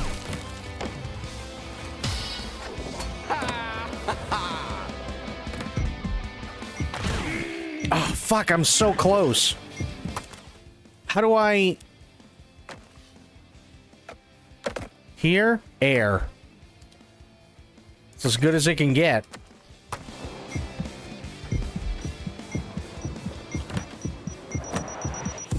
Damn it. Okay. Yeah. Retry. Better watch it. How many snowballs did you make? Ow!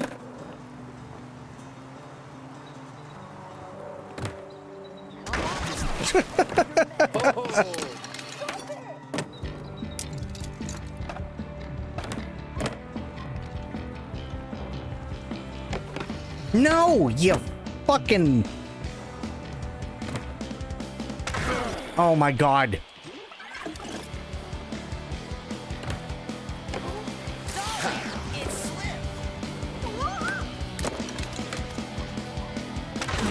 God, Jesus.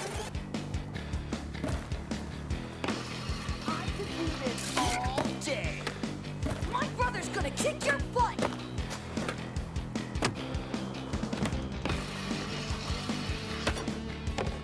No! Damn it.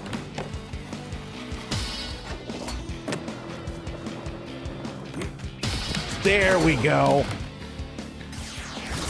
Finally. Yeah.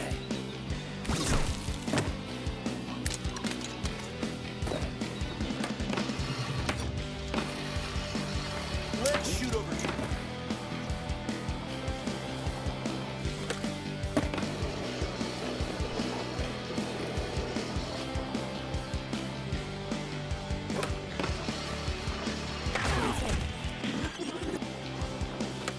Start a level and turn around and use the ramp it spawns you on to go into the tree. Oh, really?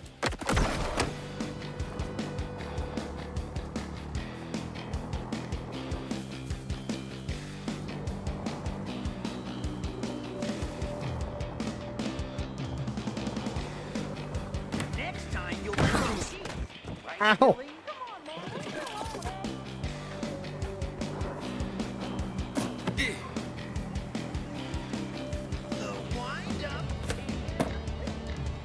Okay, try that again.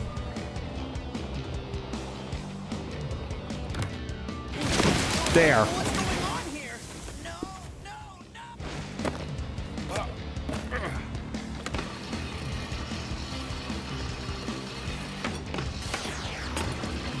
Oh, you nailed him! Hey, come on!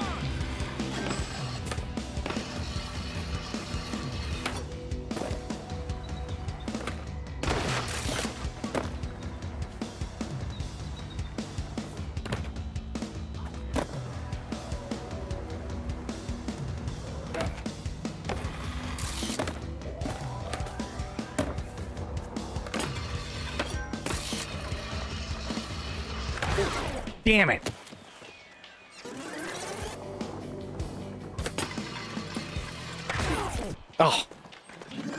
The horn is also in the tree. Oh, okay.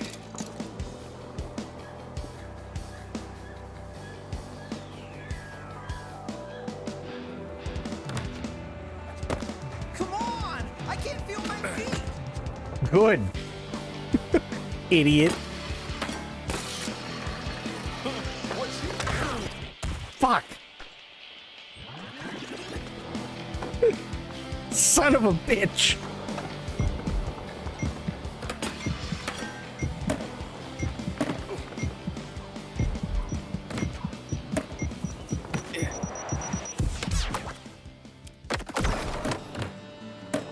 Okay. Get some speed.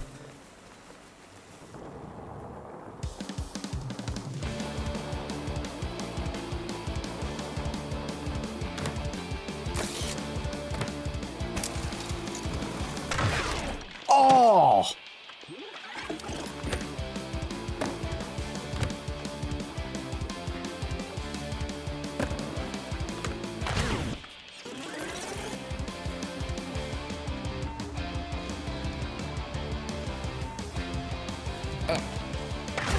Ow. That went awful. Going up through the... on the roof.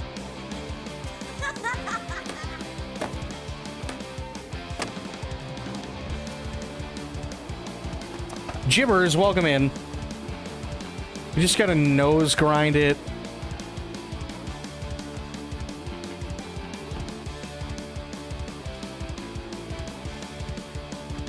That surrounds the... Oh, lovely.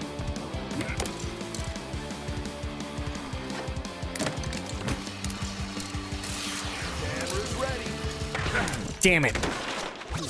Ow. Oh, yeah. Let's see your trick. Oh. Oh, that sucks. I had it.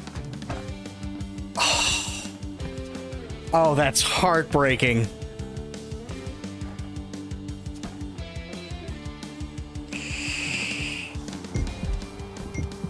Damn it. Okay, hang on.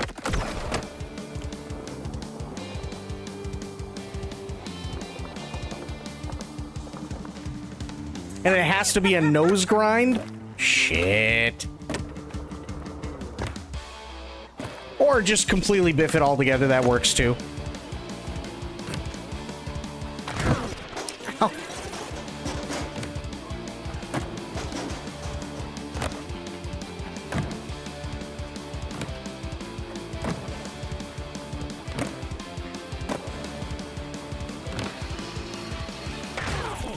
Oh.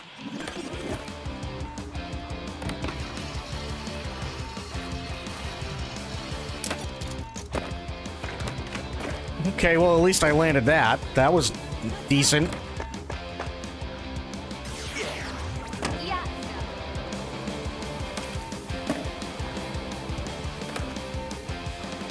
Oh. Those grinding is really simple. It's just up and triangle at the same time.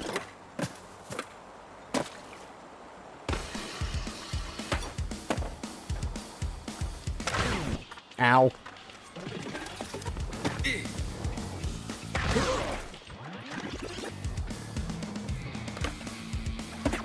Oh, we're just doing this tonight, that's all. We're going back to date everything probably tomorrow or Saturday. Just doing something different, that's all.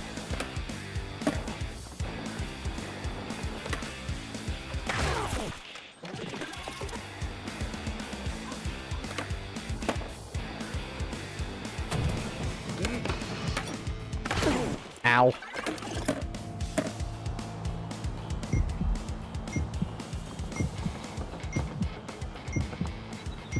Not so tough now. Damn it.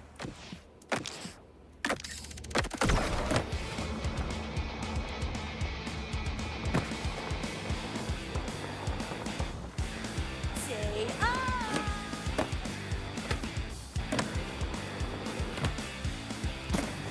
Ah. Open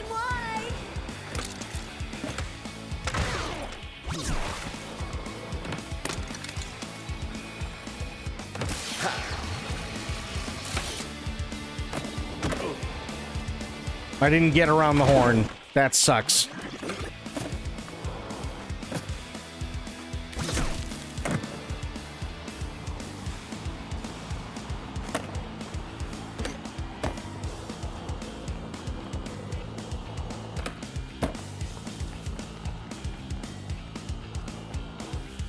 I want to try and do the horn. Oh, good. Just, yeah, kill the icicles.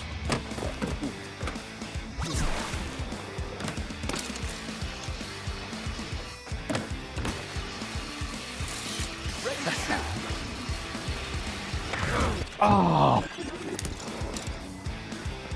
Fuck. Damn it.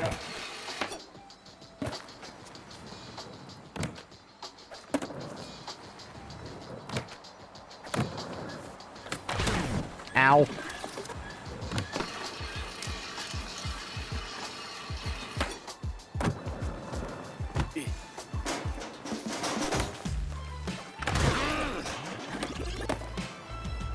Here, fuck it. We're just going off. I don't care.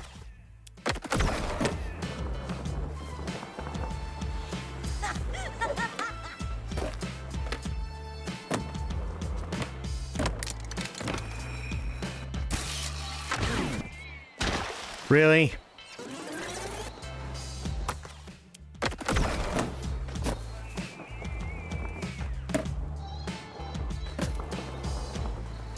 Not so tough now.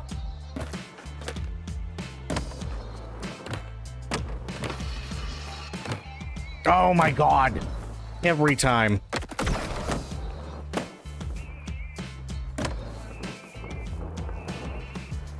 You're such a loser.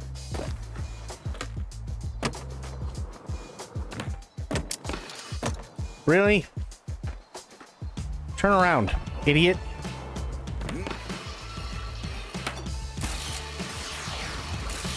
Show me your stuff. Oh. Damn it. Say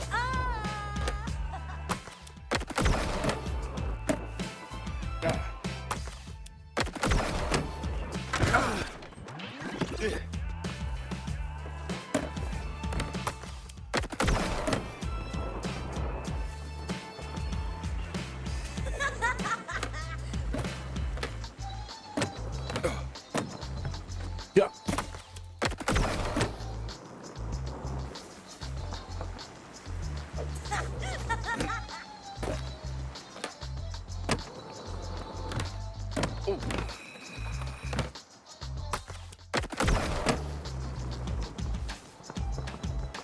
Jesus Christ, you think I'm Germa?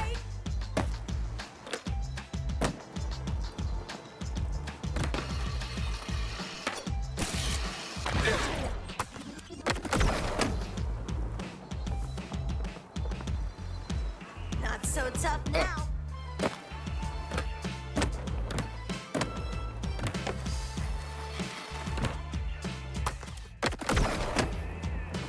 Oh. Say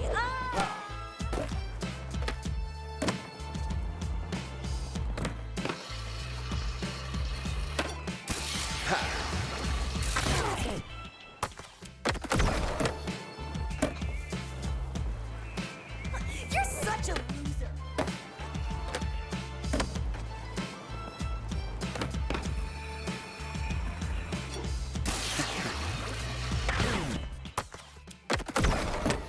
Oh my god. Open wide. Okay, I gotta go and do it on this one.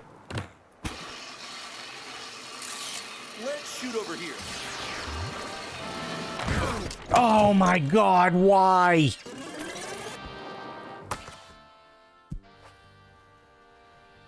Damn it.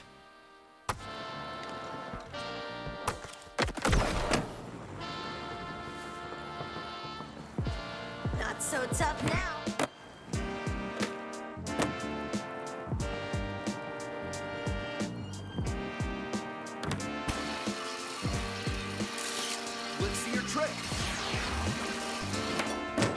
There we go.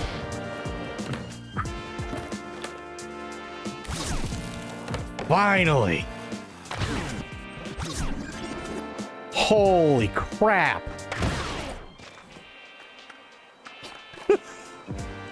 That was fucking insane.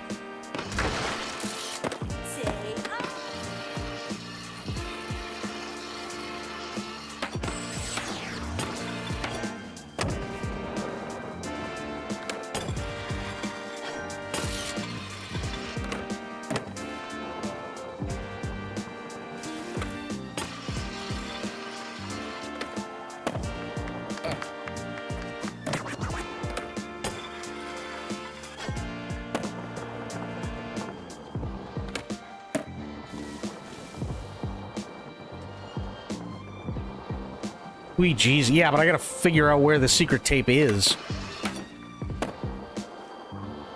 That's money.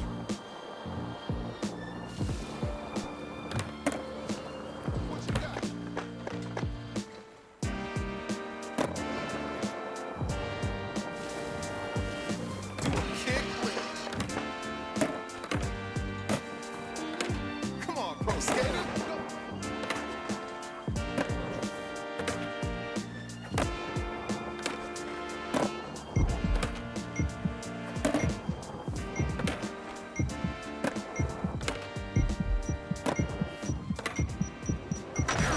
Damn.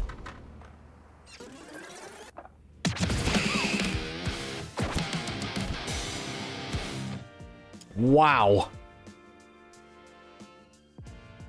See a generator-looking box. If you grind the rail on it, it will raise a platform.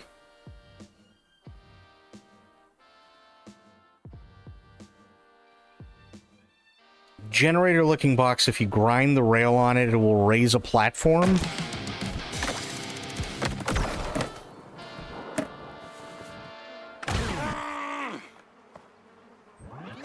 That sounded fun.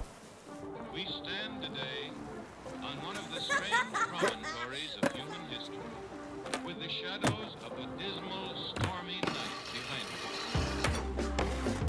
us. Yeah. Not yeah. I see the generator. Yeah, this guy.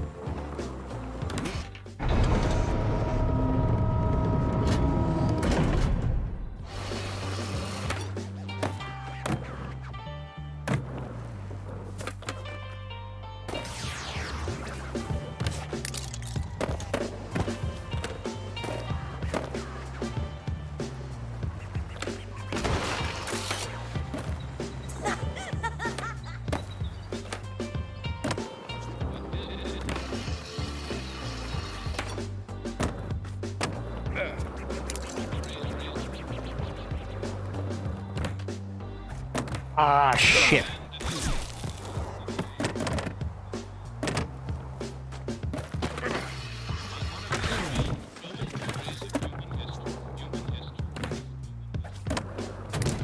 Well, how the...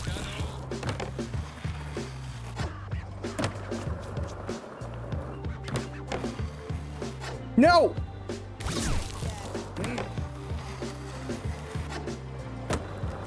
I almost had it. That's fine. I'll take it. But ow. Okay. Shit! Oh.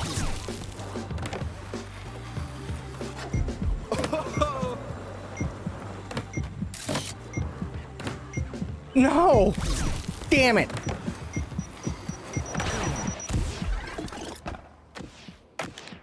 Okay, I gotta get one more.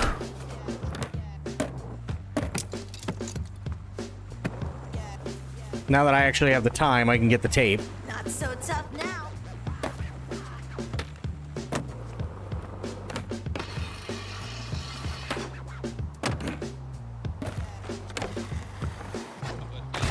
That's fine.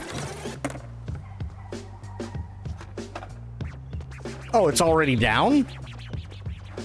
Oh, shit. Okay. That didn't do it. Don't know what happened there.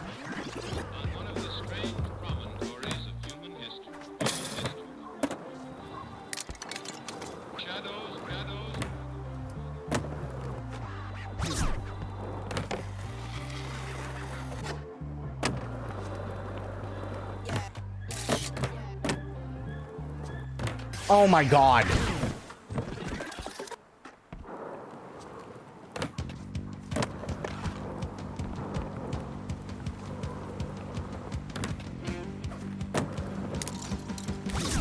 Really? Yeah.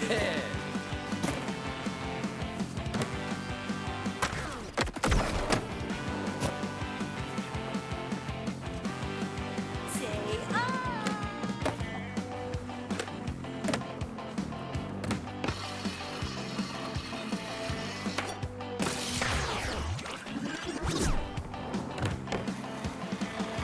Oh yeah.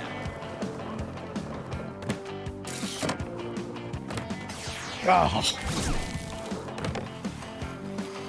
Ah.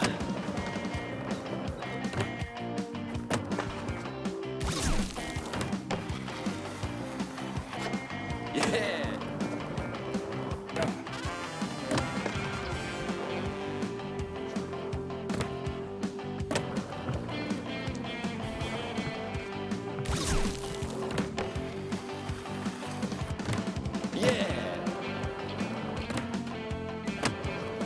Okay, that's annoying.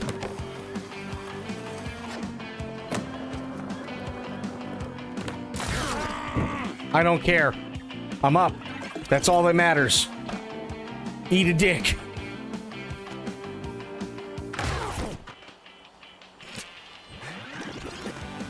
Okay. Okay.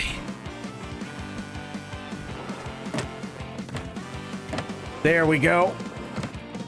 No! Fucking shit! Damn it!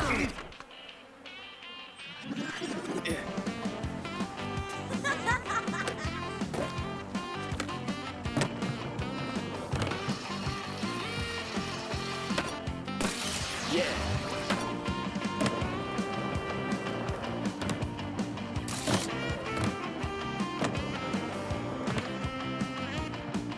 That is absolutely horse shit. I had it.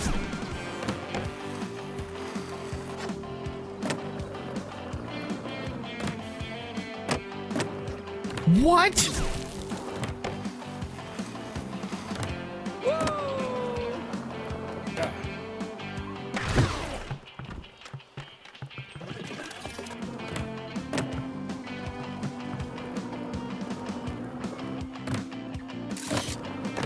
Oh my god.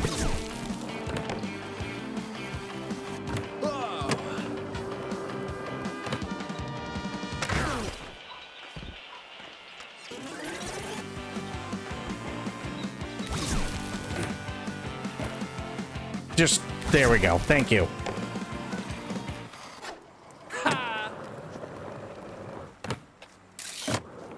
No!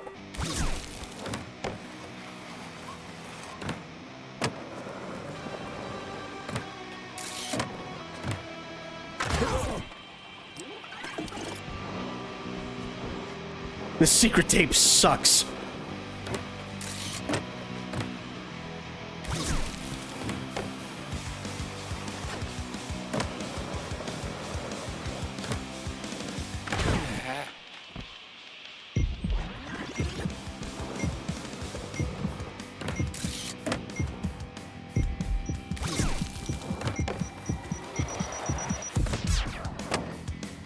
Alithia, how you doing? Good to see ya.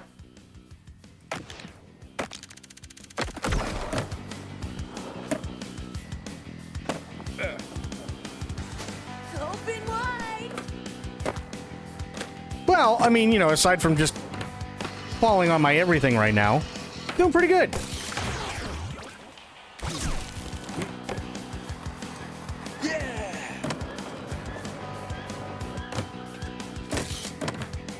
Mm.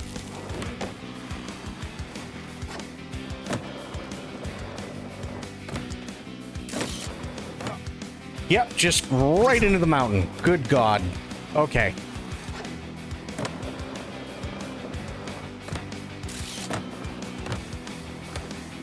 No! Oh my God.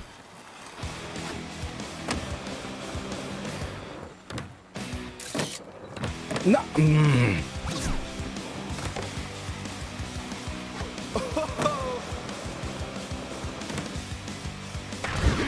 Yep, just eat it. That's fine.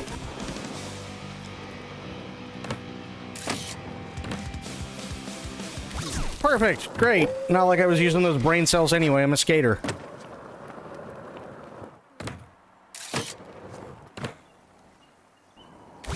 Okay.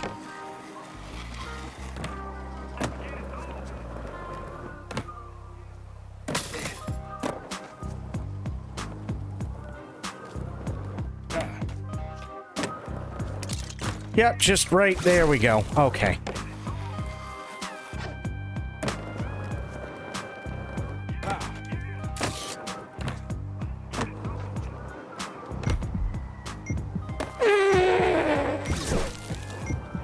Damn it!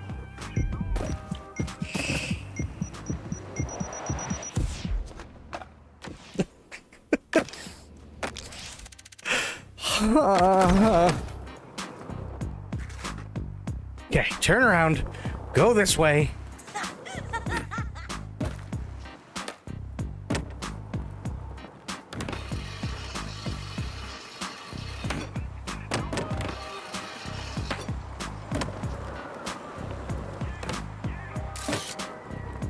No!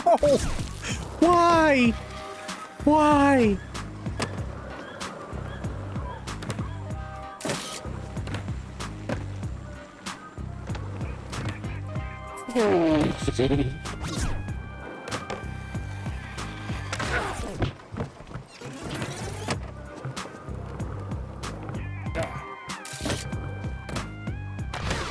Okay, that's fine. I made it. I'm up. Oh yeah.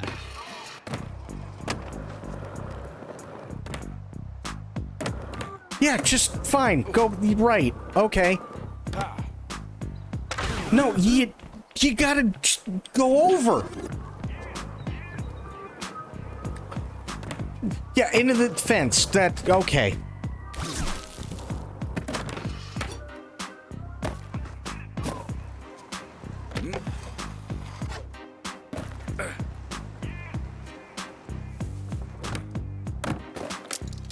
It was not fine. It's true.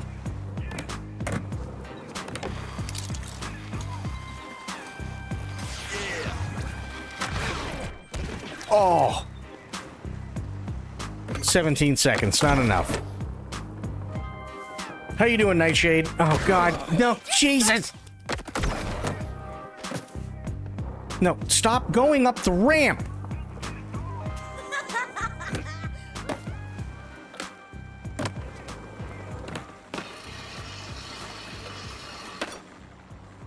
Yep, just sure, right over. Why not? Fuck it. Right, and okay. Computer's still down? Uh-oh. What happened?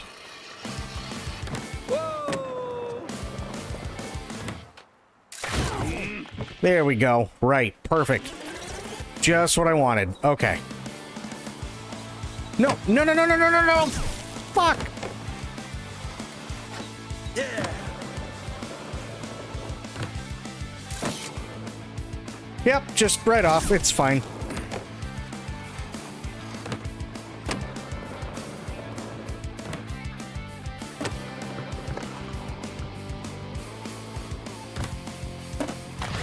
Oh my God. None of the troubleshooting is helping, so I'm finally sending it in so they can figure it out. What happened?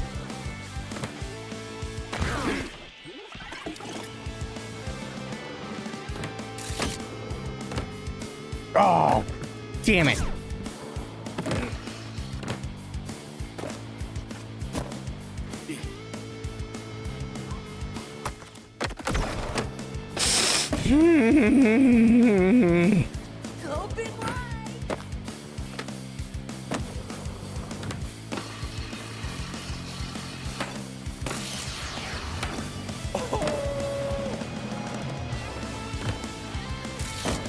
No!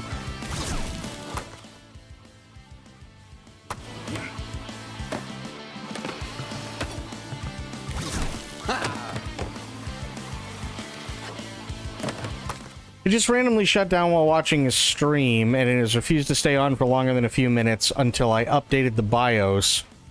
Now it won't stay on at all.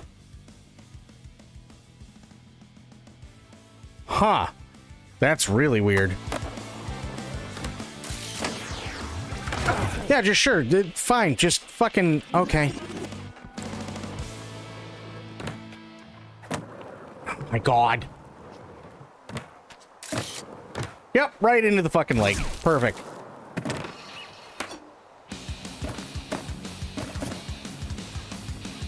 Yeah, that's what it kind of sounds like, is maybe a power supply problem.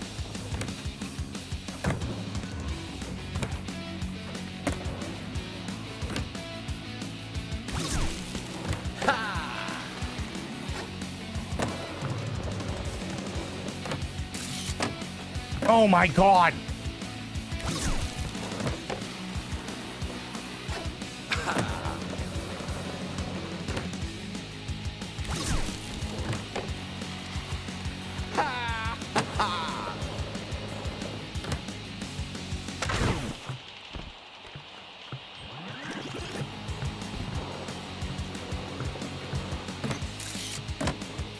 No!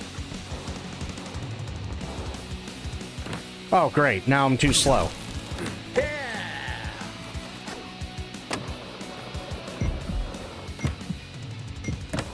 I hate this secret tape.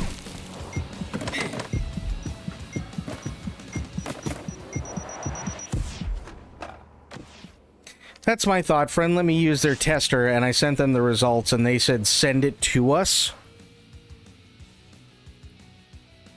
Uh-oh.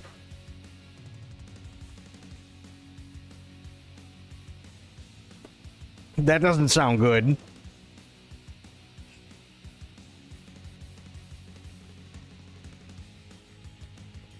Yeah, but I don't care about boneless or no complies. I just want to get the fucking tape.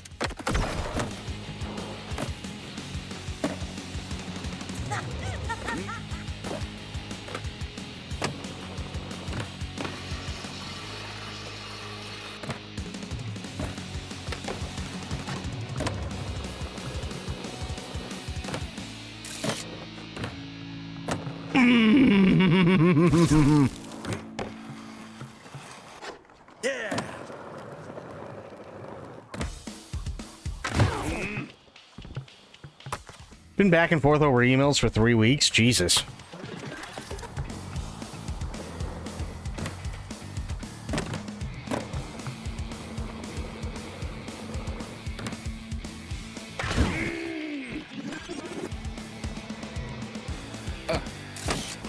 No!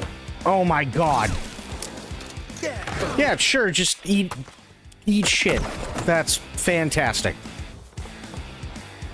Not so tough now. I'm sorry to hear that, dude. That really sucks. Just miss it. That's fine.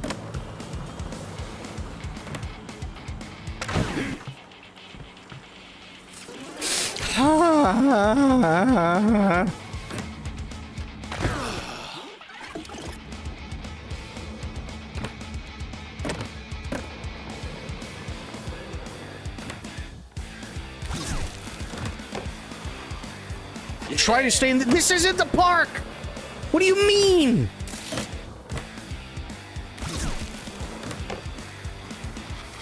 Oh yeah. Jump! Yeah. No! No! No! Ah!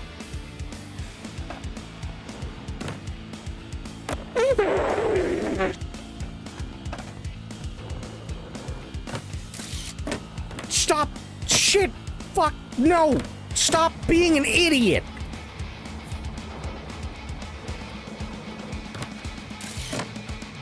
Oh my god!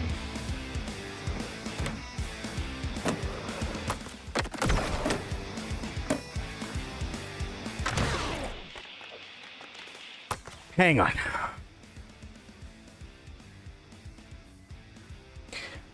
Fuck it. I'm just going for high score. I don't even give a shit. Fuck the tape.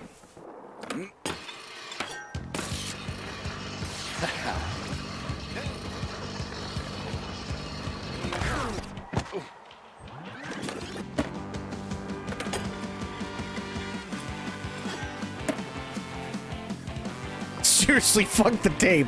That thing sucks.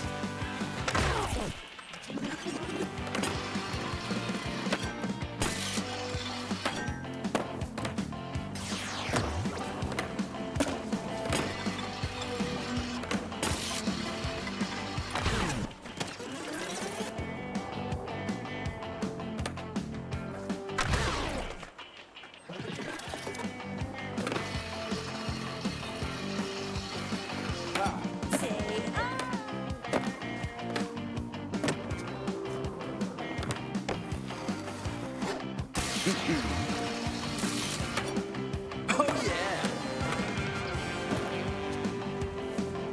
Open wide.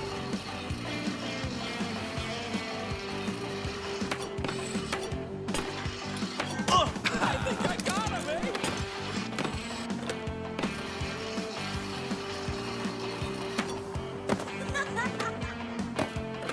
It's not what I really wanted to do, but sure. Fuck it.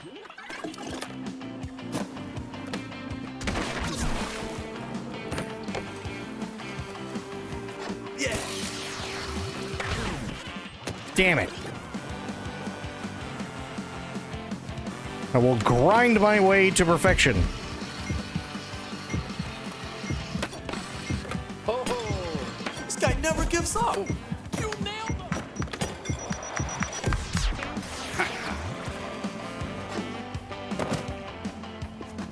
Got it. Almost. Fuck. I was 350 away. That sucks.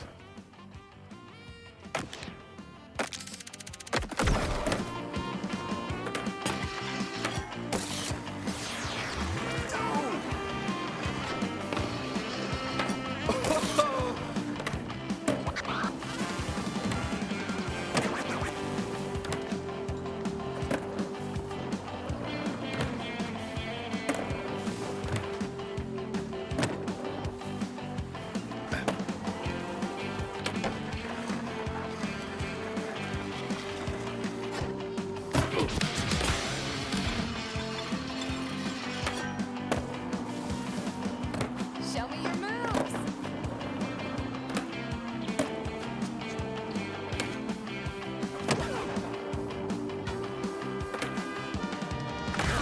Ow.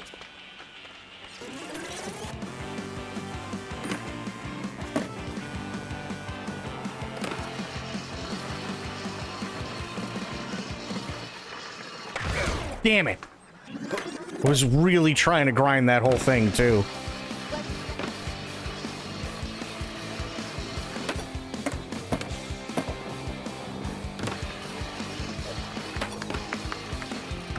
Oh!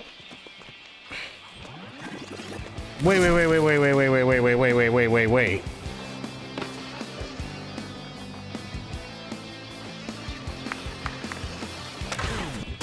Ow. Hang on.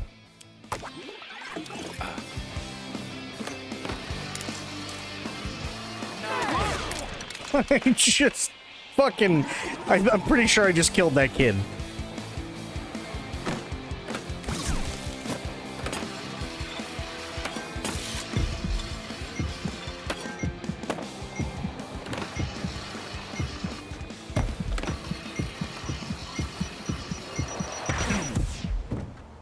Oh, God.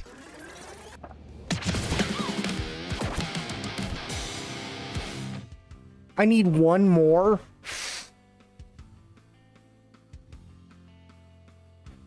They're gonna try and make me get that fucking tape, aren't they? Do you want to go there? Yes, I want to go to Rio.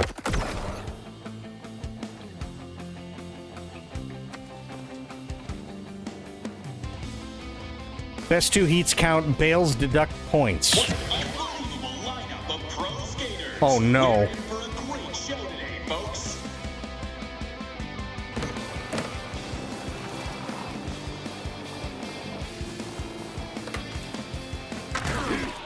Ow.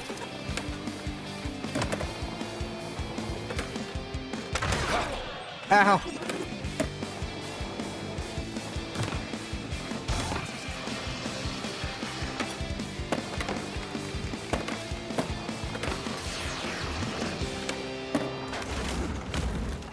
Oops.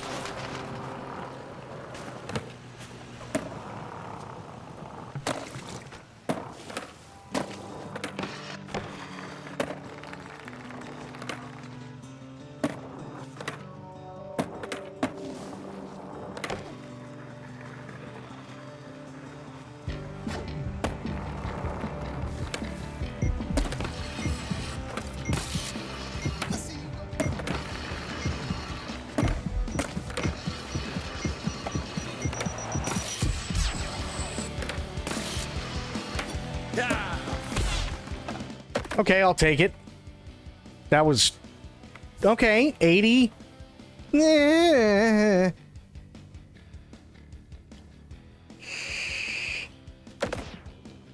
All right.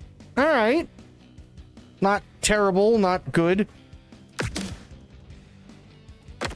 We rejoin our competitors with another run about to begin. Show us what you got.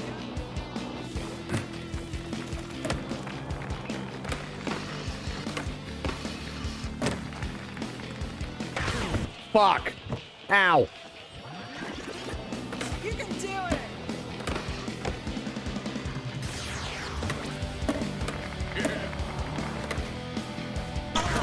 Oh.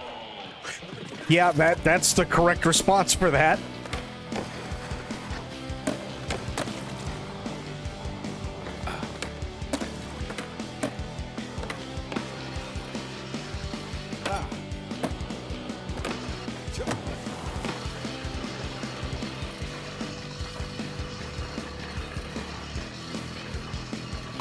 Oh, fuck.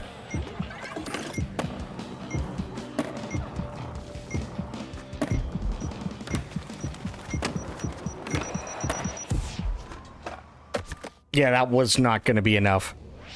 There's no way. Really? Okay. The level of competition today is unreal. Let's see what the next skater can do.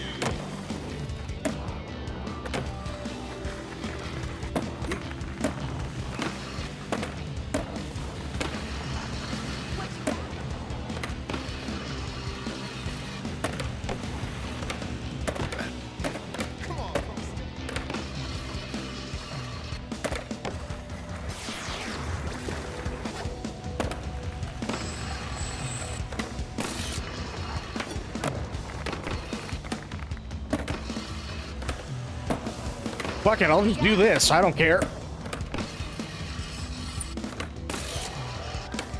Let's see you tear it up.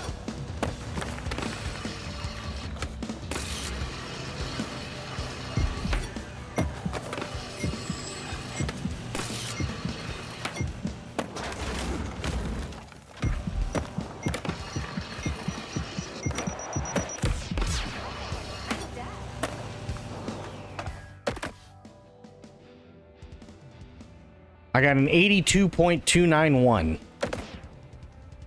Damn it. Holy shit. And with that, today's competition is a wrap. Fourth, not bad.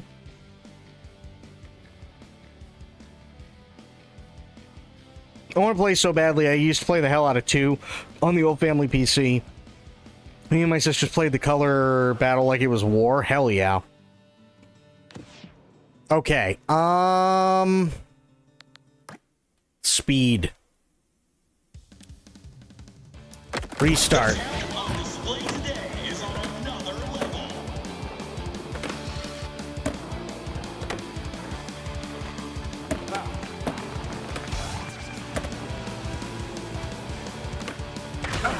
Ow.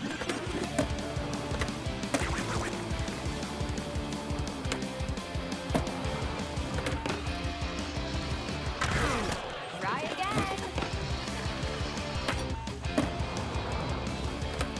That is going to cost them. Oh, really?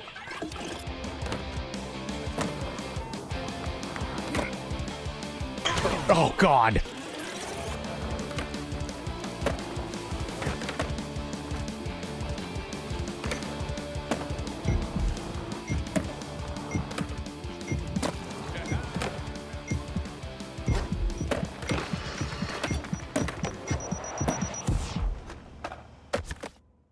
Yeah, that... Oof. Yeah, no bueno. We rejoin our competitors with another run about to begin.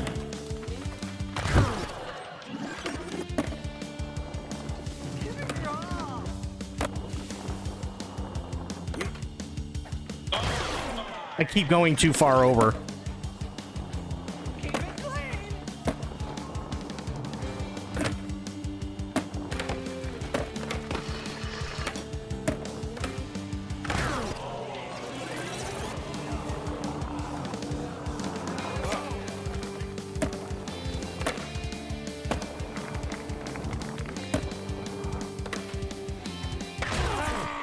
I keep...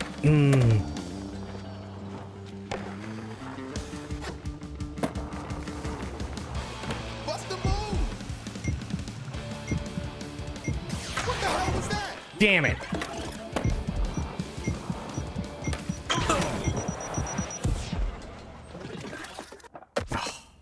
That hurts. That hurts more. The level of competition today is unreal. Let's see what the next skater can do. That's going to cost them.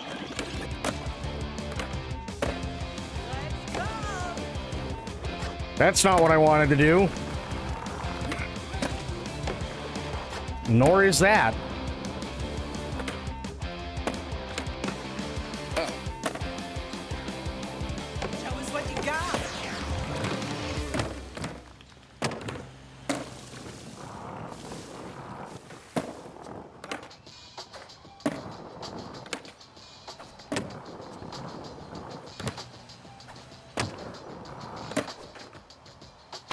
Fuck.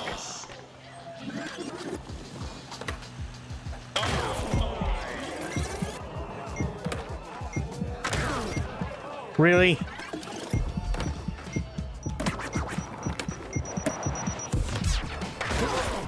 And I fucking biff it. This competitor may have failed today, but they certainly have not given up.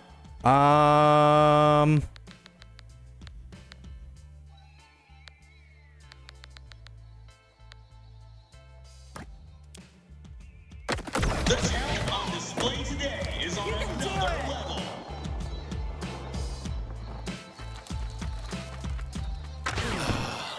I hit it. What the fuck?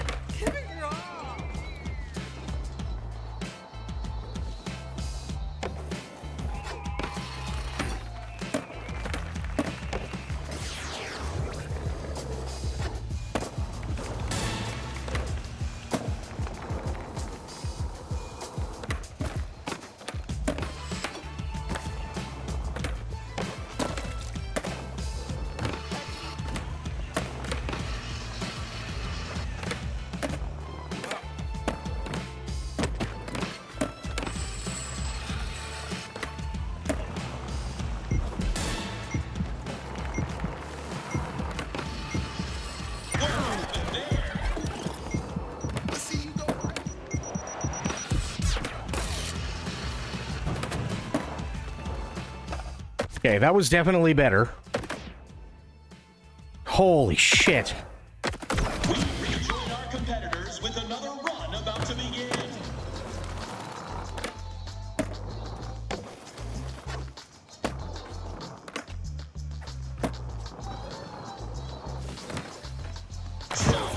Fuck.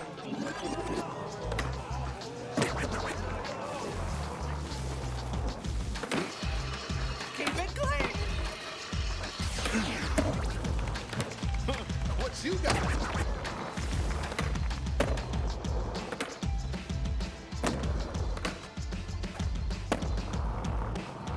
That's not... Okay, sure. Let's go.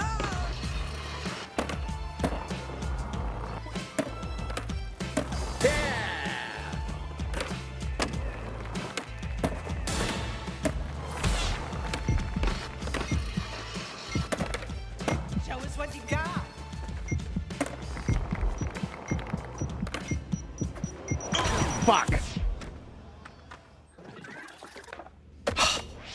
Damn it. The level of competition today is unreal. Let's see what the next skater can do.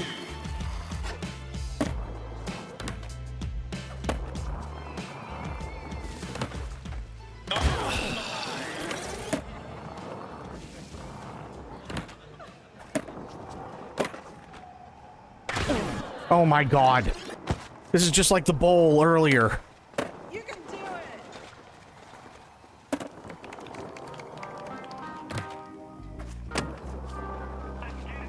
Give it your all. Shut up, lady. Whoa.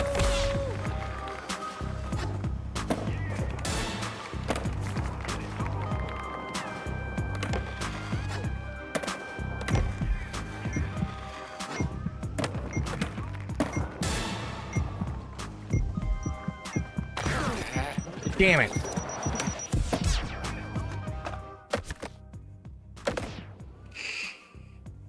I got beat out by 4 points. That's going to do it for today. Damn it, damn it, damn it. Okay. The talent on display today is on another level.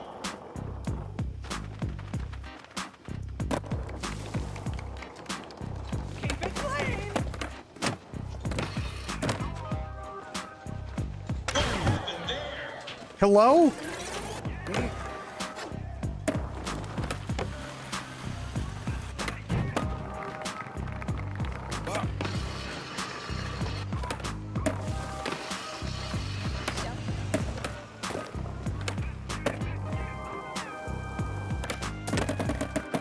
What the fuck was that?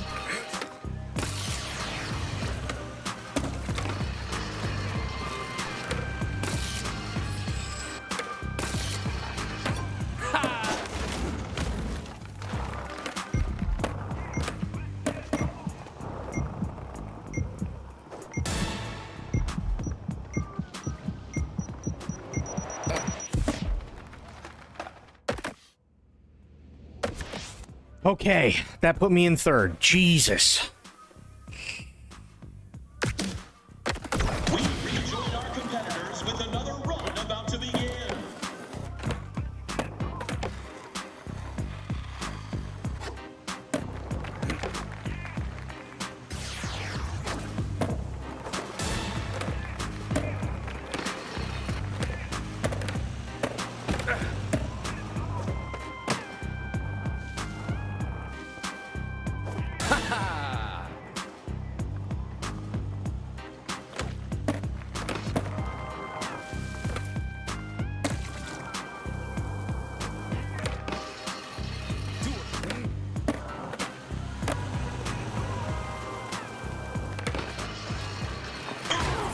Oh my god.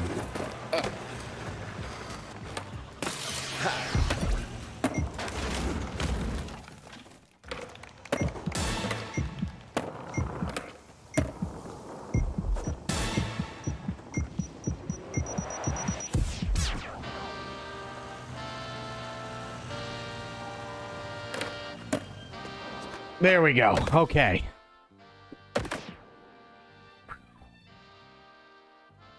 Things are hitting me with the nostalgia. My sister and I are our favorite skaters for different reasons. Totally fair. The level of competition today is unreal. Let's see what the next skater can do. Oh!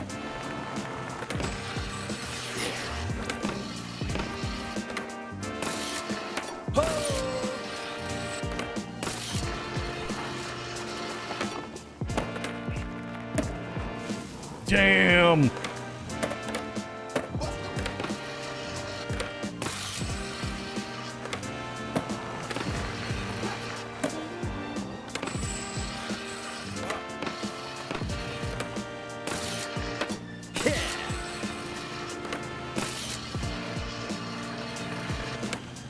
There we go. Oh, fuck. That sucks. I would have had it.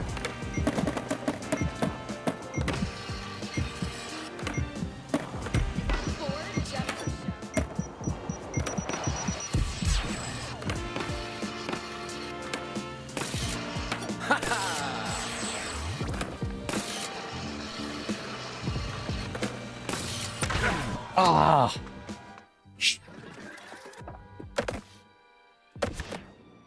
And with that, today's competition is a wrap. I swear to God they're cheating. I swear to God they're cheating. The talent on display today is on another level.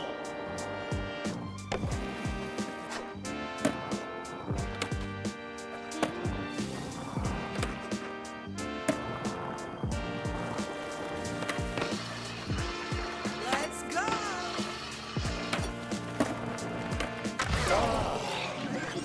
Okay, just that works too, I guess.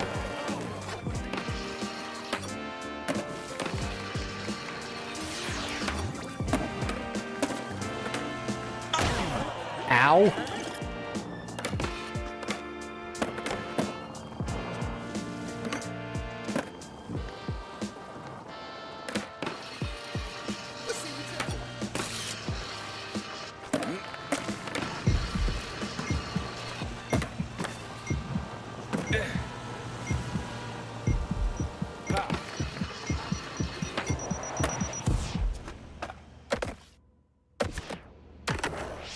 Okay, I'm in third. Our competitors with another run about to begin.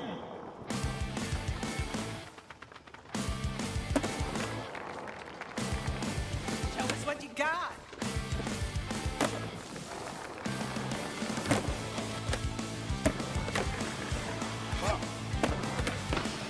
Yeah. What have you got?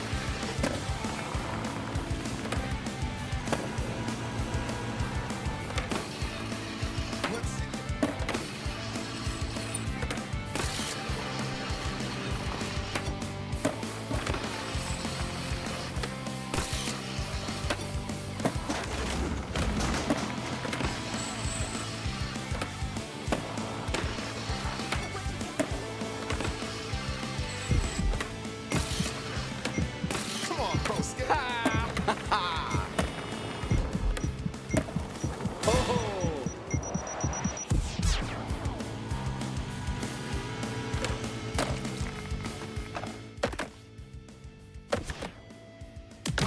Okay, I'm still in third. The level of competition today is unreal. Let's see what the next skater can do.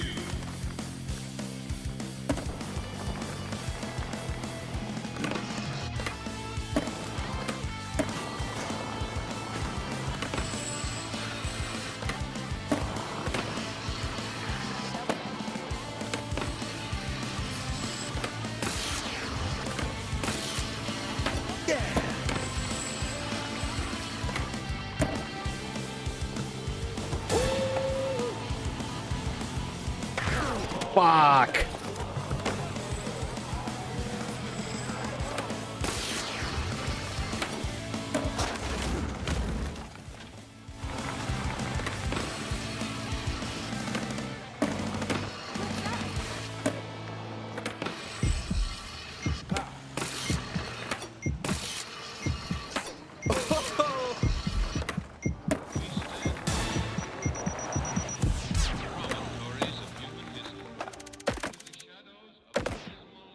I'm in third. I'll take it.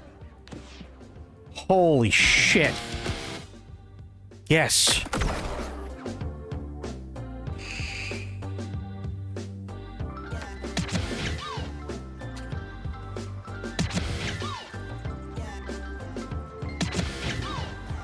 $200,000.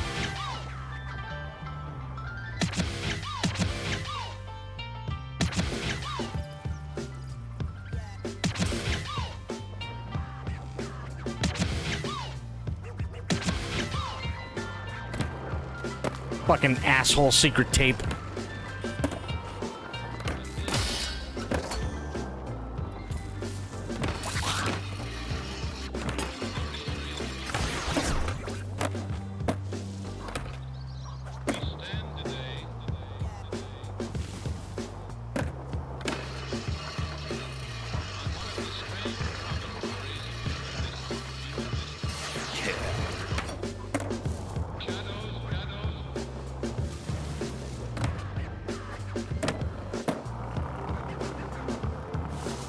No, don't go in the pool again.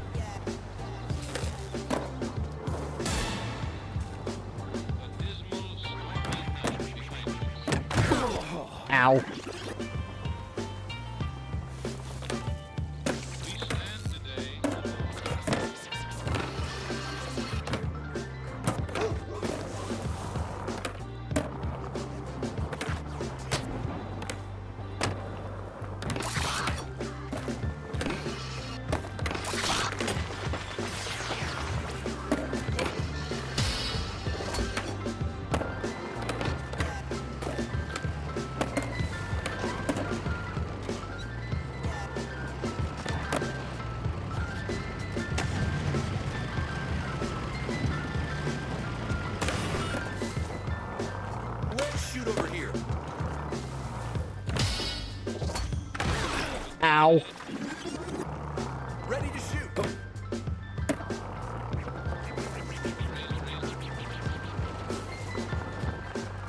The hell else is over here?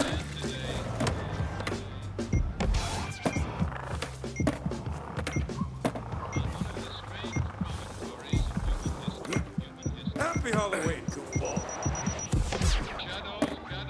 Damn it. I got nothing on that one. My God.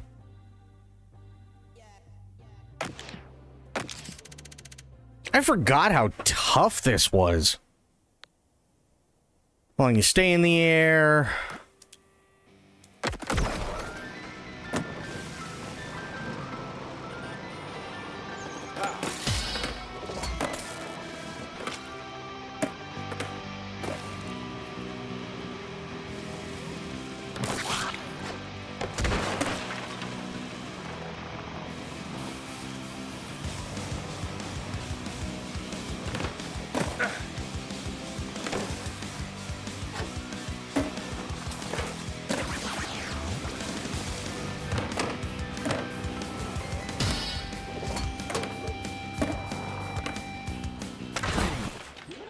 Ow.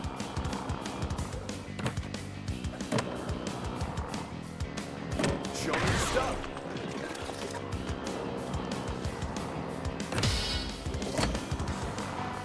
Camera's ready. Camera's ready, dies.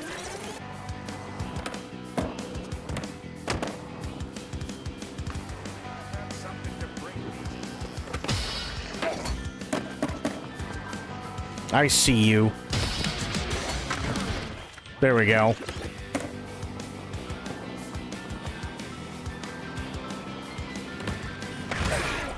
Oh, oh my God. There's gotta be a way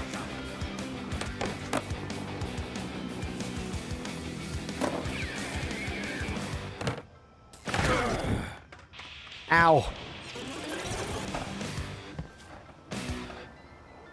Okay.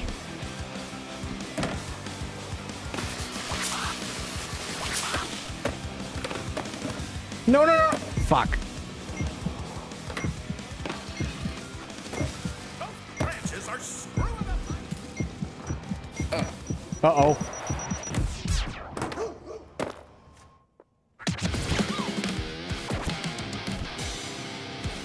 My God.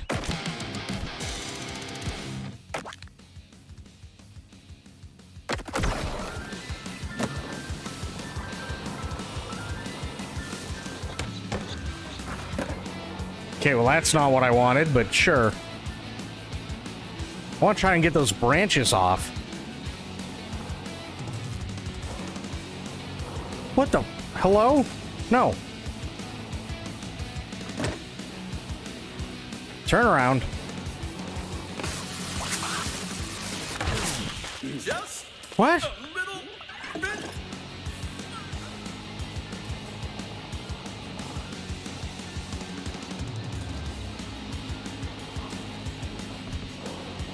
Oh my God.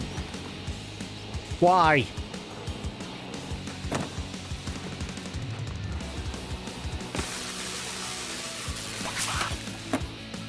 Okay.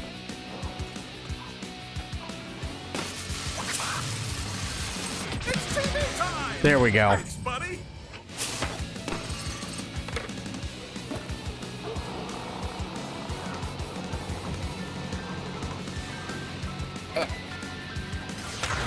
Ow.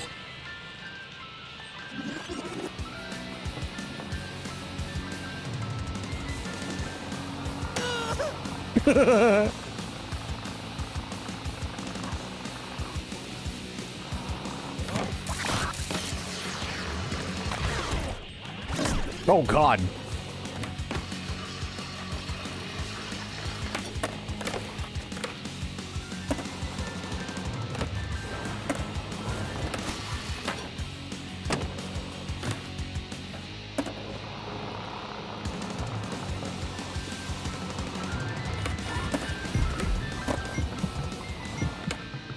Oh God, what am I doing?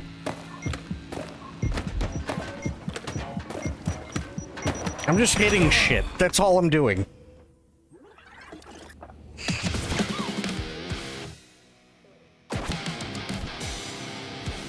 Oh my god. Oh.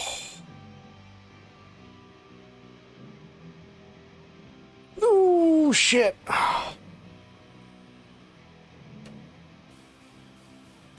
Oh. I cannot. I really, really want, and I'm really, really hoping that they do have the Tony Hawk Underground come back. I really, really want that.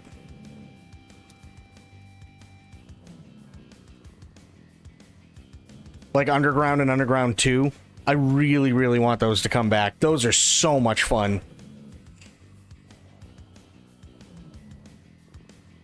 Actually, hang on.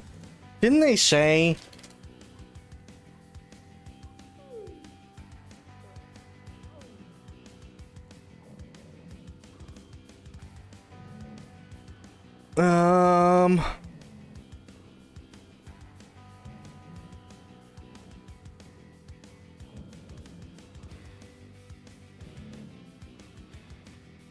No, that's not it. Hang on, I'm looking at something.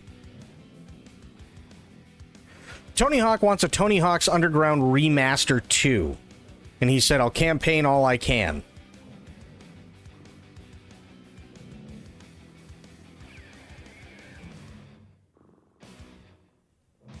But they better keep the fucking story mode in. They really need to keep the story mode in for Underground and Underground 2. Because that's kind of the whole point of those games. That and being able to make, like, the most galactically stupid tricks. Those are absolutely the two things that they need to keep in for Underground and Underground 2. Like, honestly, I was never a fan of all the music. I really wasn't. I thought the music was kind of like meh at best. But they absolutely 1,000,000% need to keep story mode and a bunch of other stuff.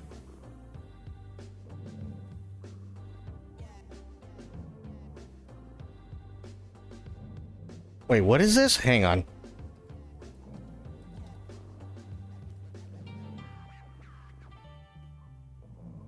Oh, I think I've seen this before. Hang on, sorry. Yeah, I've seen this before.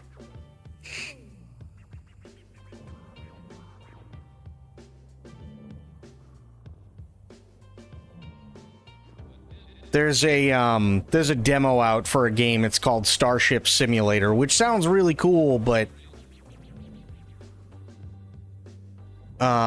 it's still in development. Sadly, it is what it is. But, you know, maybe one day. Whew, I think my hands are cooked, though, for tonight. I think they are. Sweet Jesus. But that was fun. Tony Hawk's Pro Skater is definitely fun. And I definitely have good memories of it. Not something I'll play all the time. But, definitely for, like, if it's a slow time or something like that when there's not much else. Yeah. Peak now when I got 20 minutes left. Yeah, it's not something I'll play all the time, for sure, but if there's slow periods, absolutely I'll play it. 100%. Tony Hawk's always one of those, like, games, except for Underground and Underground 2. Tony Hawk is always one of those games where you can sit there and you can play it for hours and hours and hours and then literally not touch it for God knows how long and then come back to it.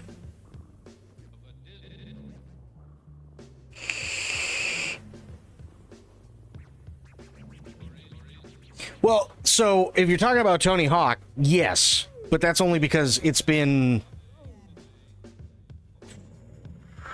Shit, hang on. Tony Hawk Pro Skater 2. It released in 2000. So it's been 25 years. Yeah, Pro Skater 2 was the last one I played. It's been 25 years since I played Tony Hawk. So honestly, that's not terrible. Could be worse.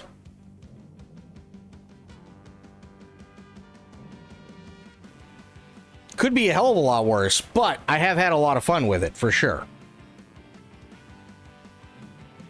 So definitely something to keep in the back of my head.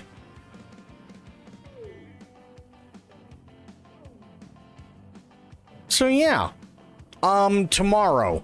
I'm trying to think. What do I want to do tomorrow? Probably more Date Everything. Or later today, rather. Probably more Date Everything. Saturday, I want to get in on some more Dune, for sure. Today's what, the 18th? So we've got... I'm just checking stuff here. 1, 2, 3, 4, 5, 6. So roughly we got about 6 weeks before Metal Gear Solid Delta, which I'm still fucking pumped about. We still got about 6 weeks left. So should be interesting. Should be really, really, really interesting when that comes out, but we'll see. We'll definitely see. But we've got Date Everything, we've got Dune. At some point, I definitely want to play Peak. Say with, like, you know, True, Chobo. See if we can get one other person, because I think it'd be a lot of fun. I think it'd be a lot of fun with all 4 people, for sure. So I definitely want to try out Peak. Oh yeah, and we have the new RoboCop as well, which should be fun. Which, I mean, it looks really fun. So yeah, I had fun with the base game. So we do have that as well. But yeah, I think what I'll do is I'll probably call it now, maybe like 15-20 minutes early, roughly. But that's okay. I did have a lot of fun with this game. I really, really did. So I do want to thank everybody for watching and for hanging out. We had Spoiled making an appearance, first off, and I'm glad everything went well, Spoiled, and you got your monitor and all your good stuff. Do I have Discord up? Yeah. What is this?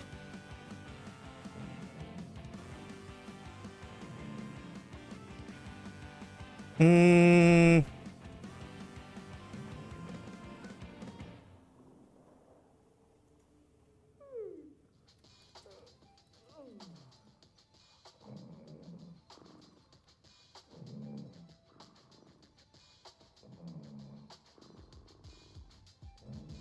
on 1 second.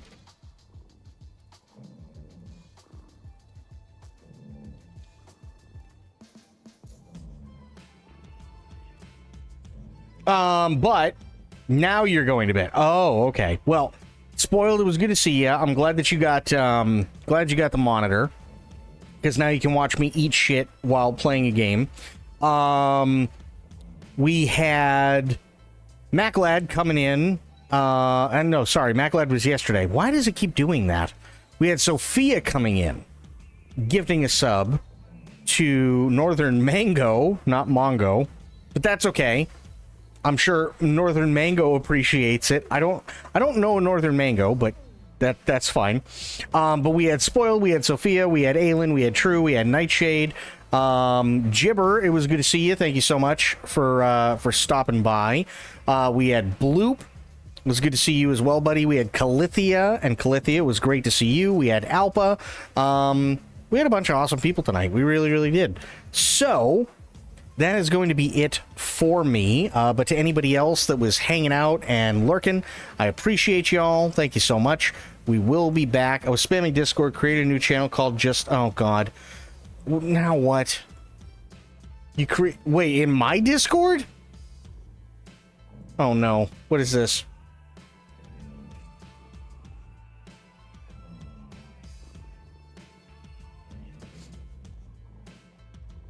Oh. Let's have key, emoji spam in Discord, hold shift while choosing your emoji. Oh, lovely. Okay. I'll check it out later. But yeah, thank you everybody for hanging out. Really, really appreciate you. I will be back later on today. But until I see you all then, have yourselves a great day, great night, wherever you are. Be good to yourselves, be good to one another. Stay safe, stay frosty, and of course, the number one golden rule around here: try to remember some of the basics of CQC. And I will be seeing you guys later on. Thanks so much, everybody, for hanging out. Appreciate you. Have yourselves a good one. Take care. I'm out. Bye, guys.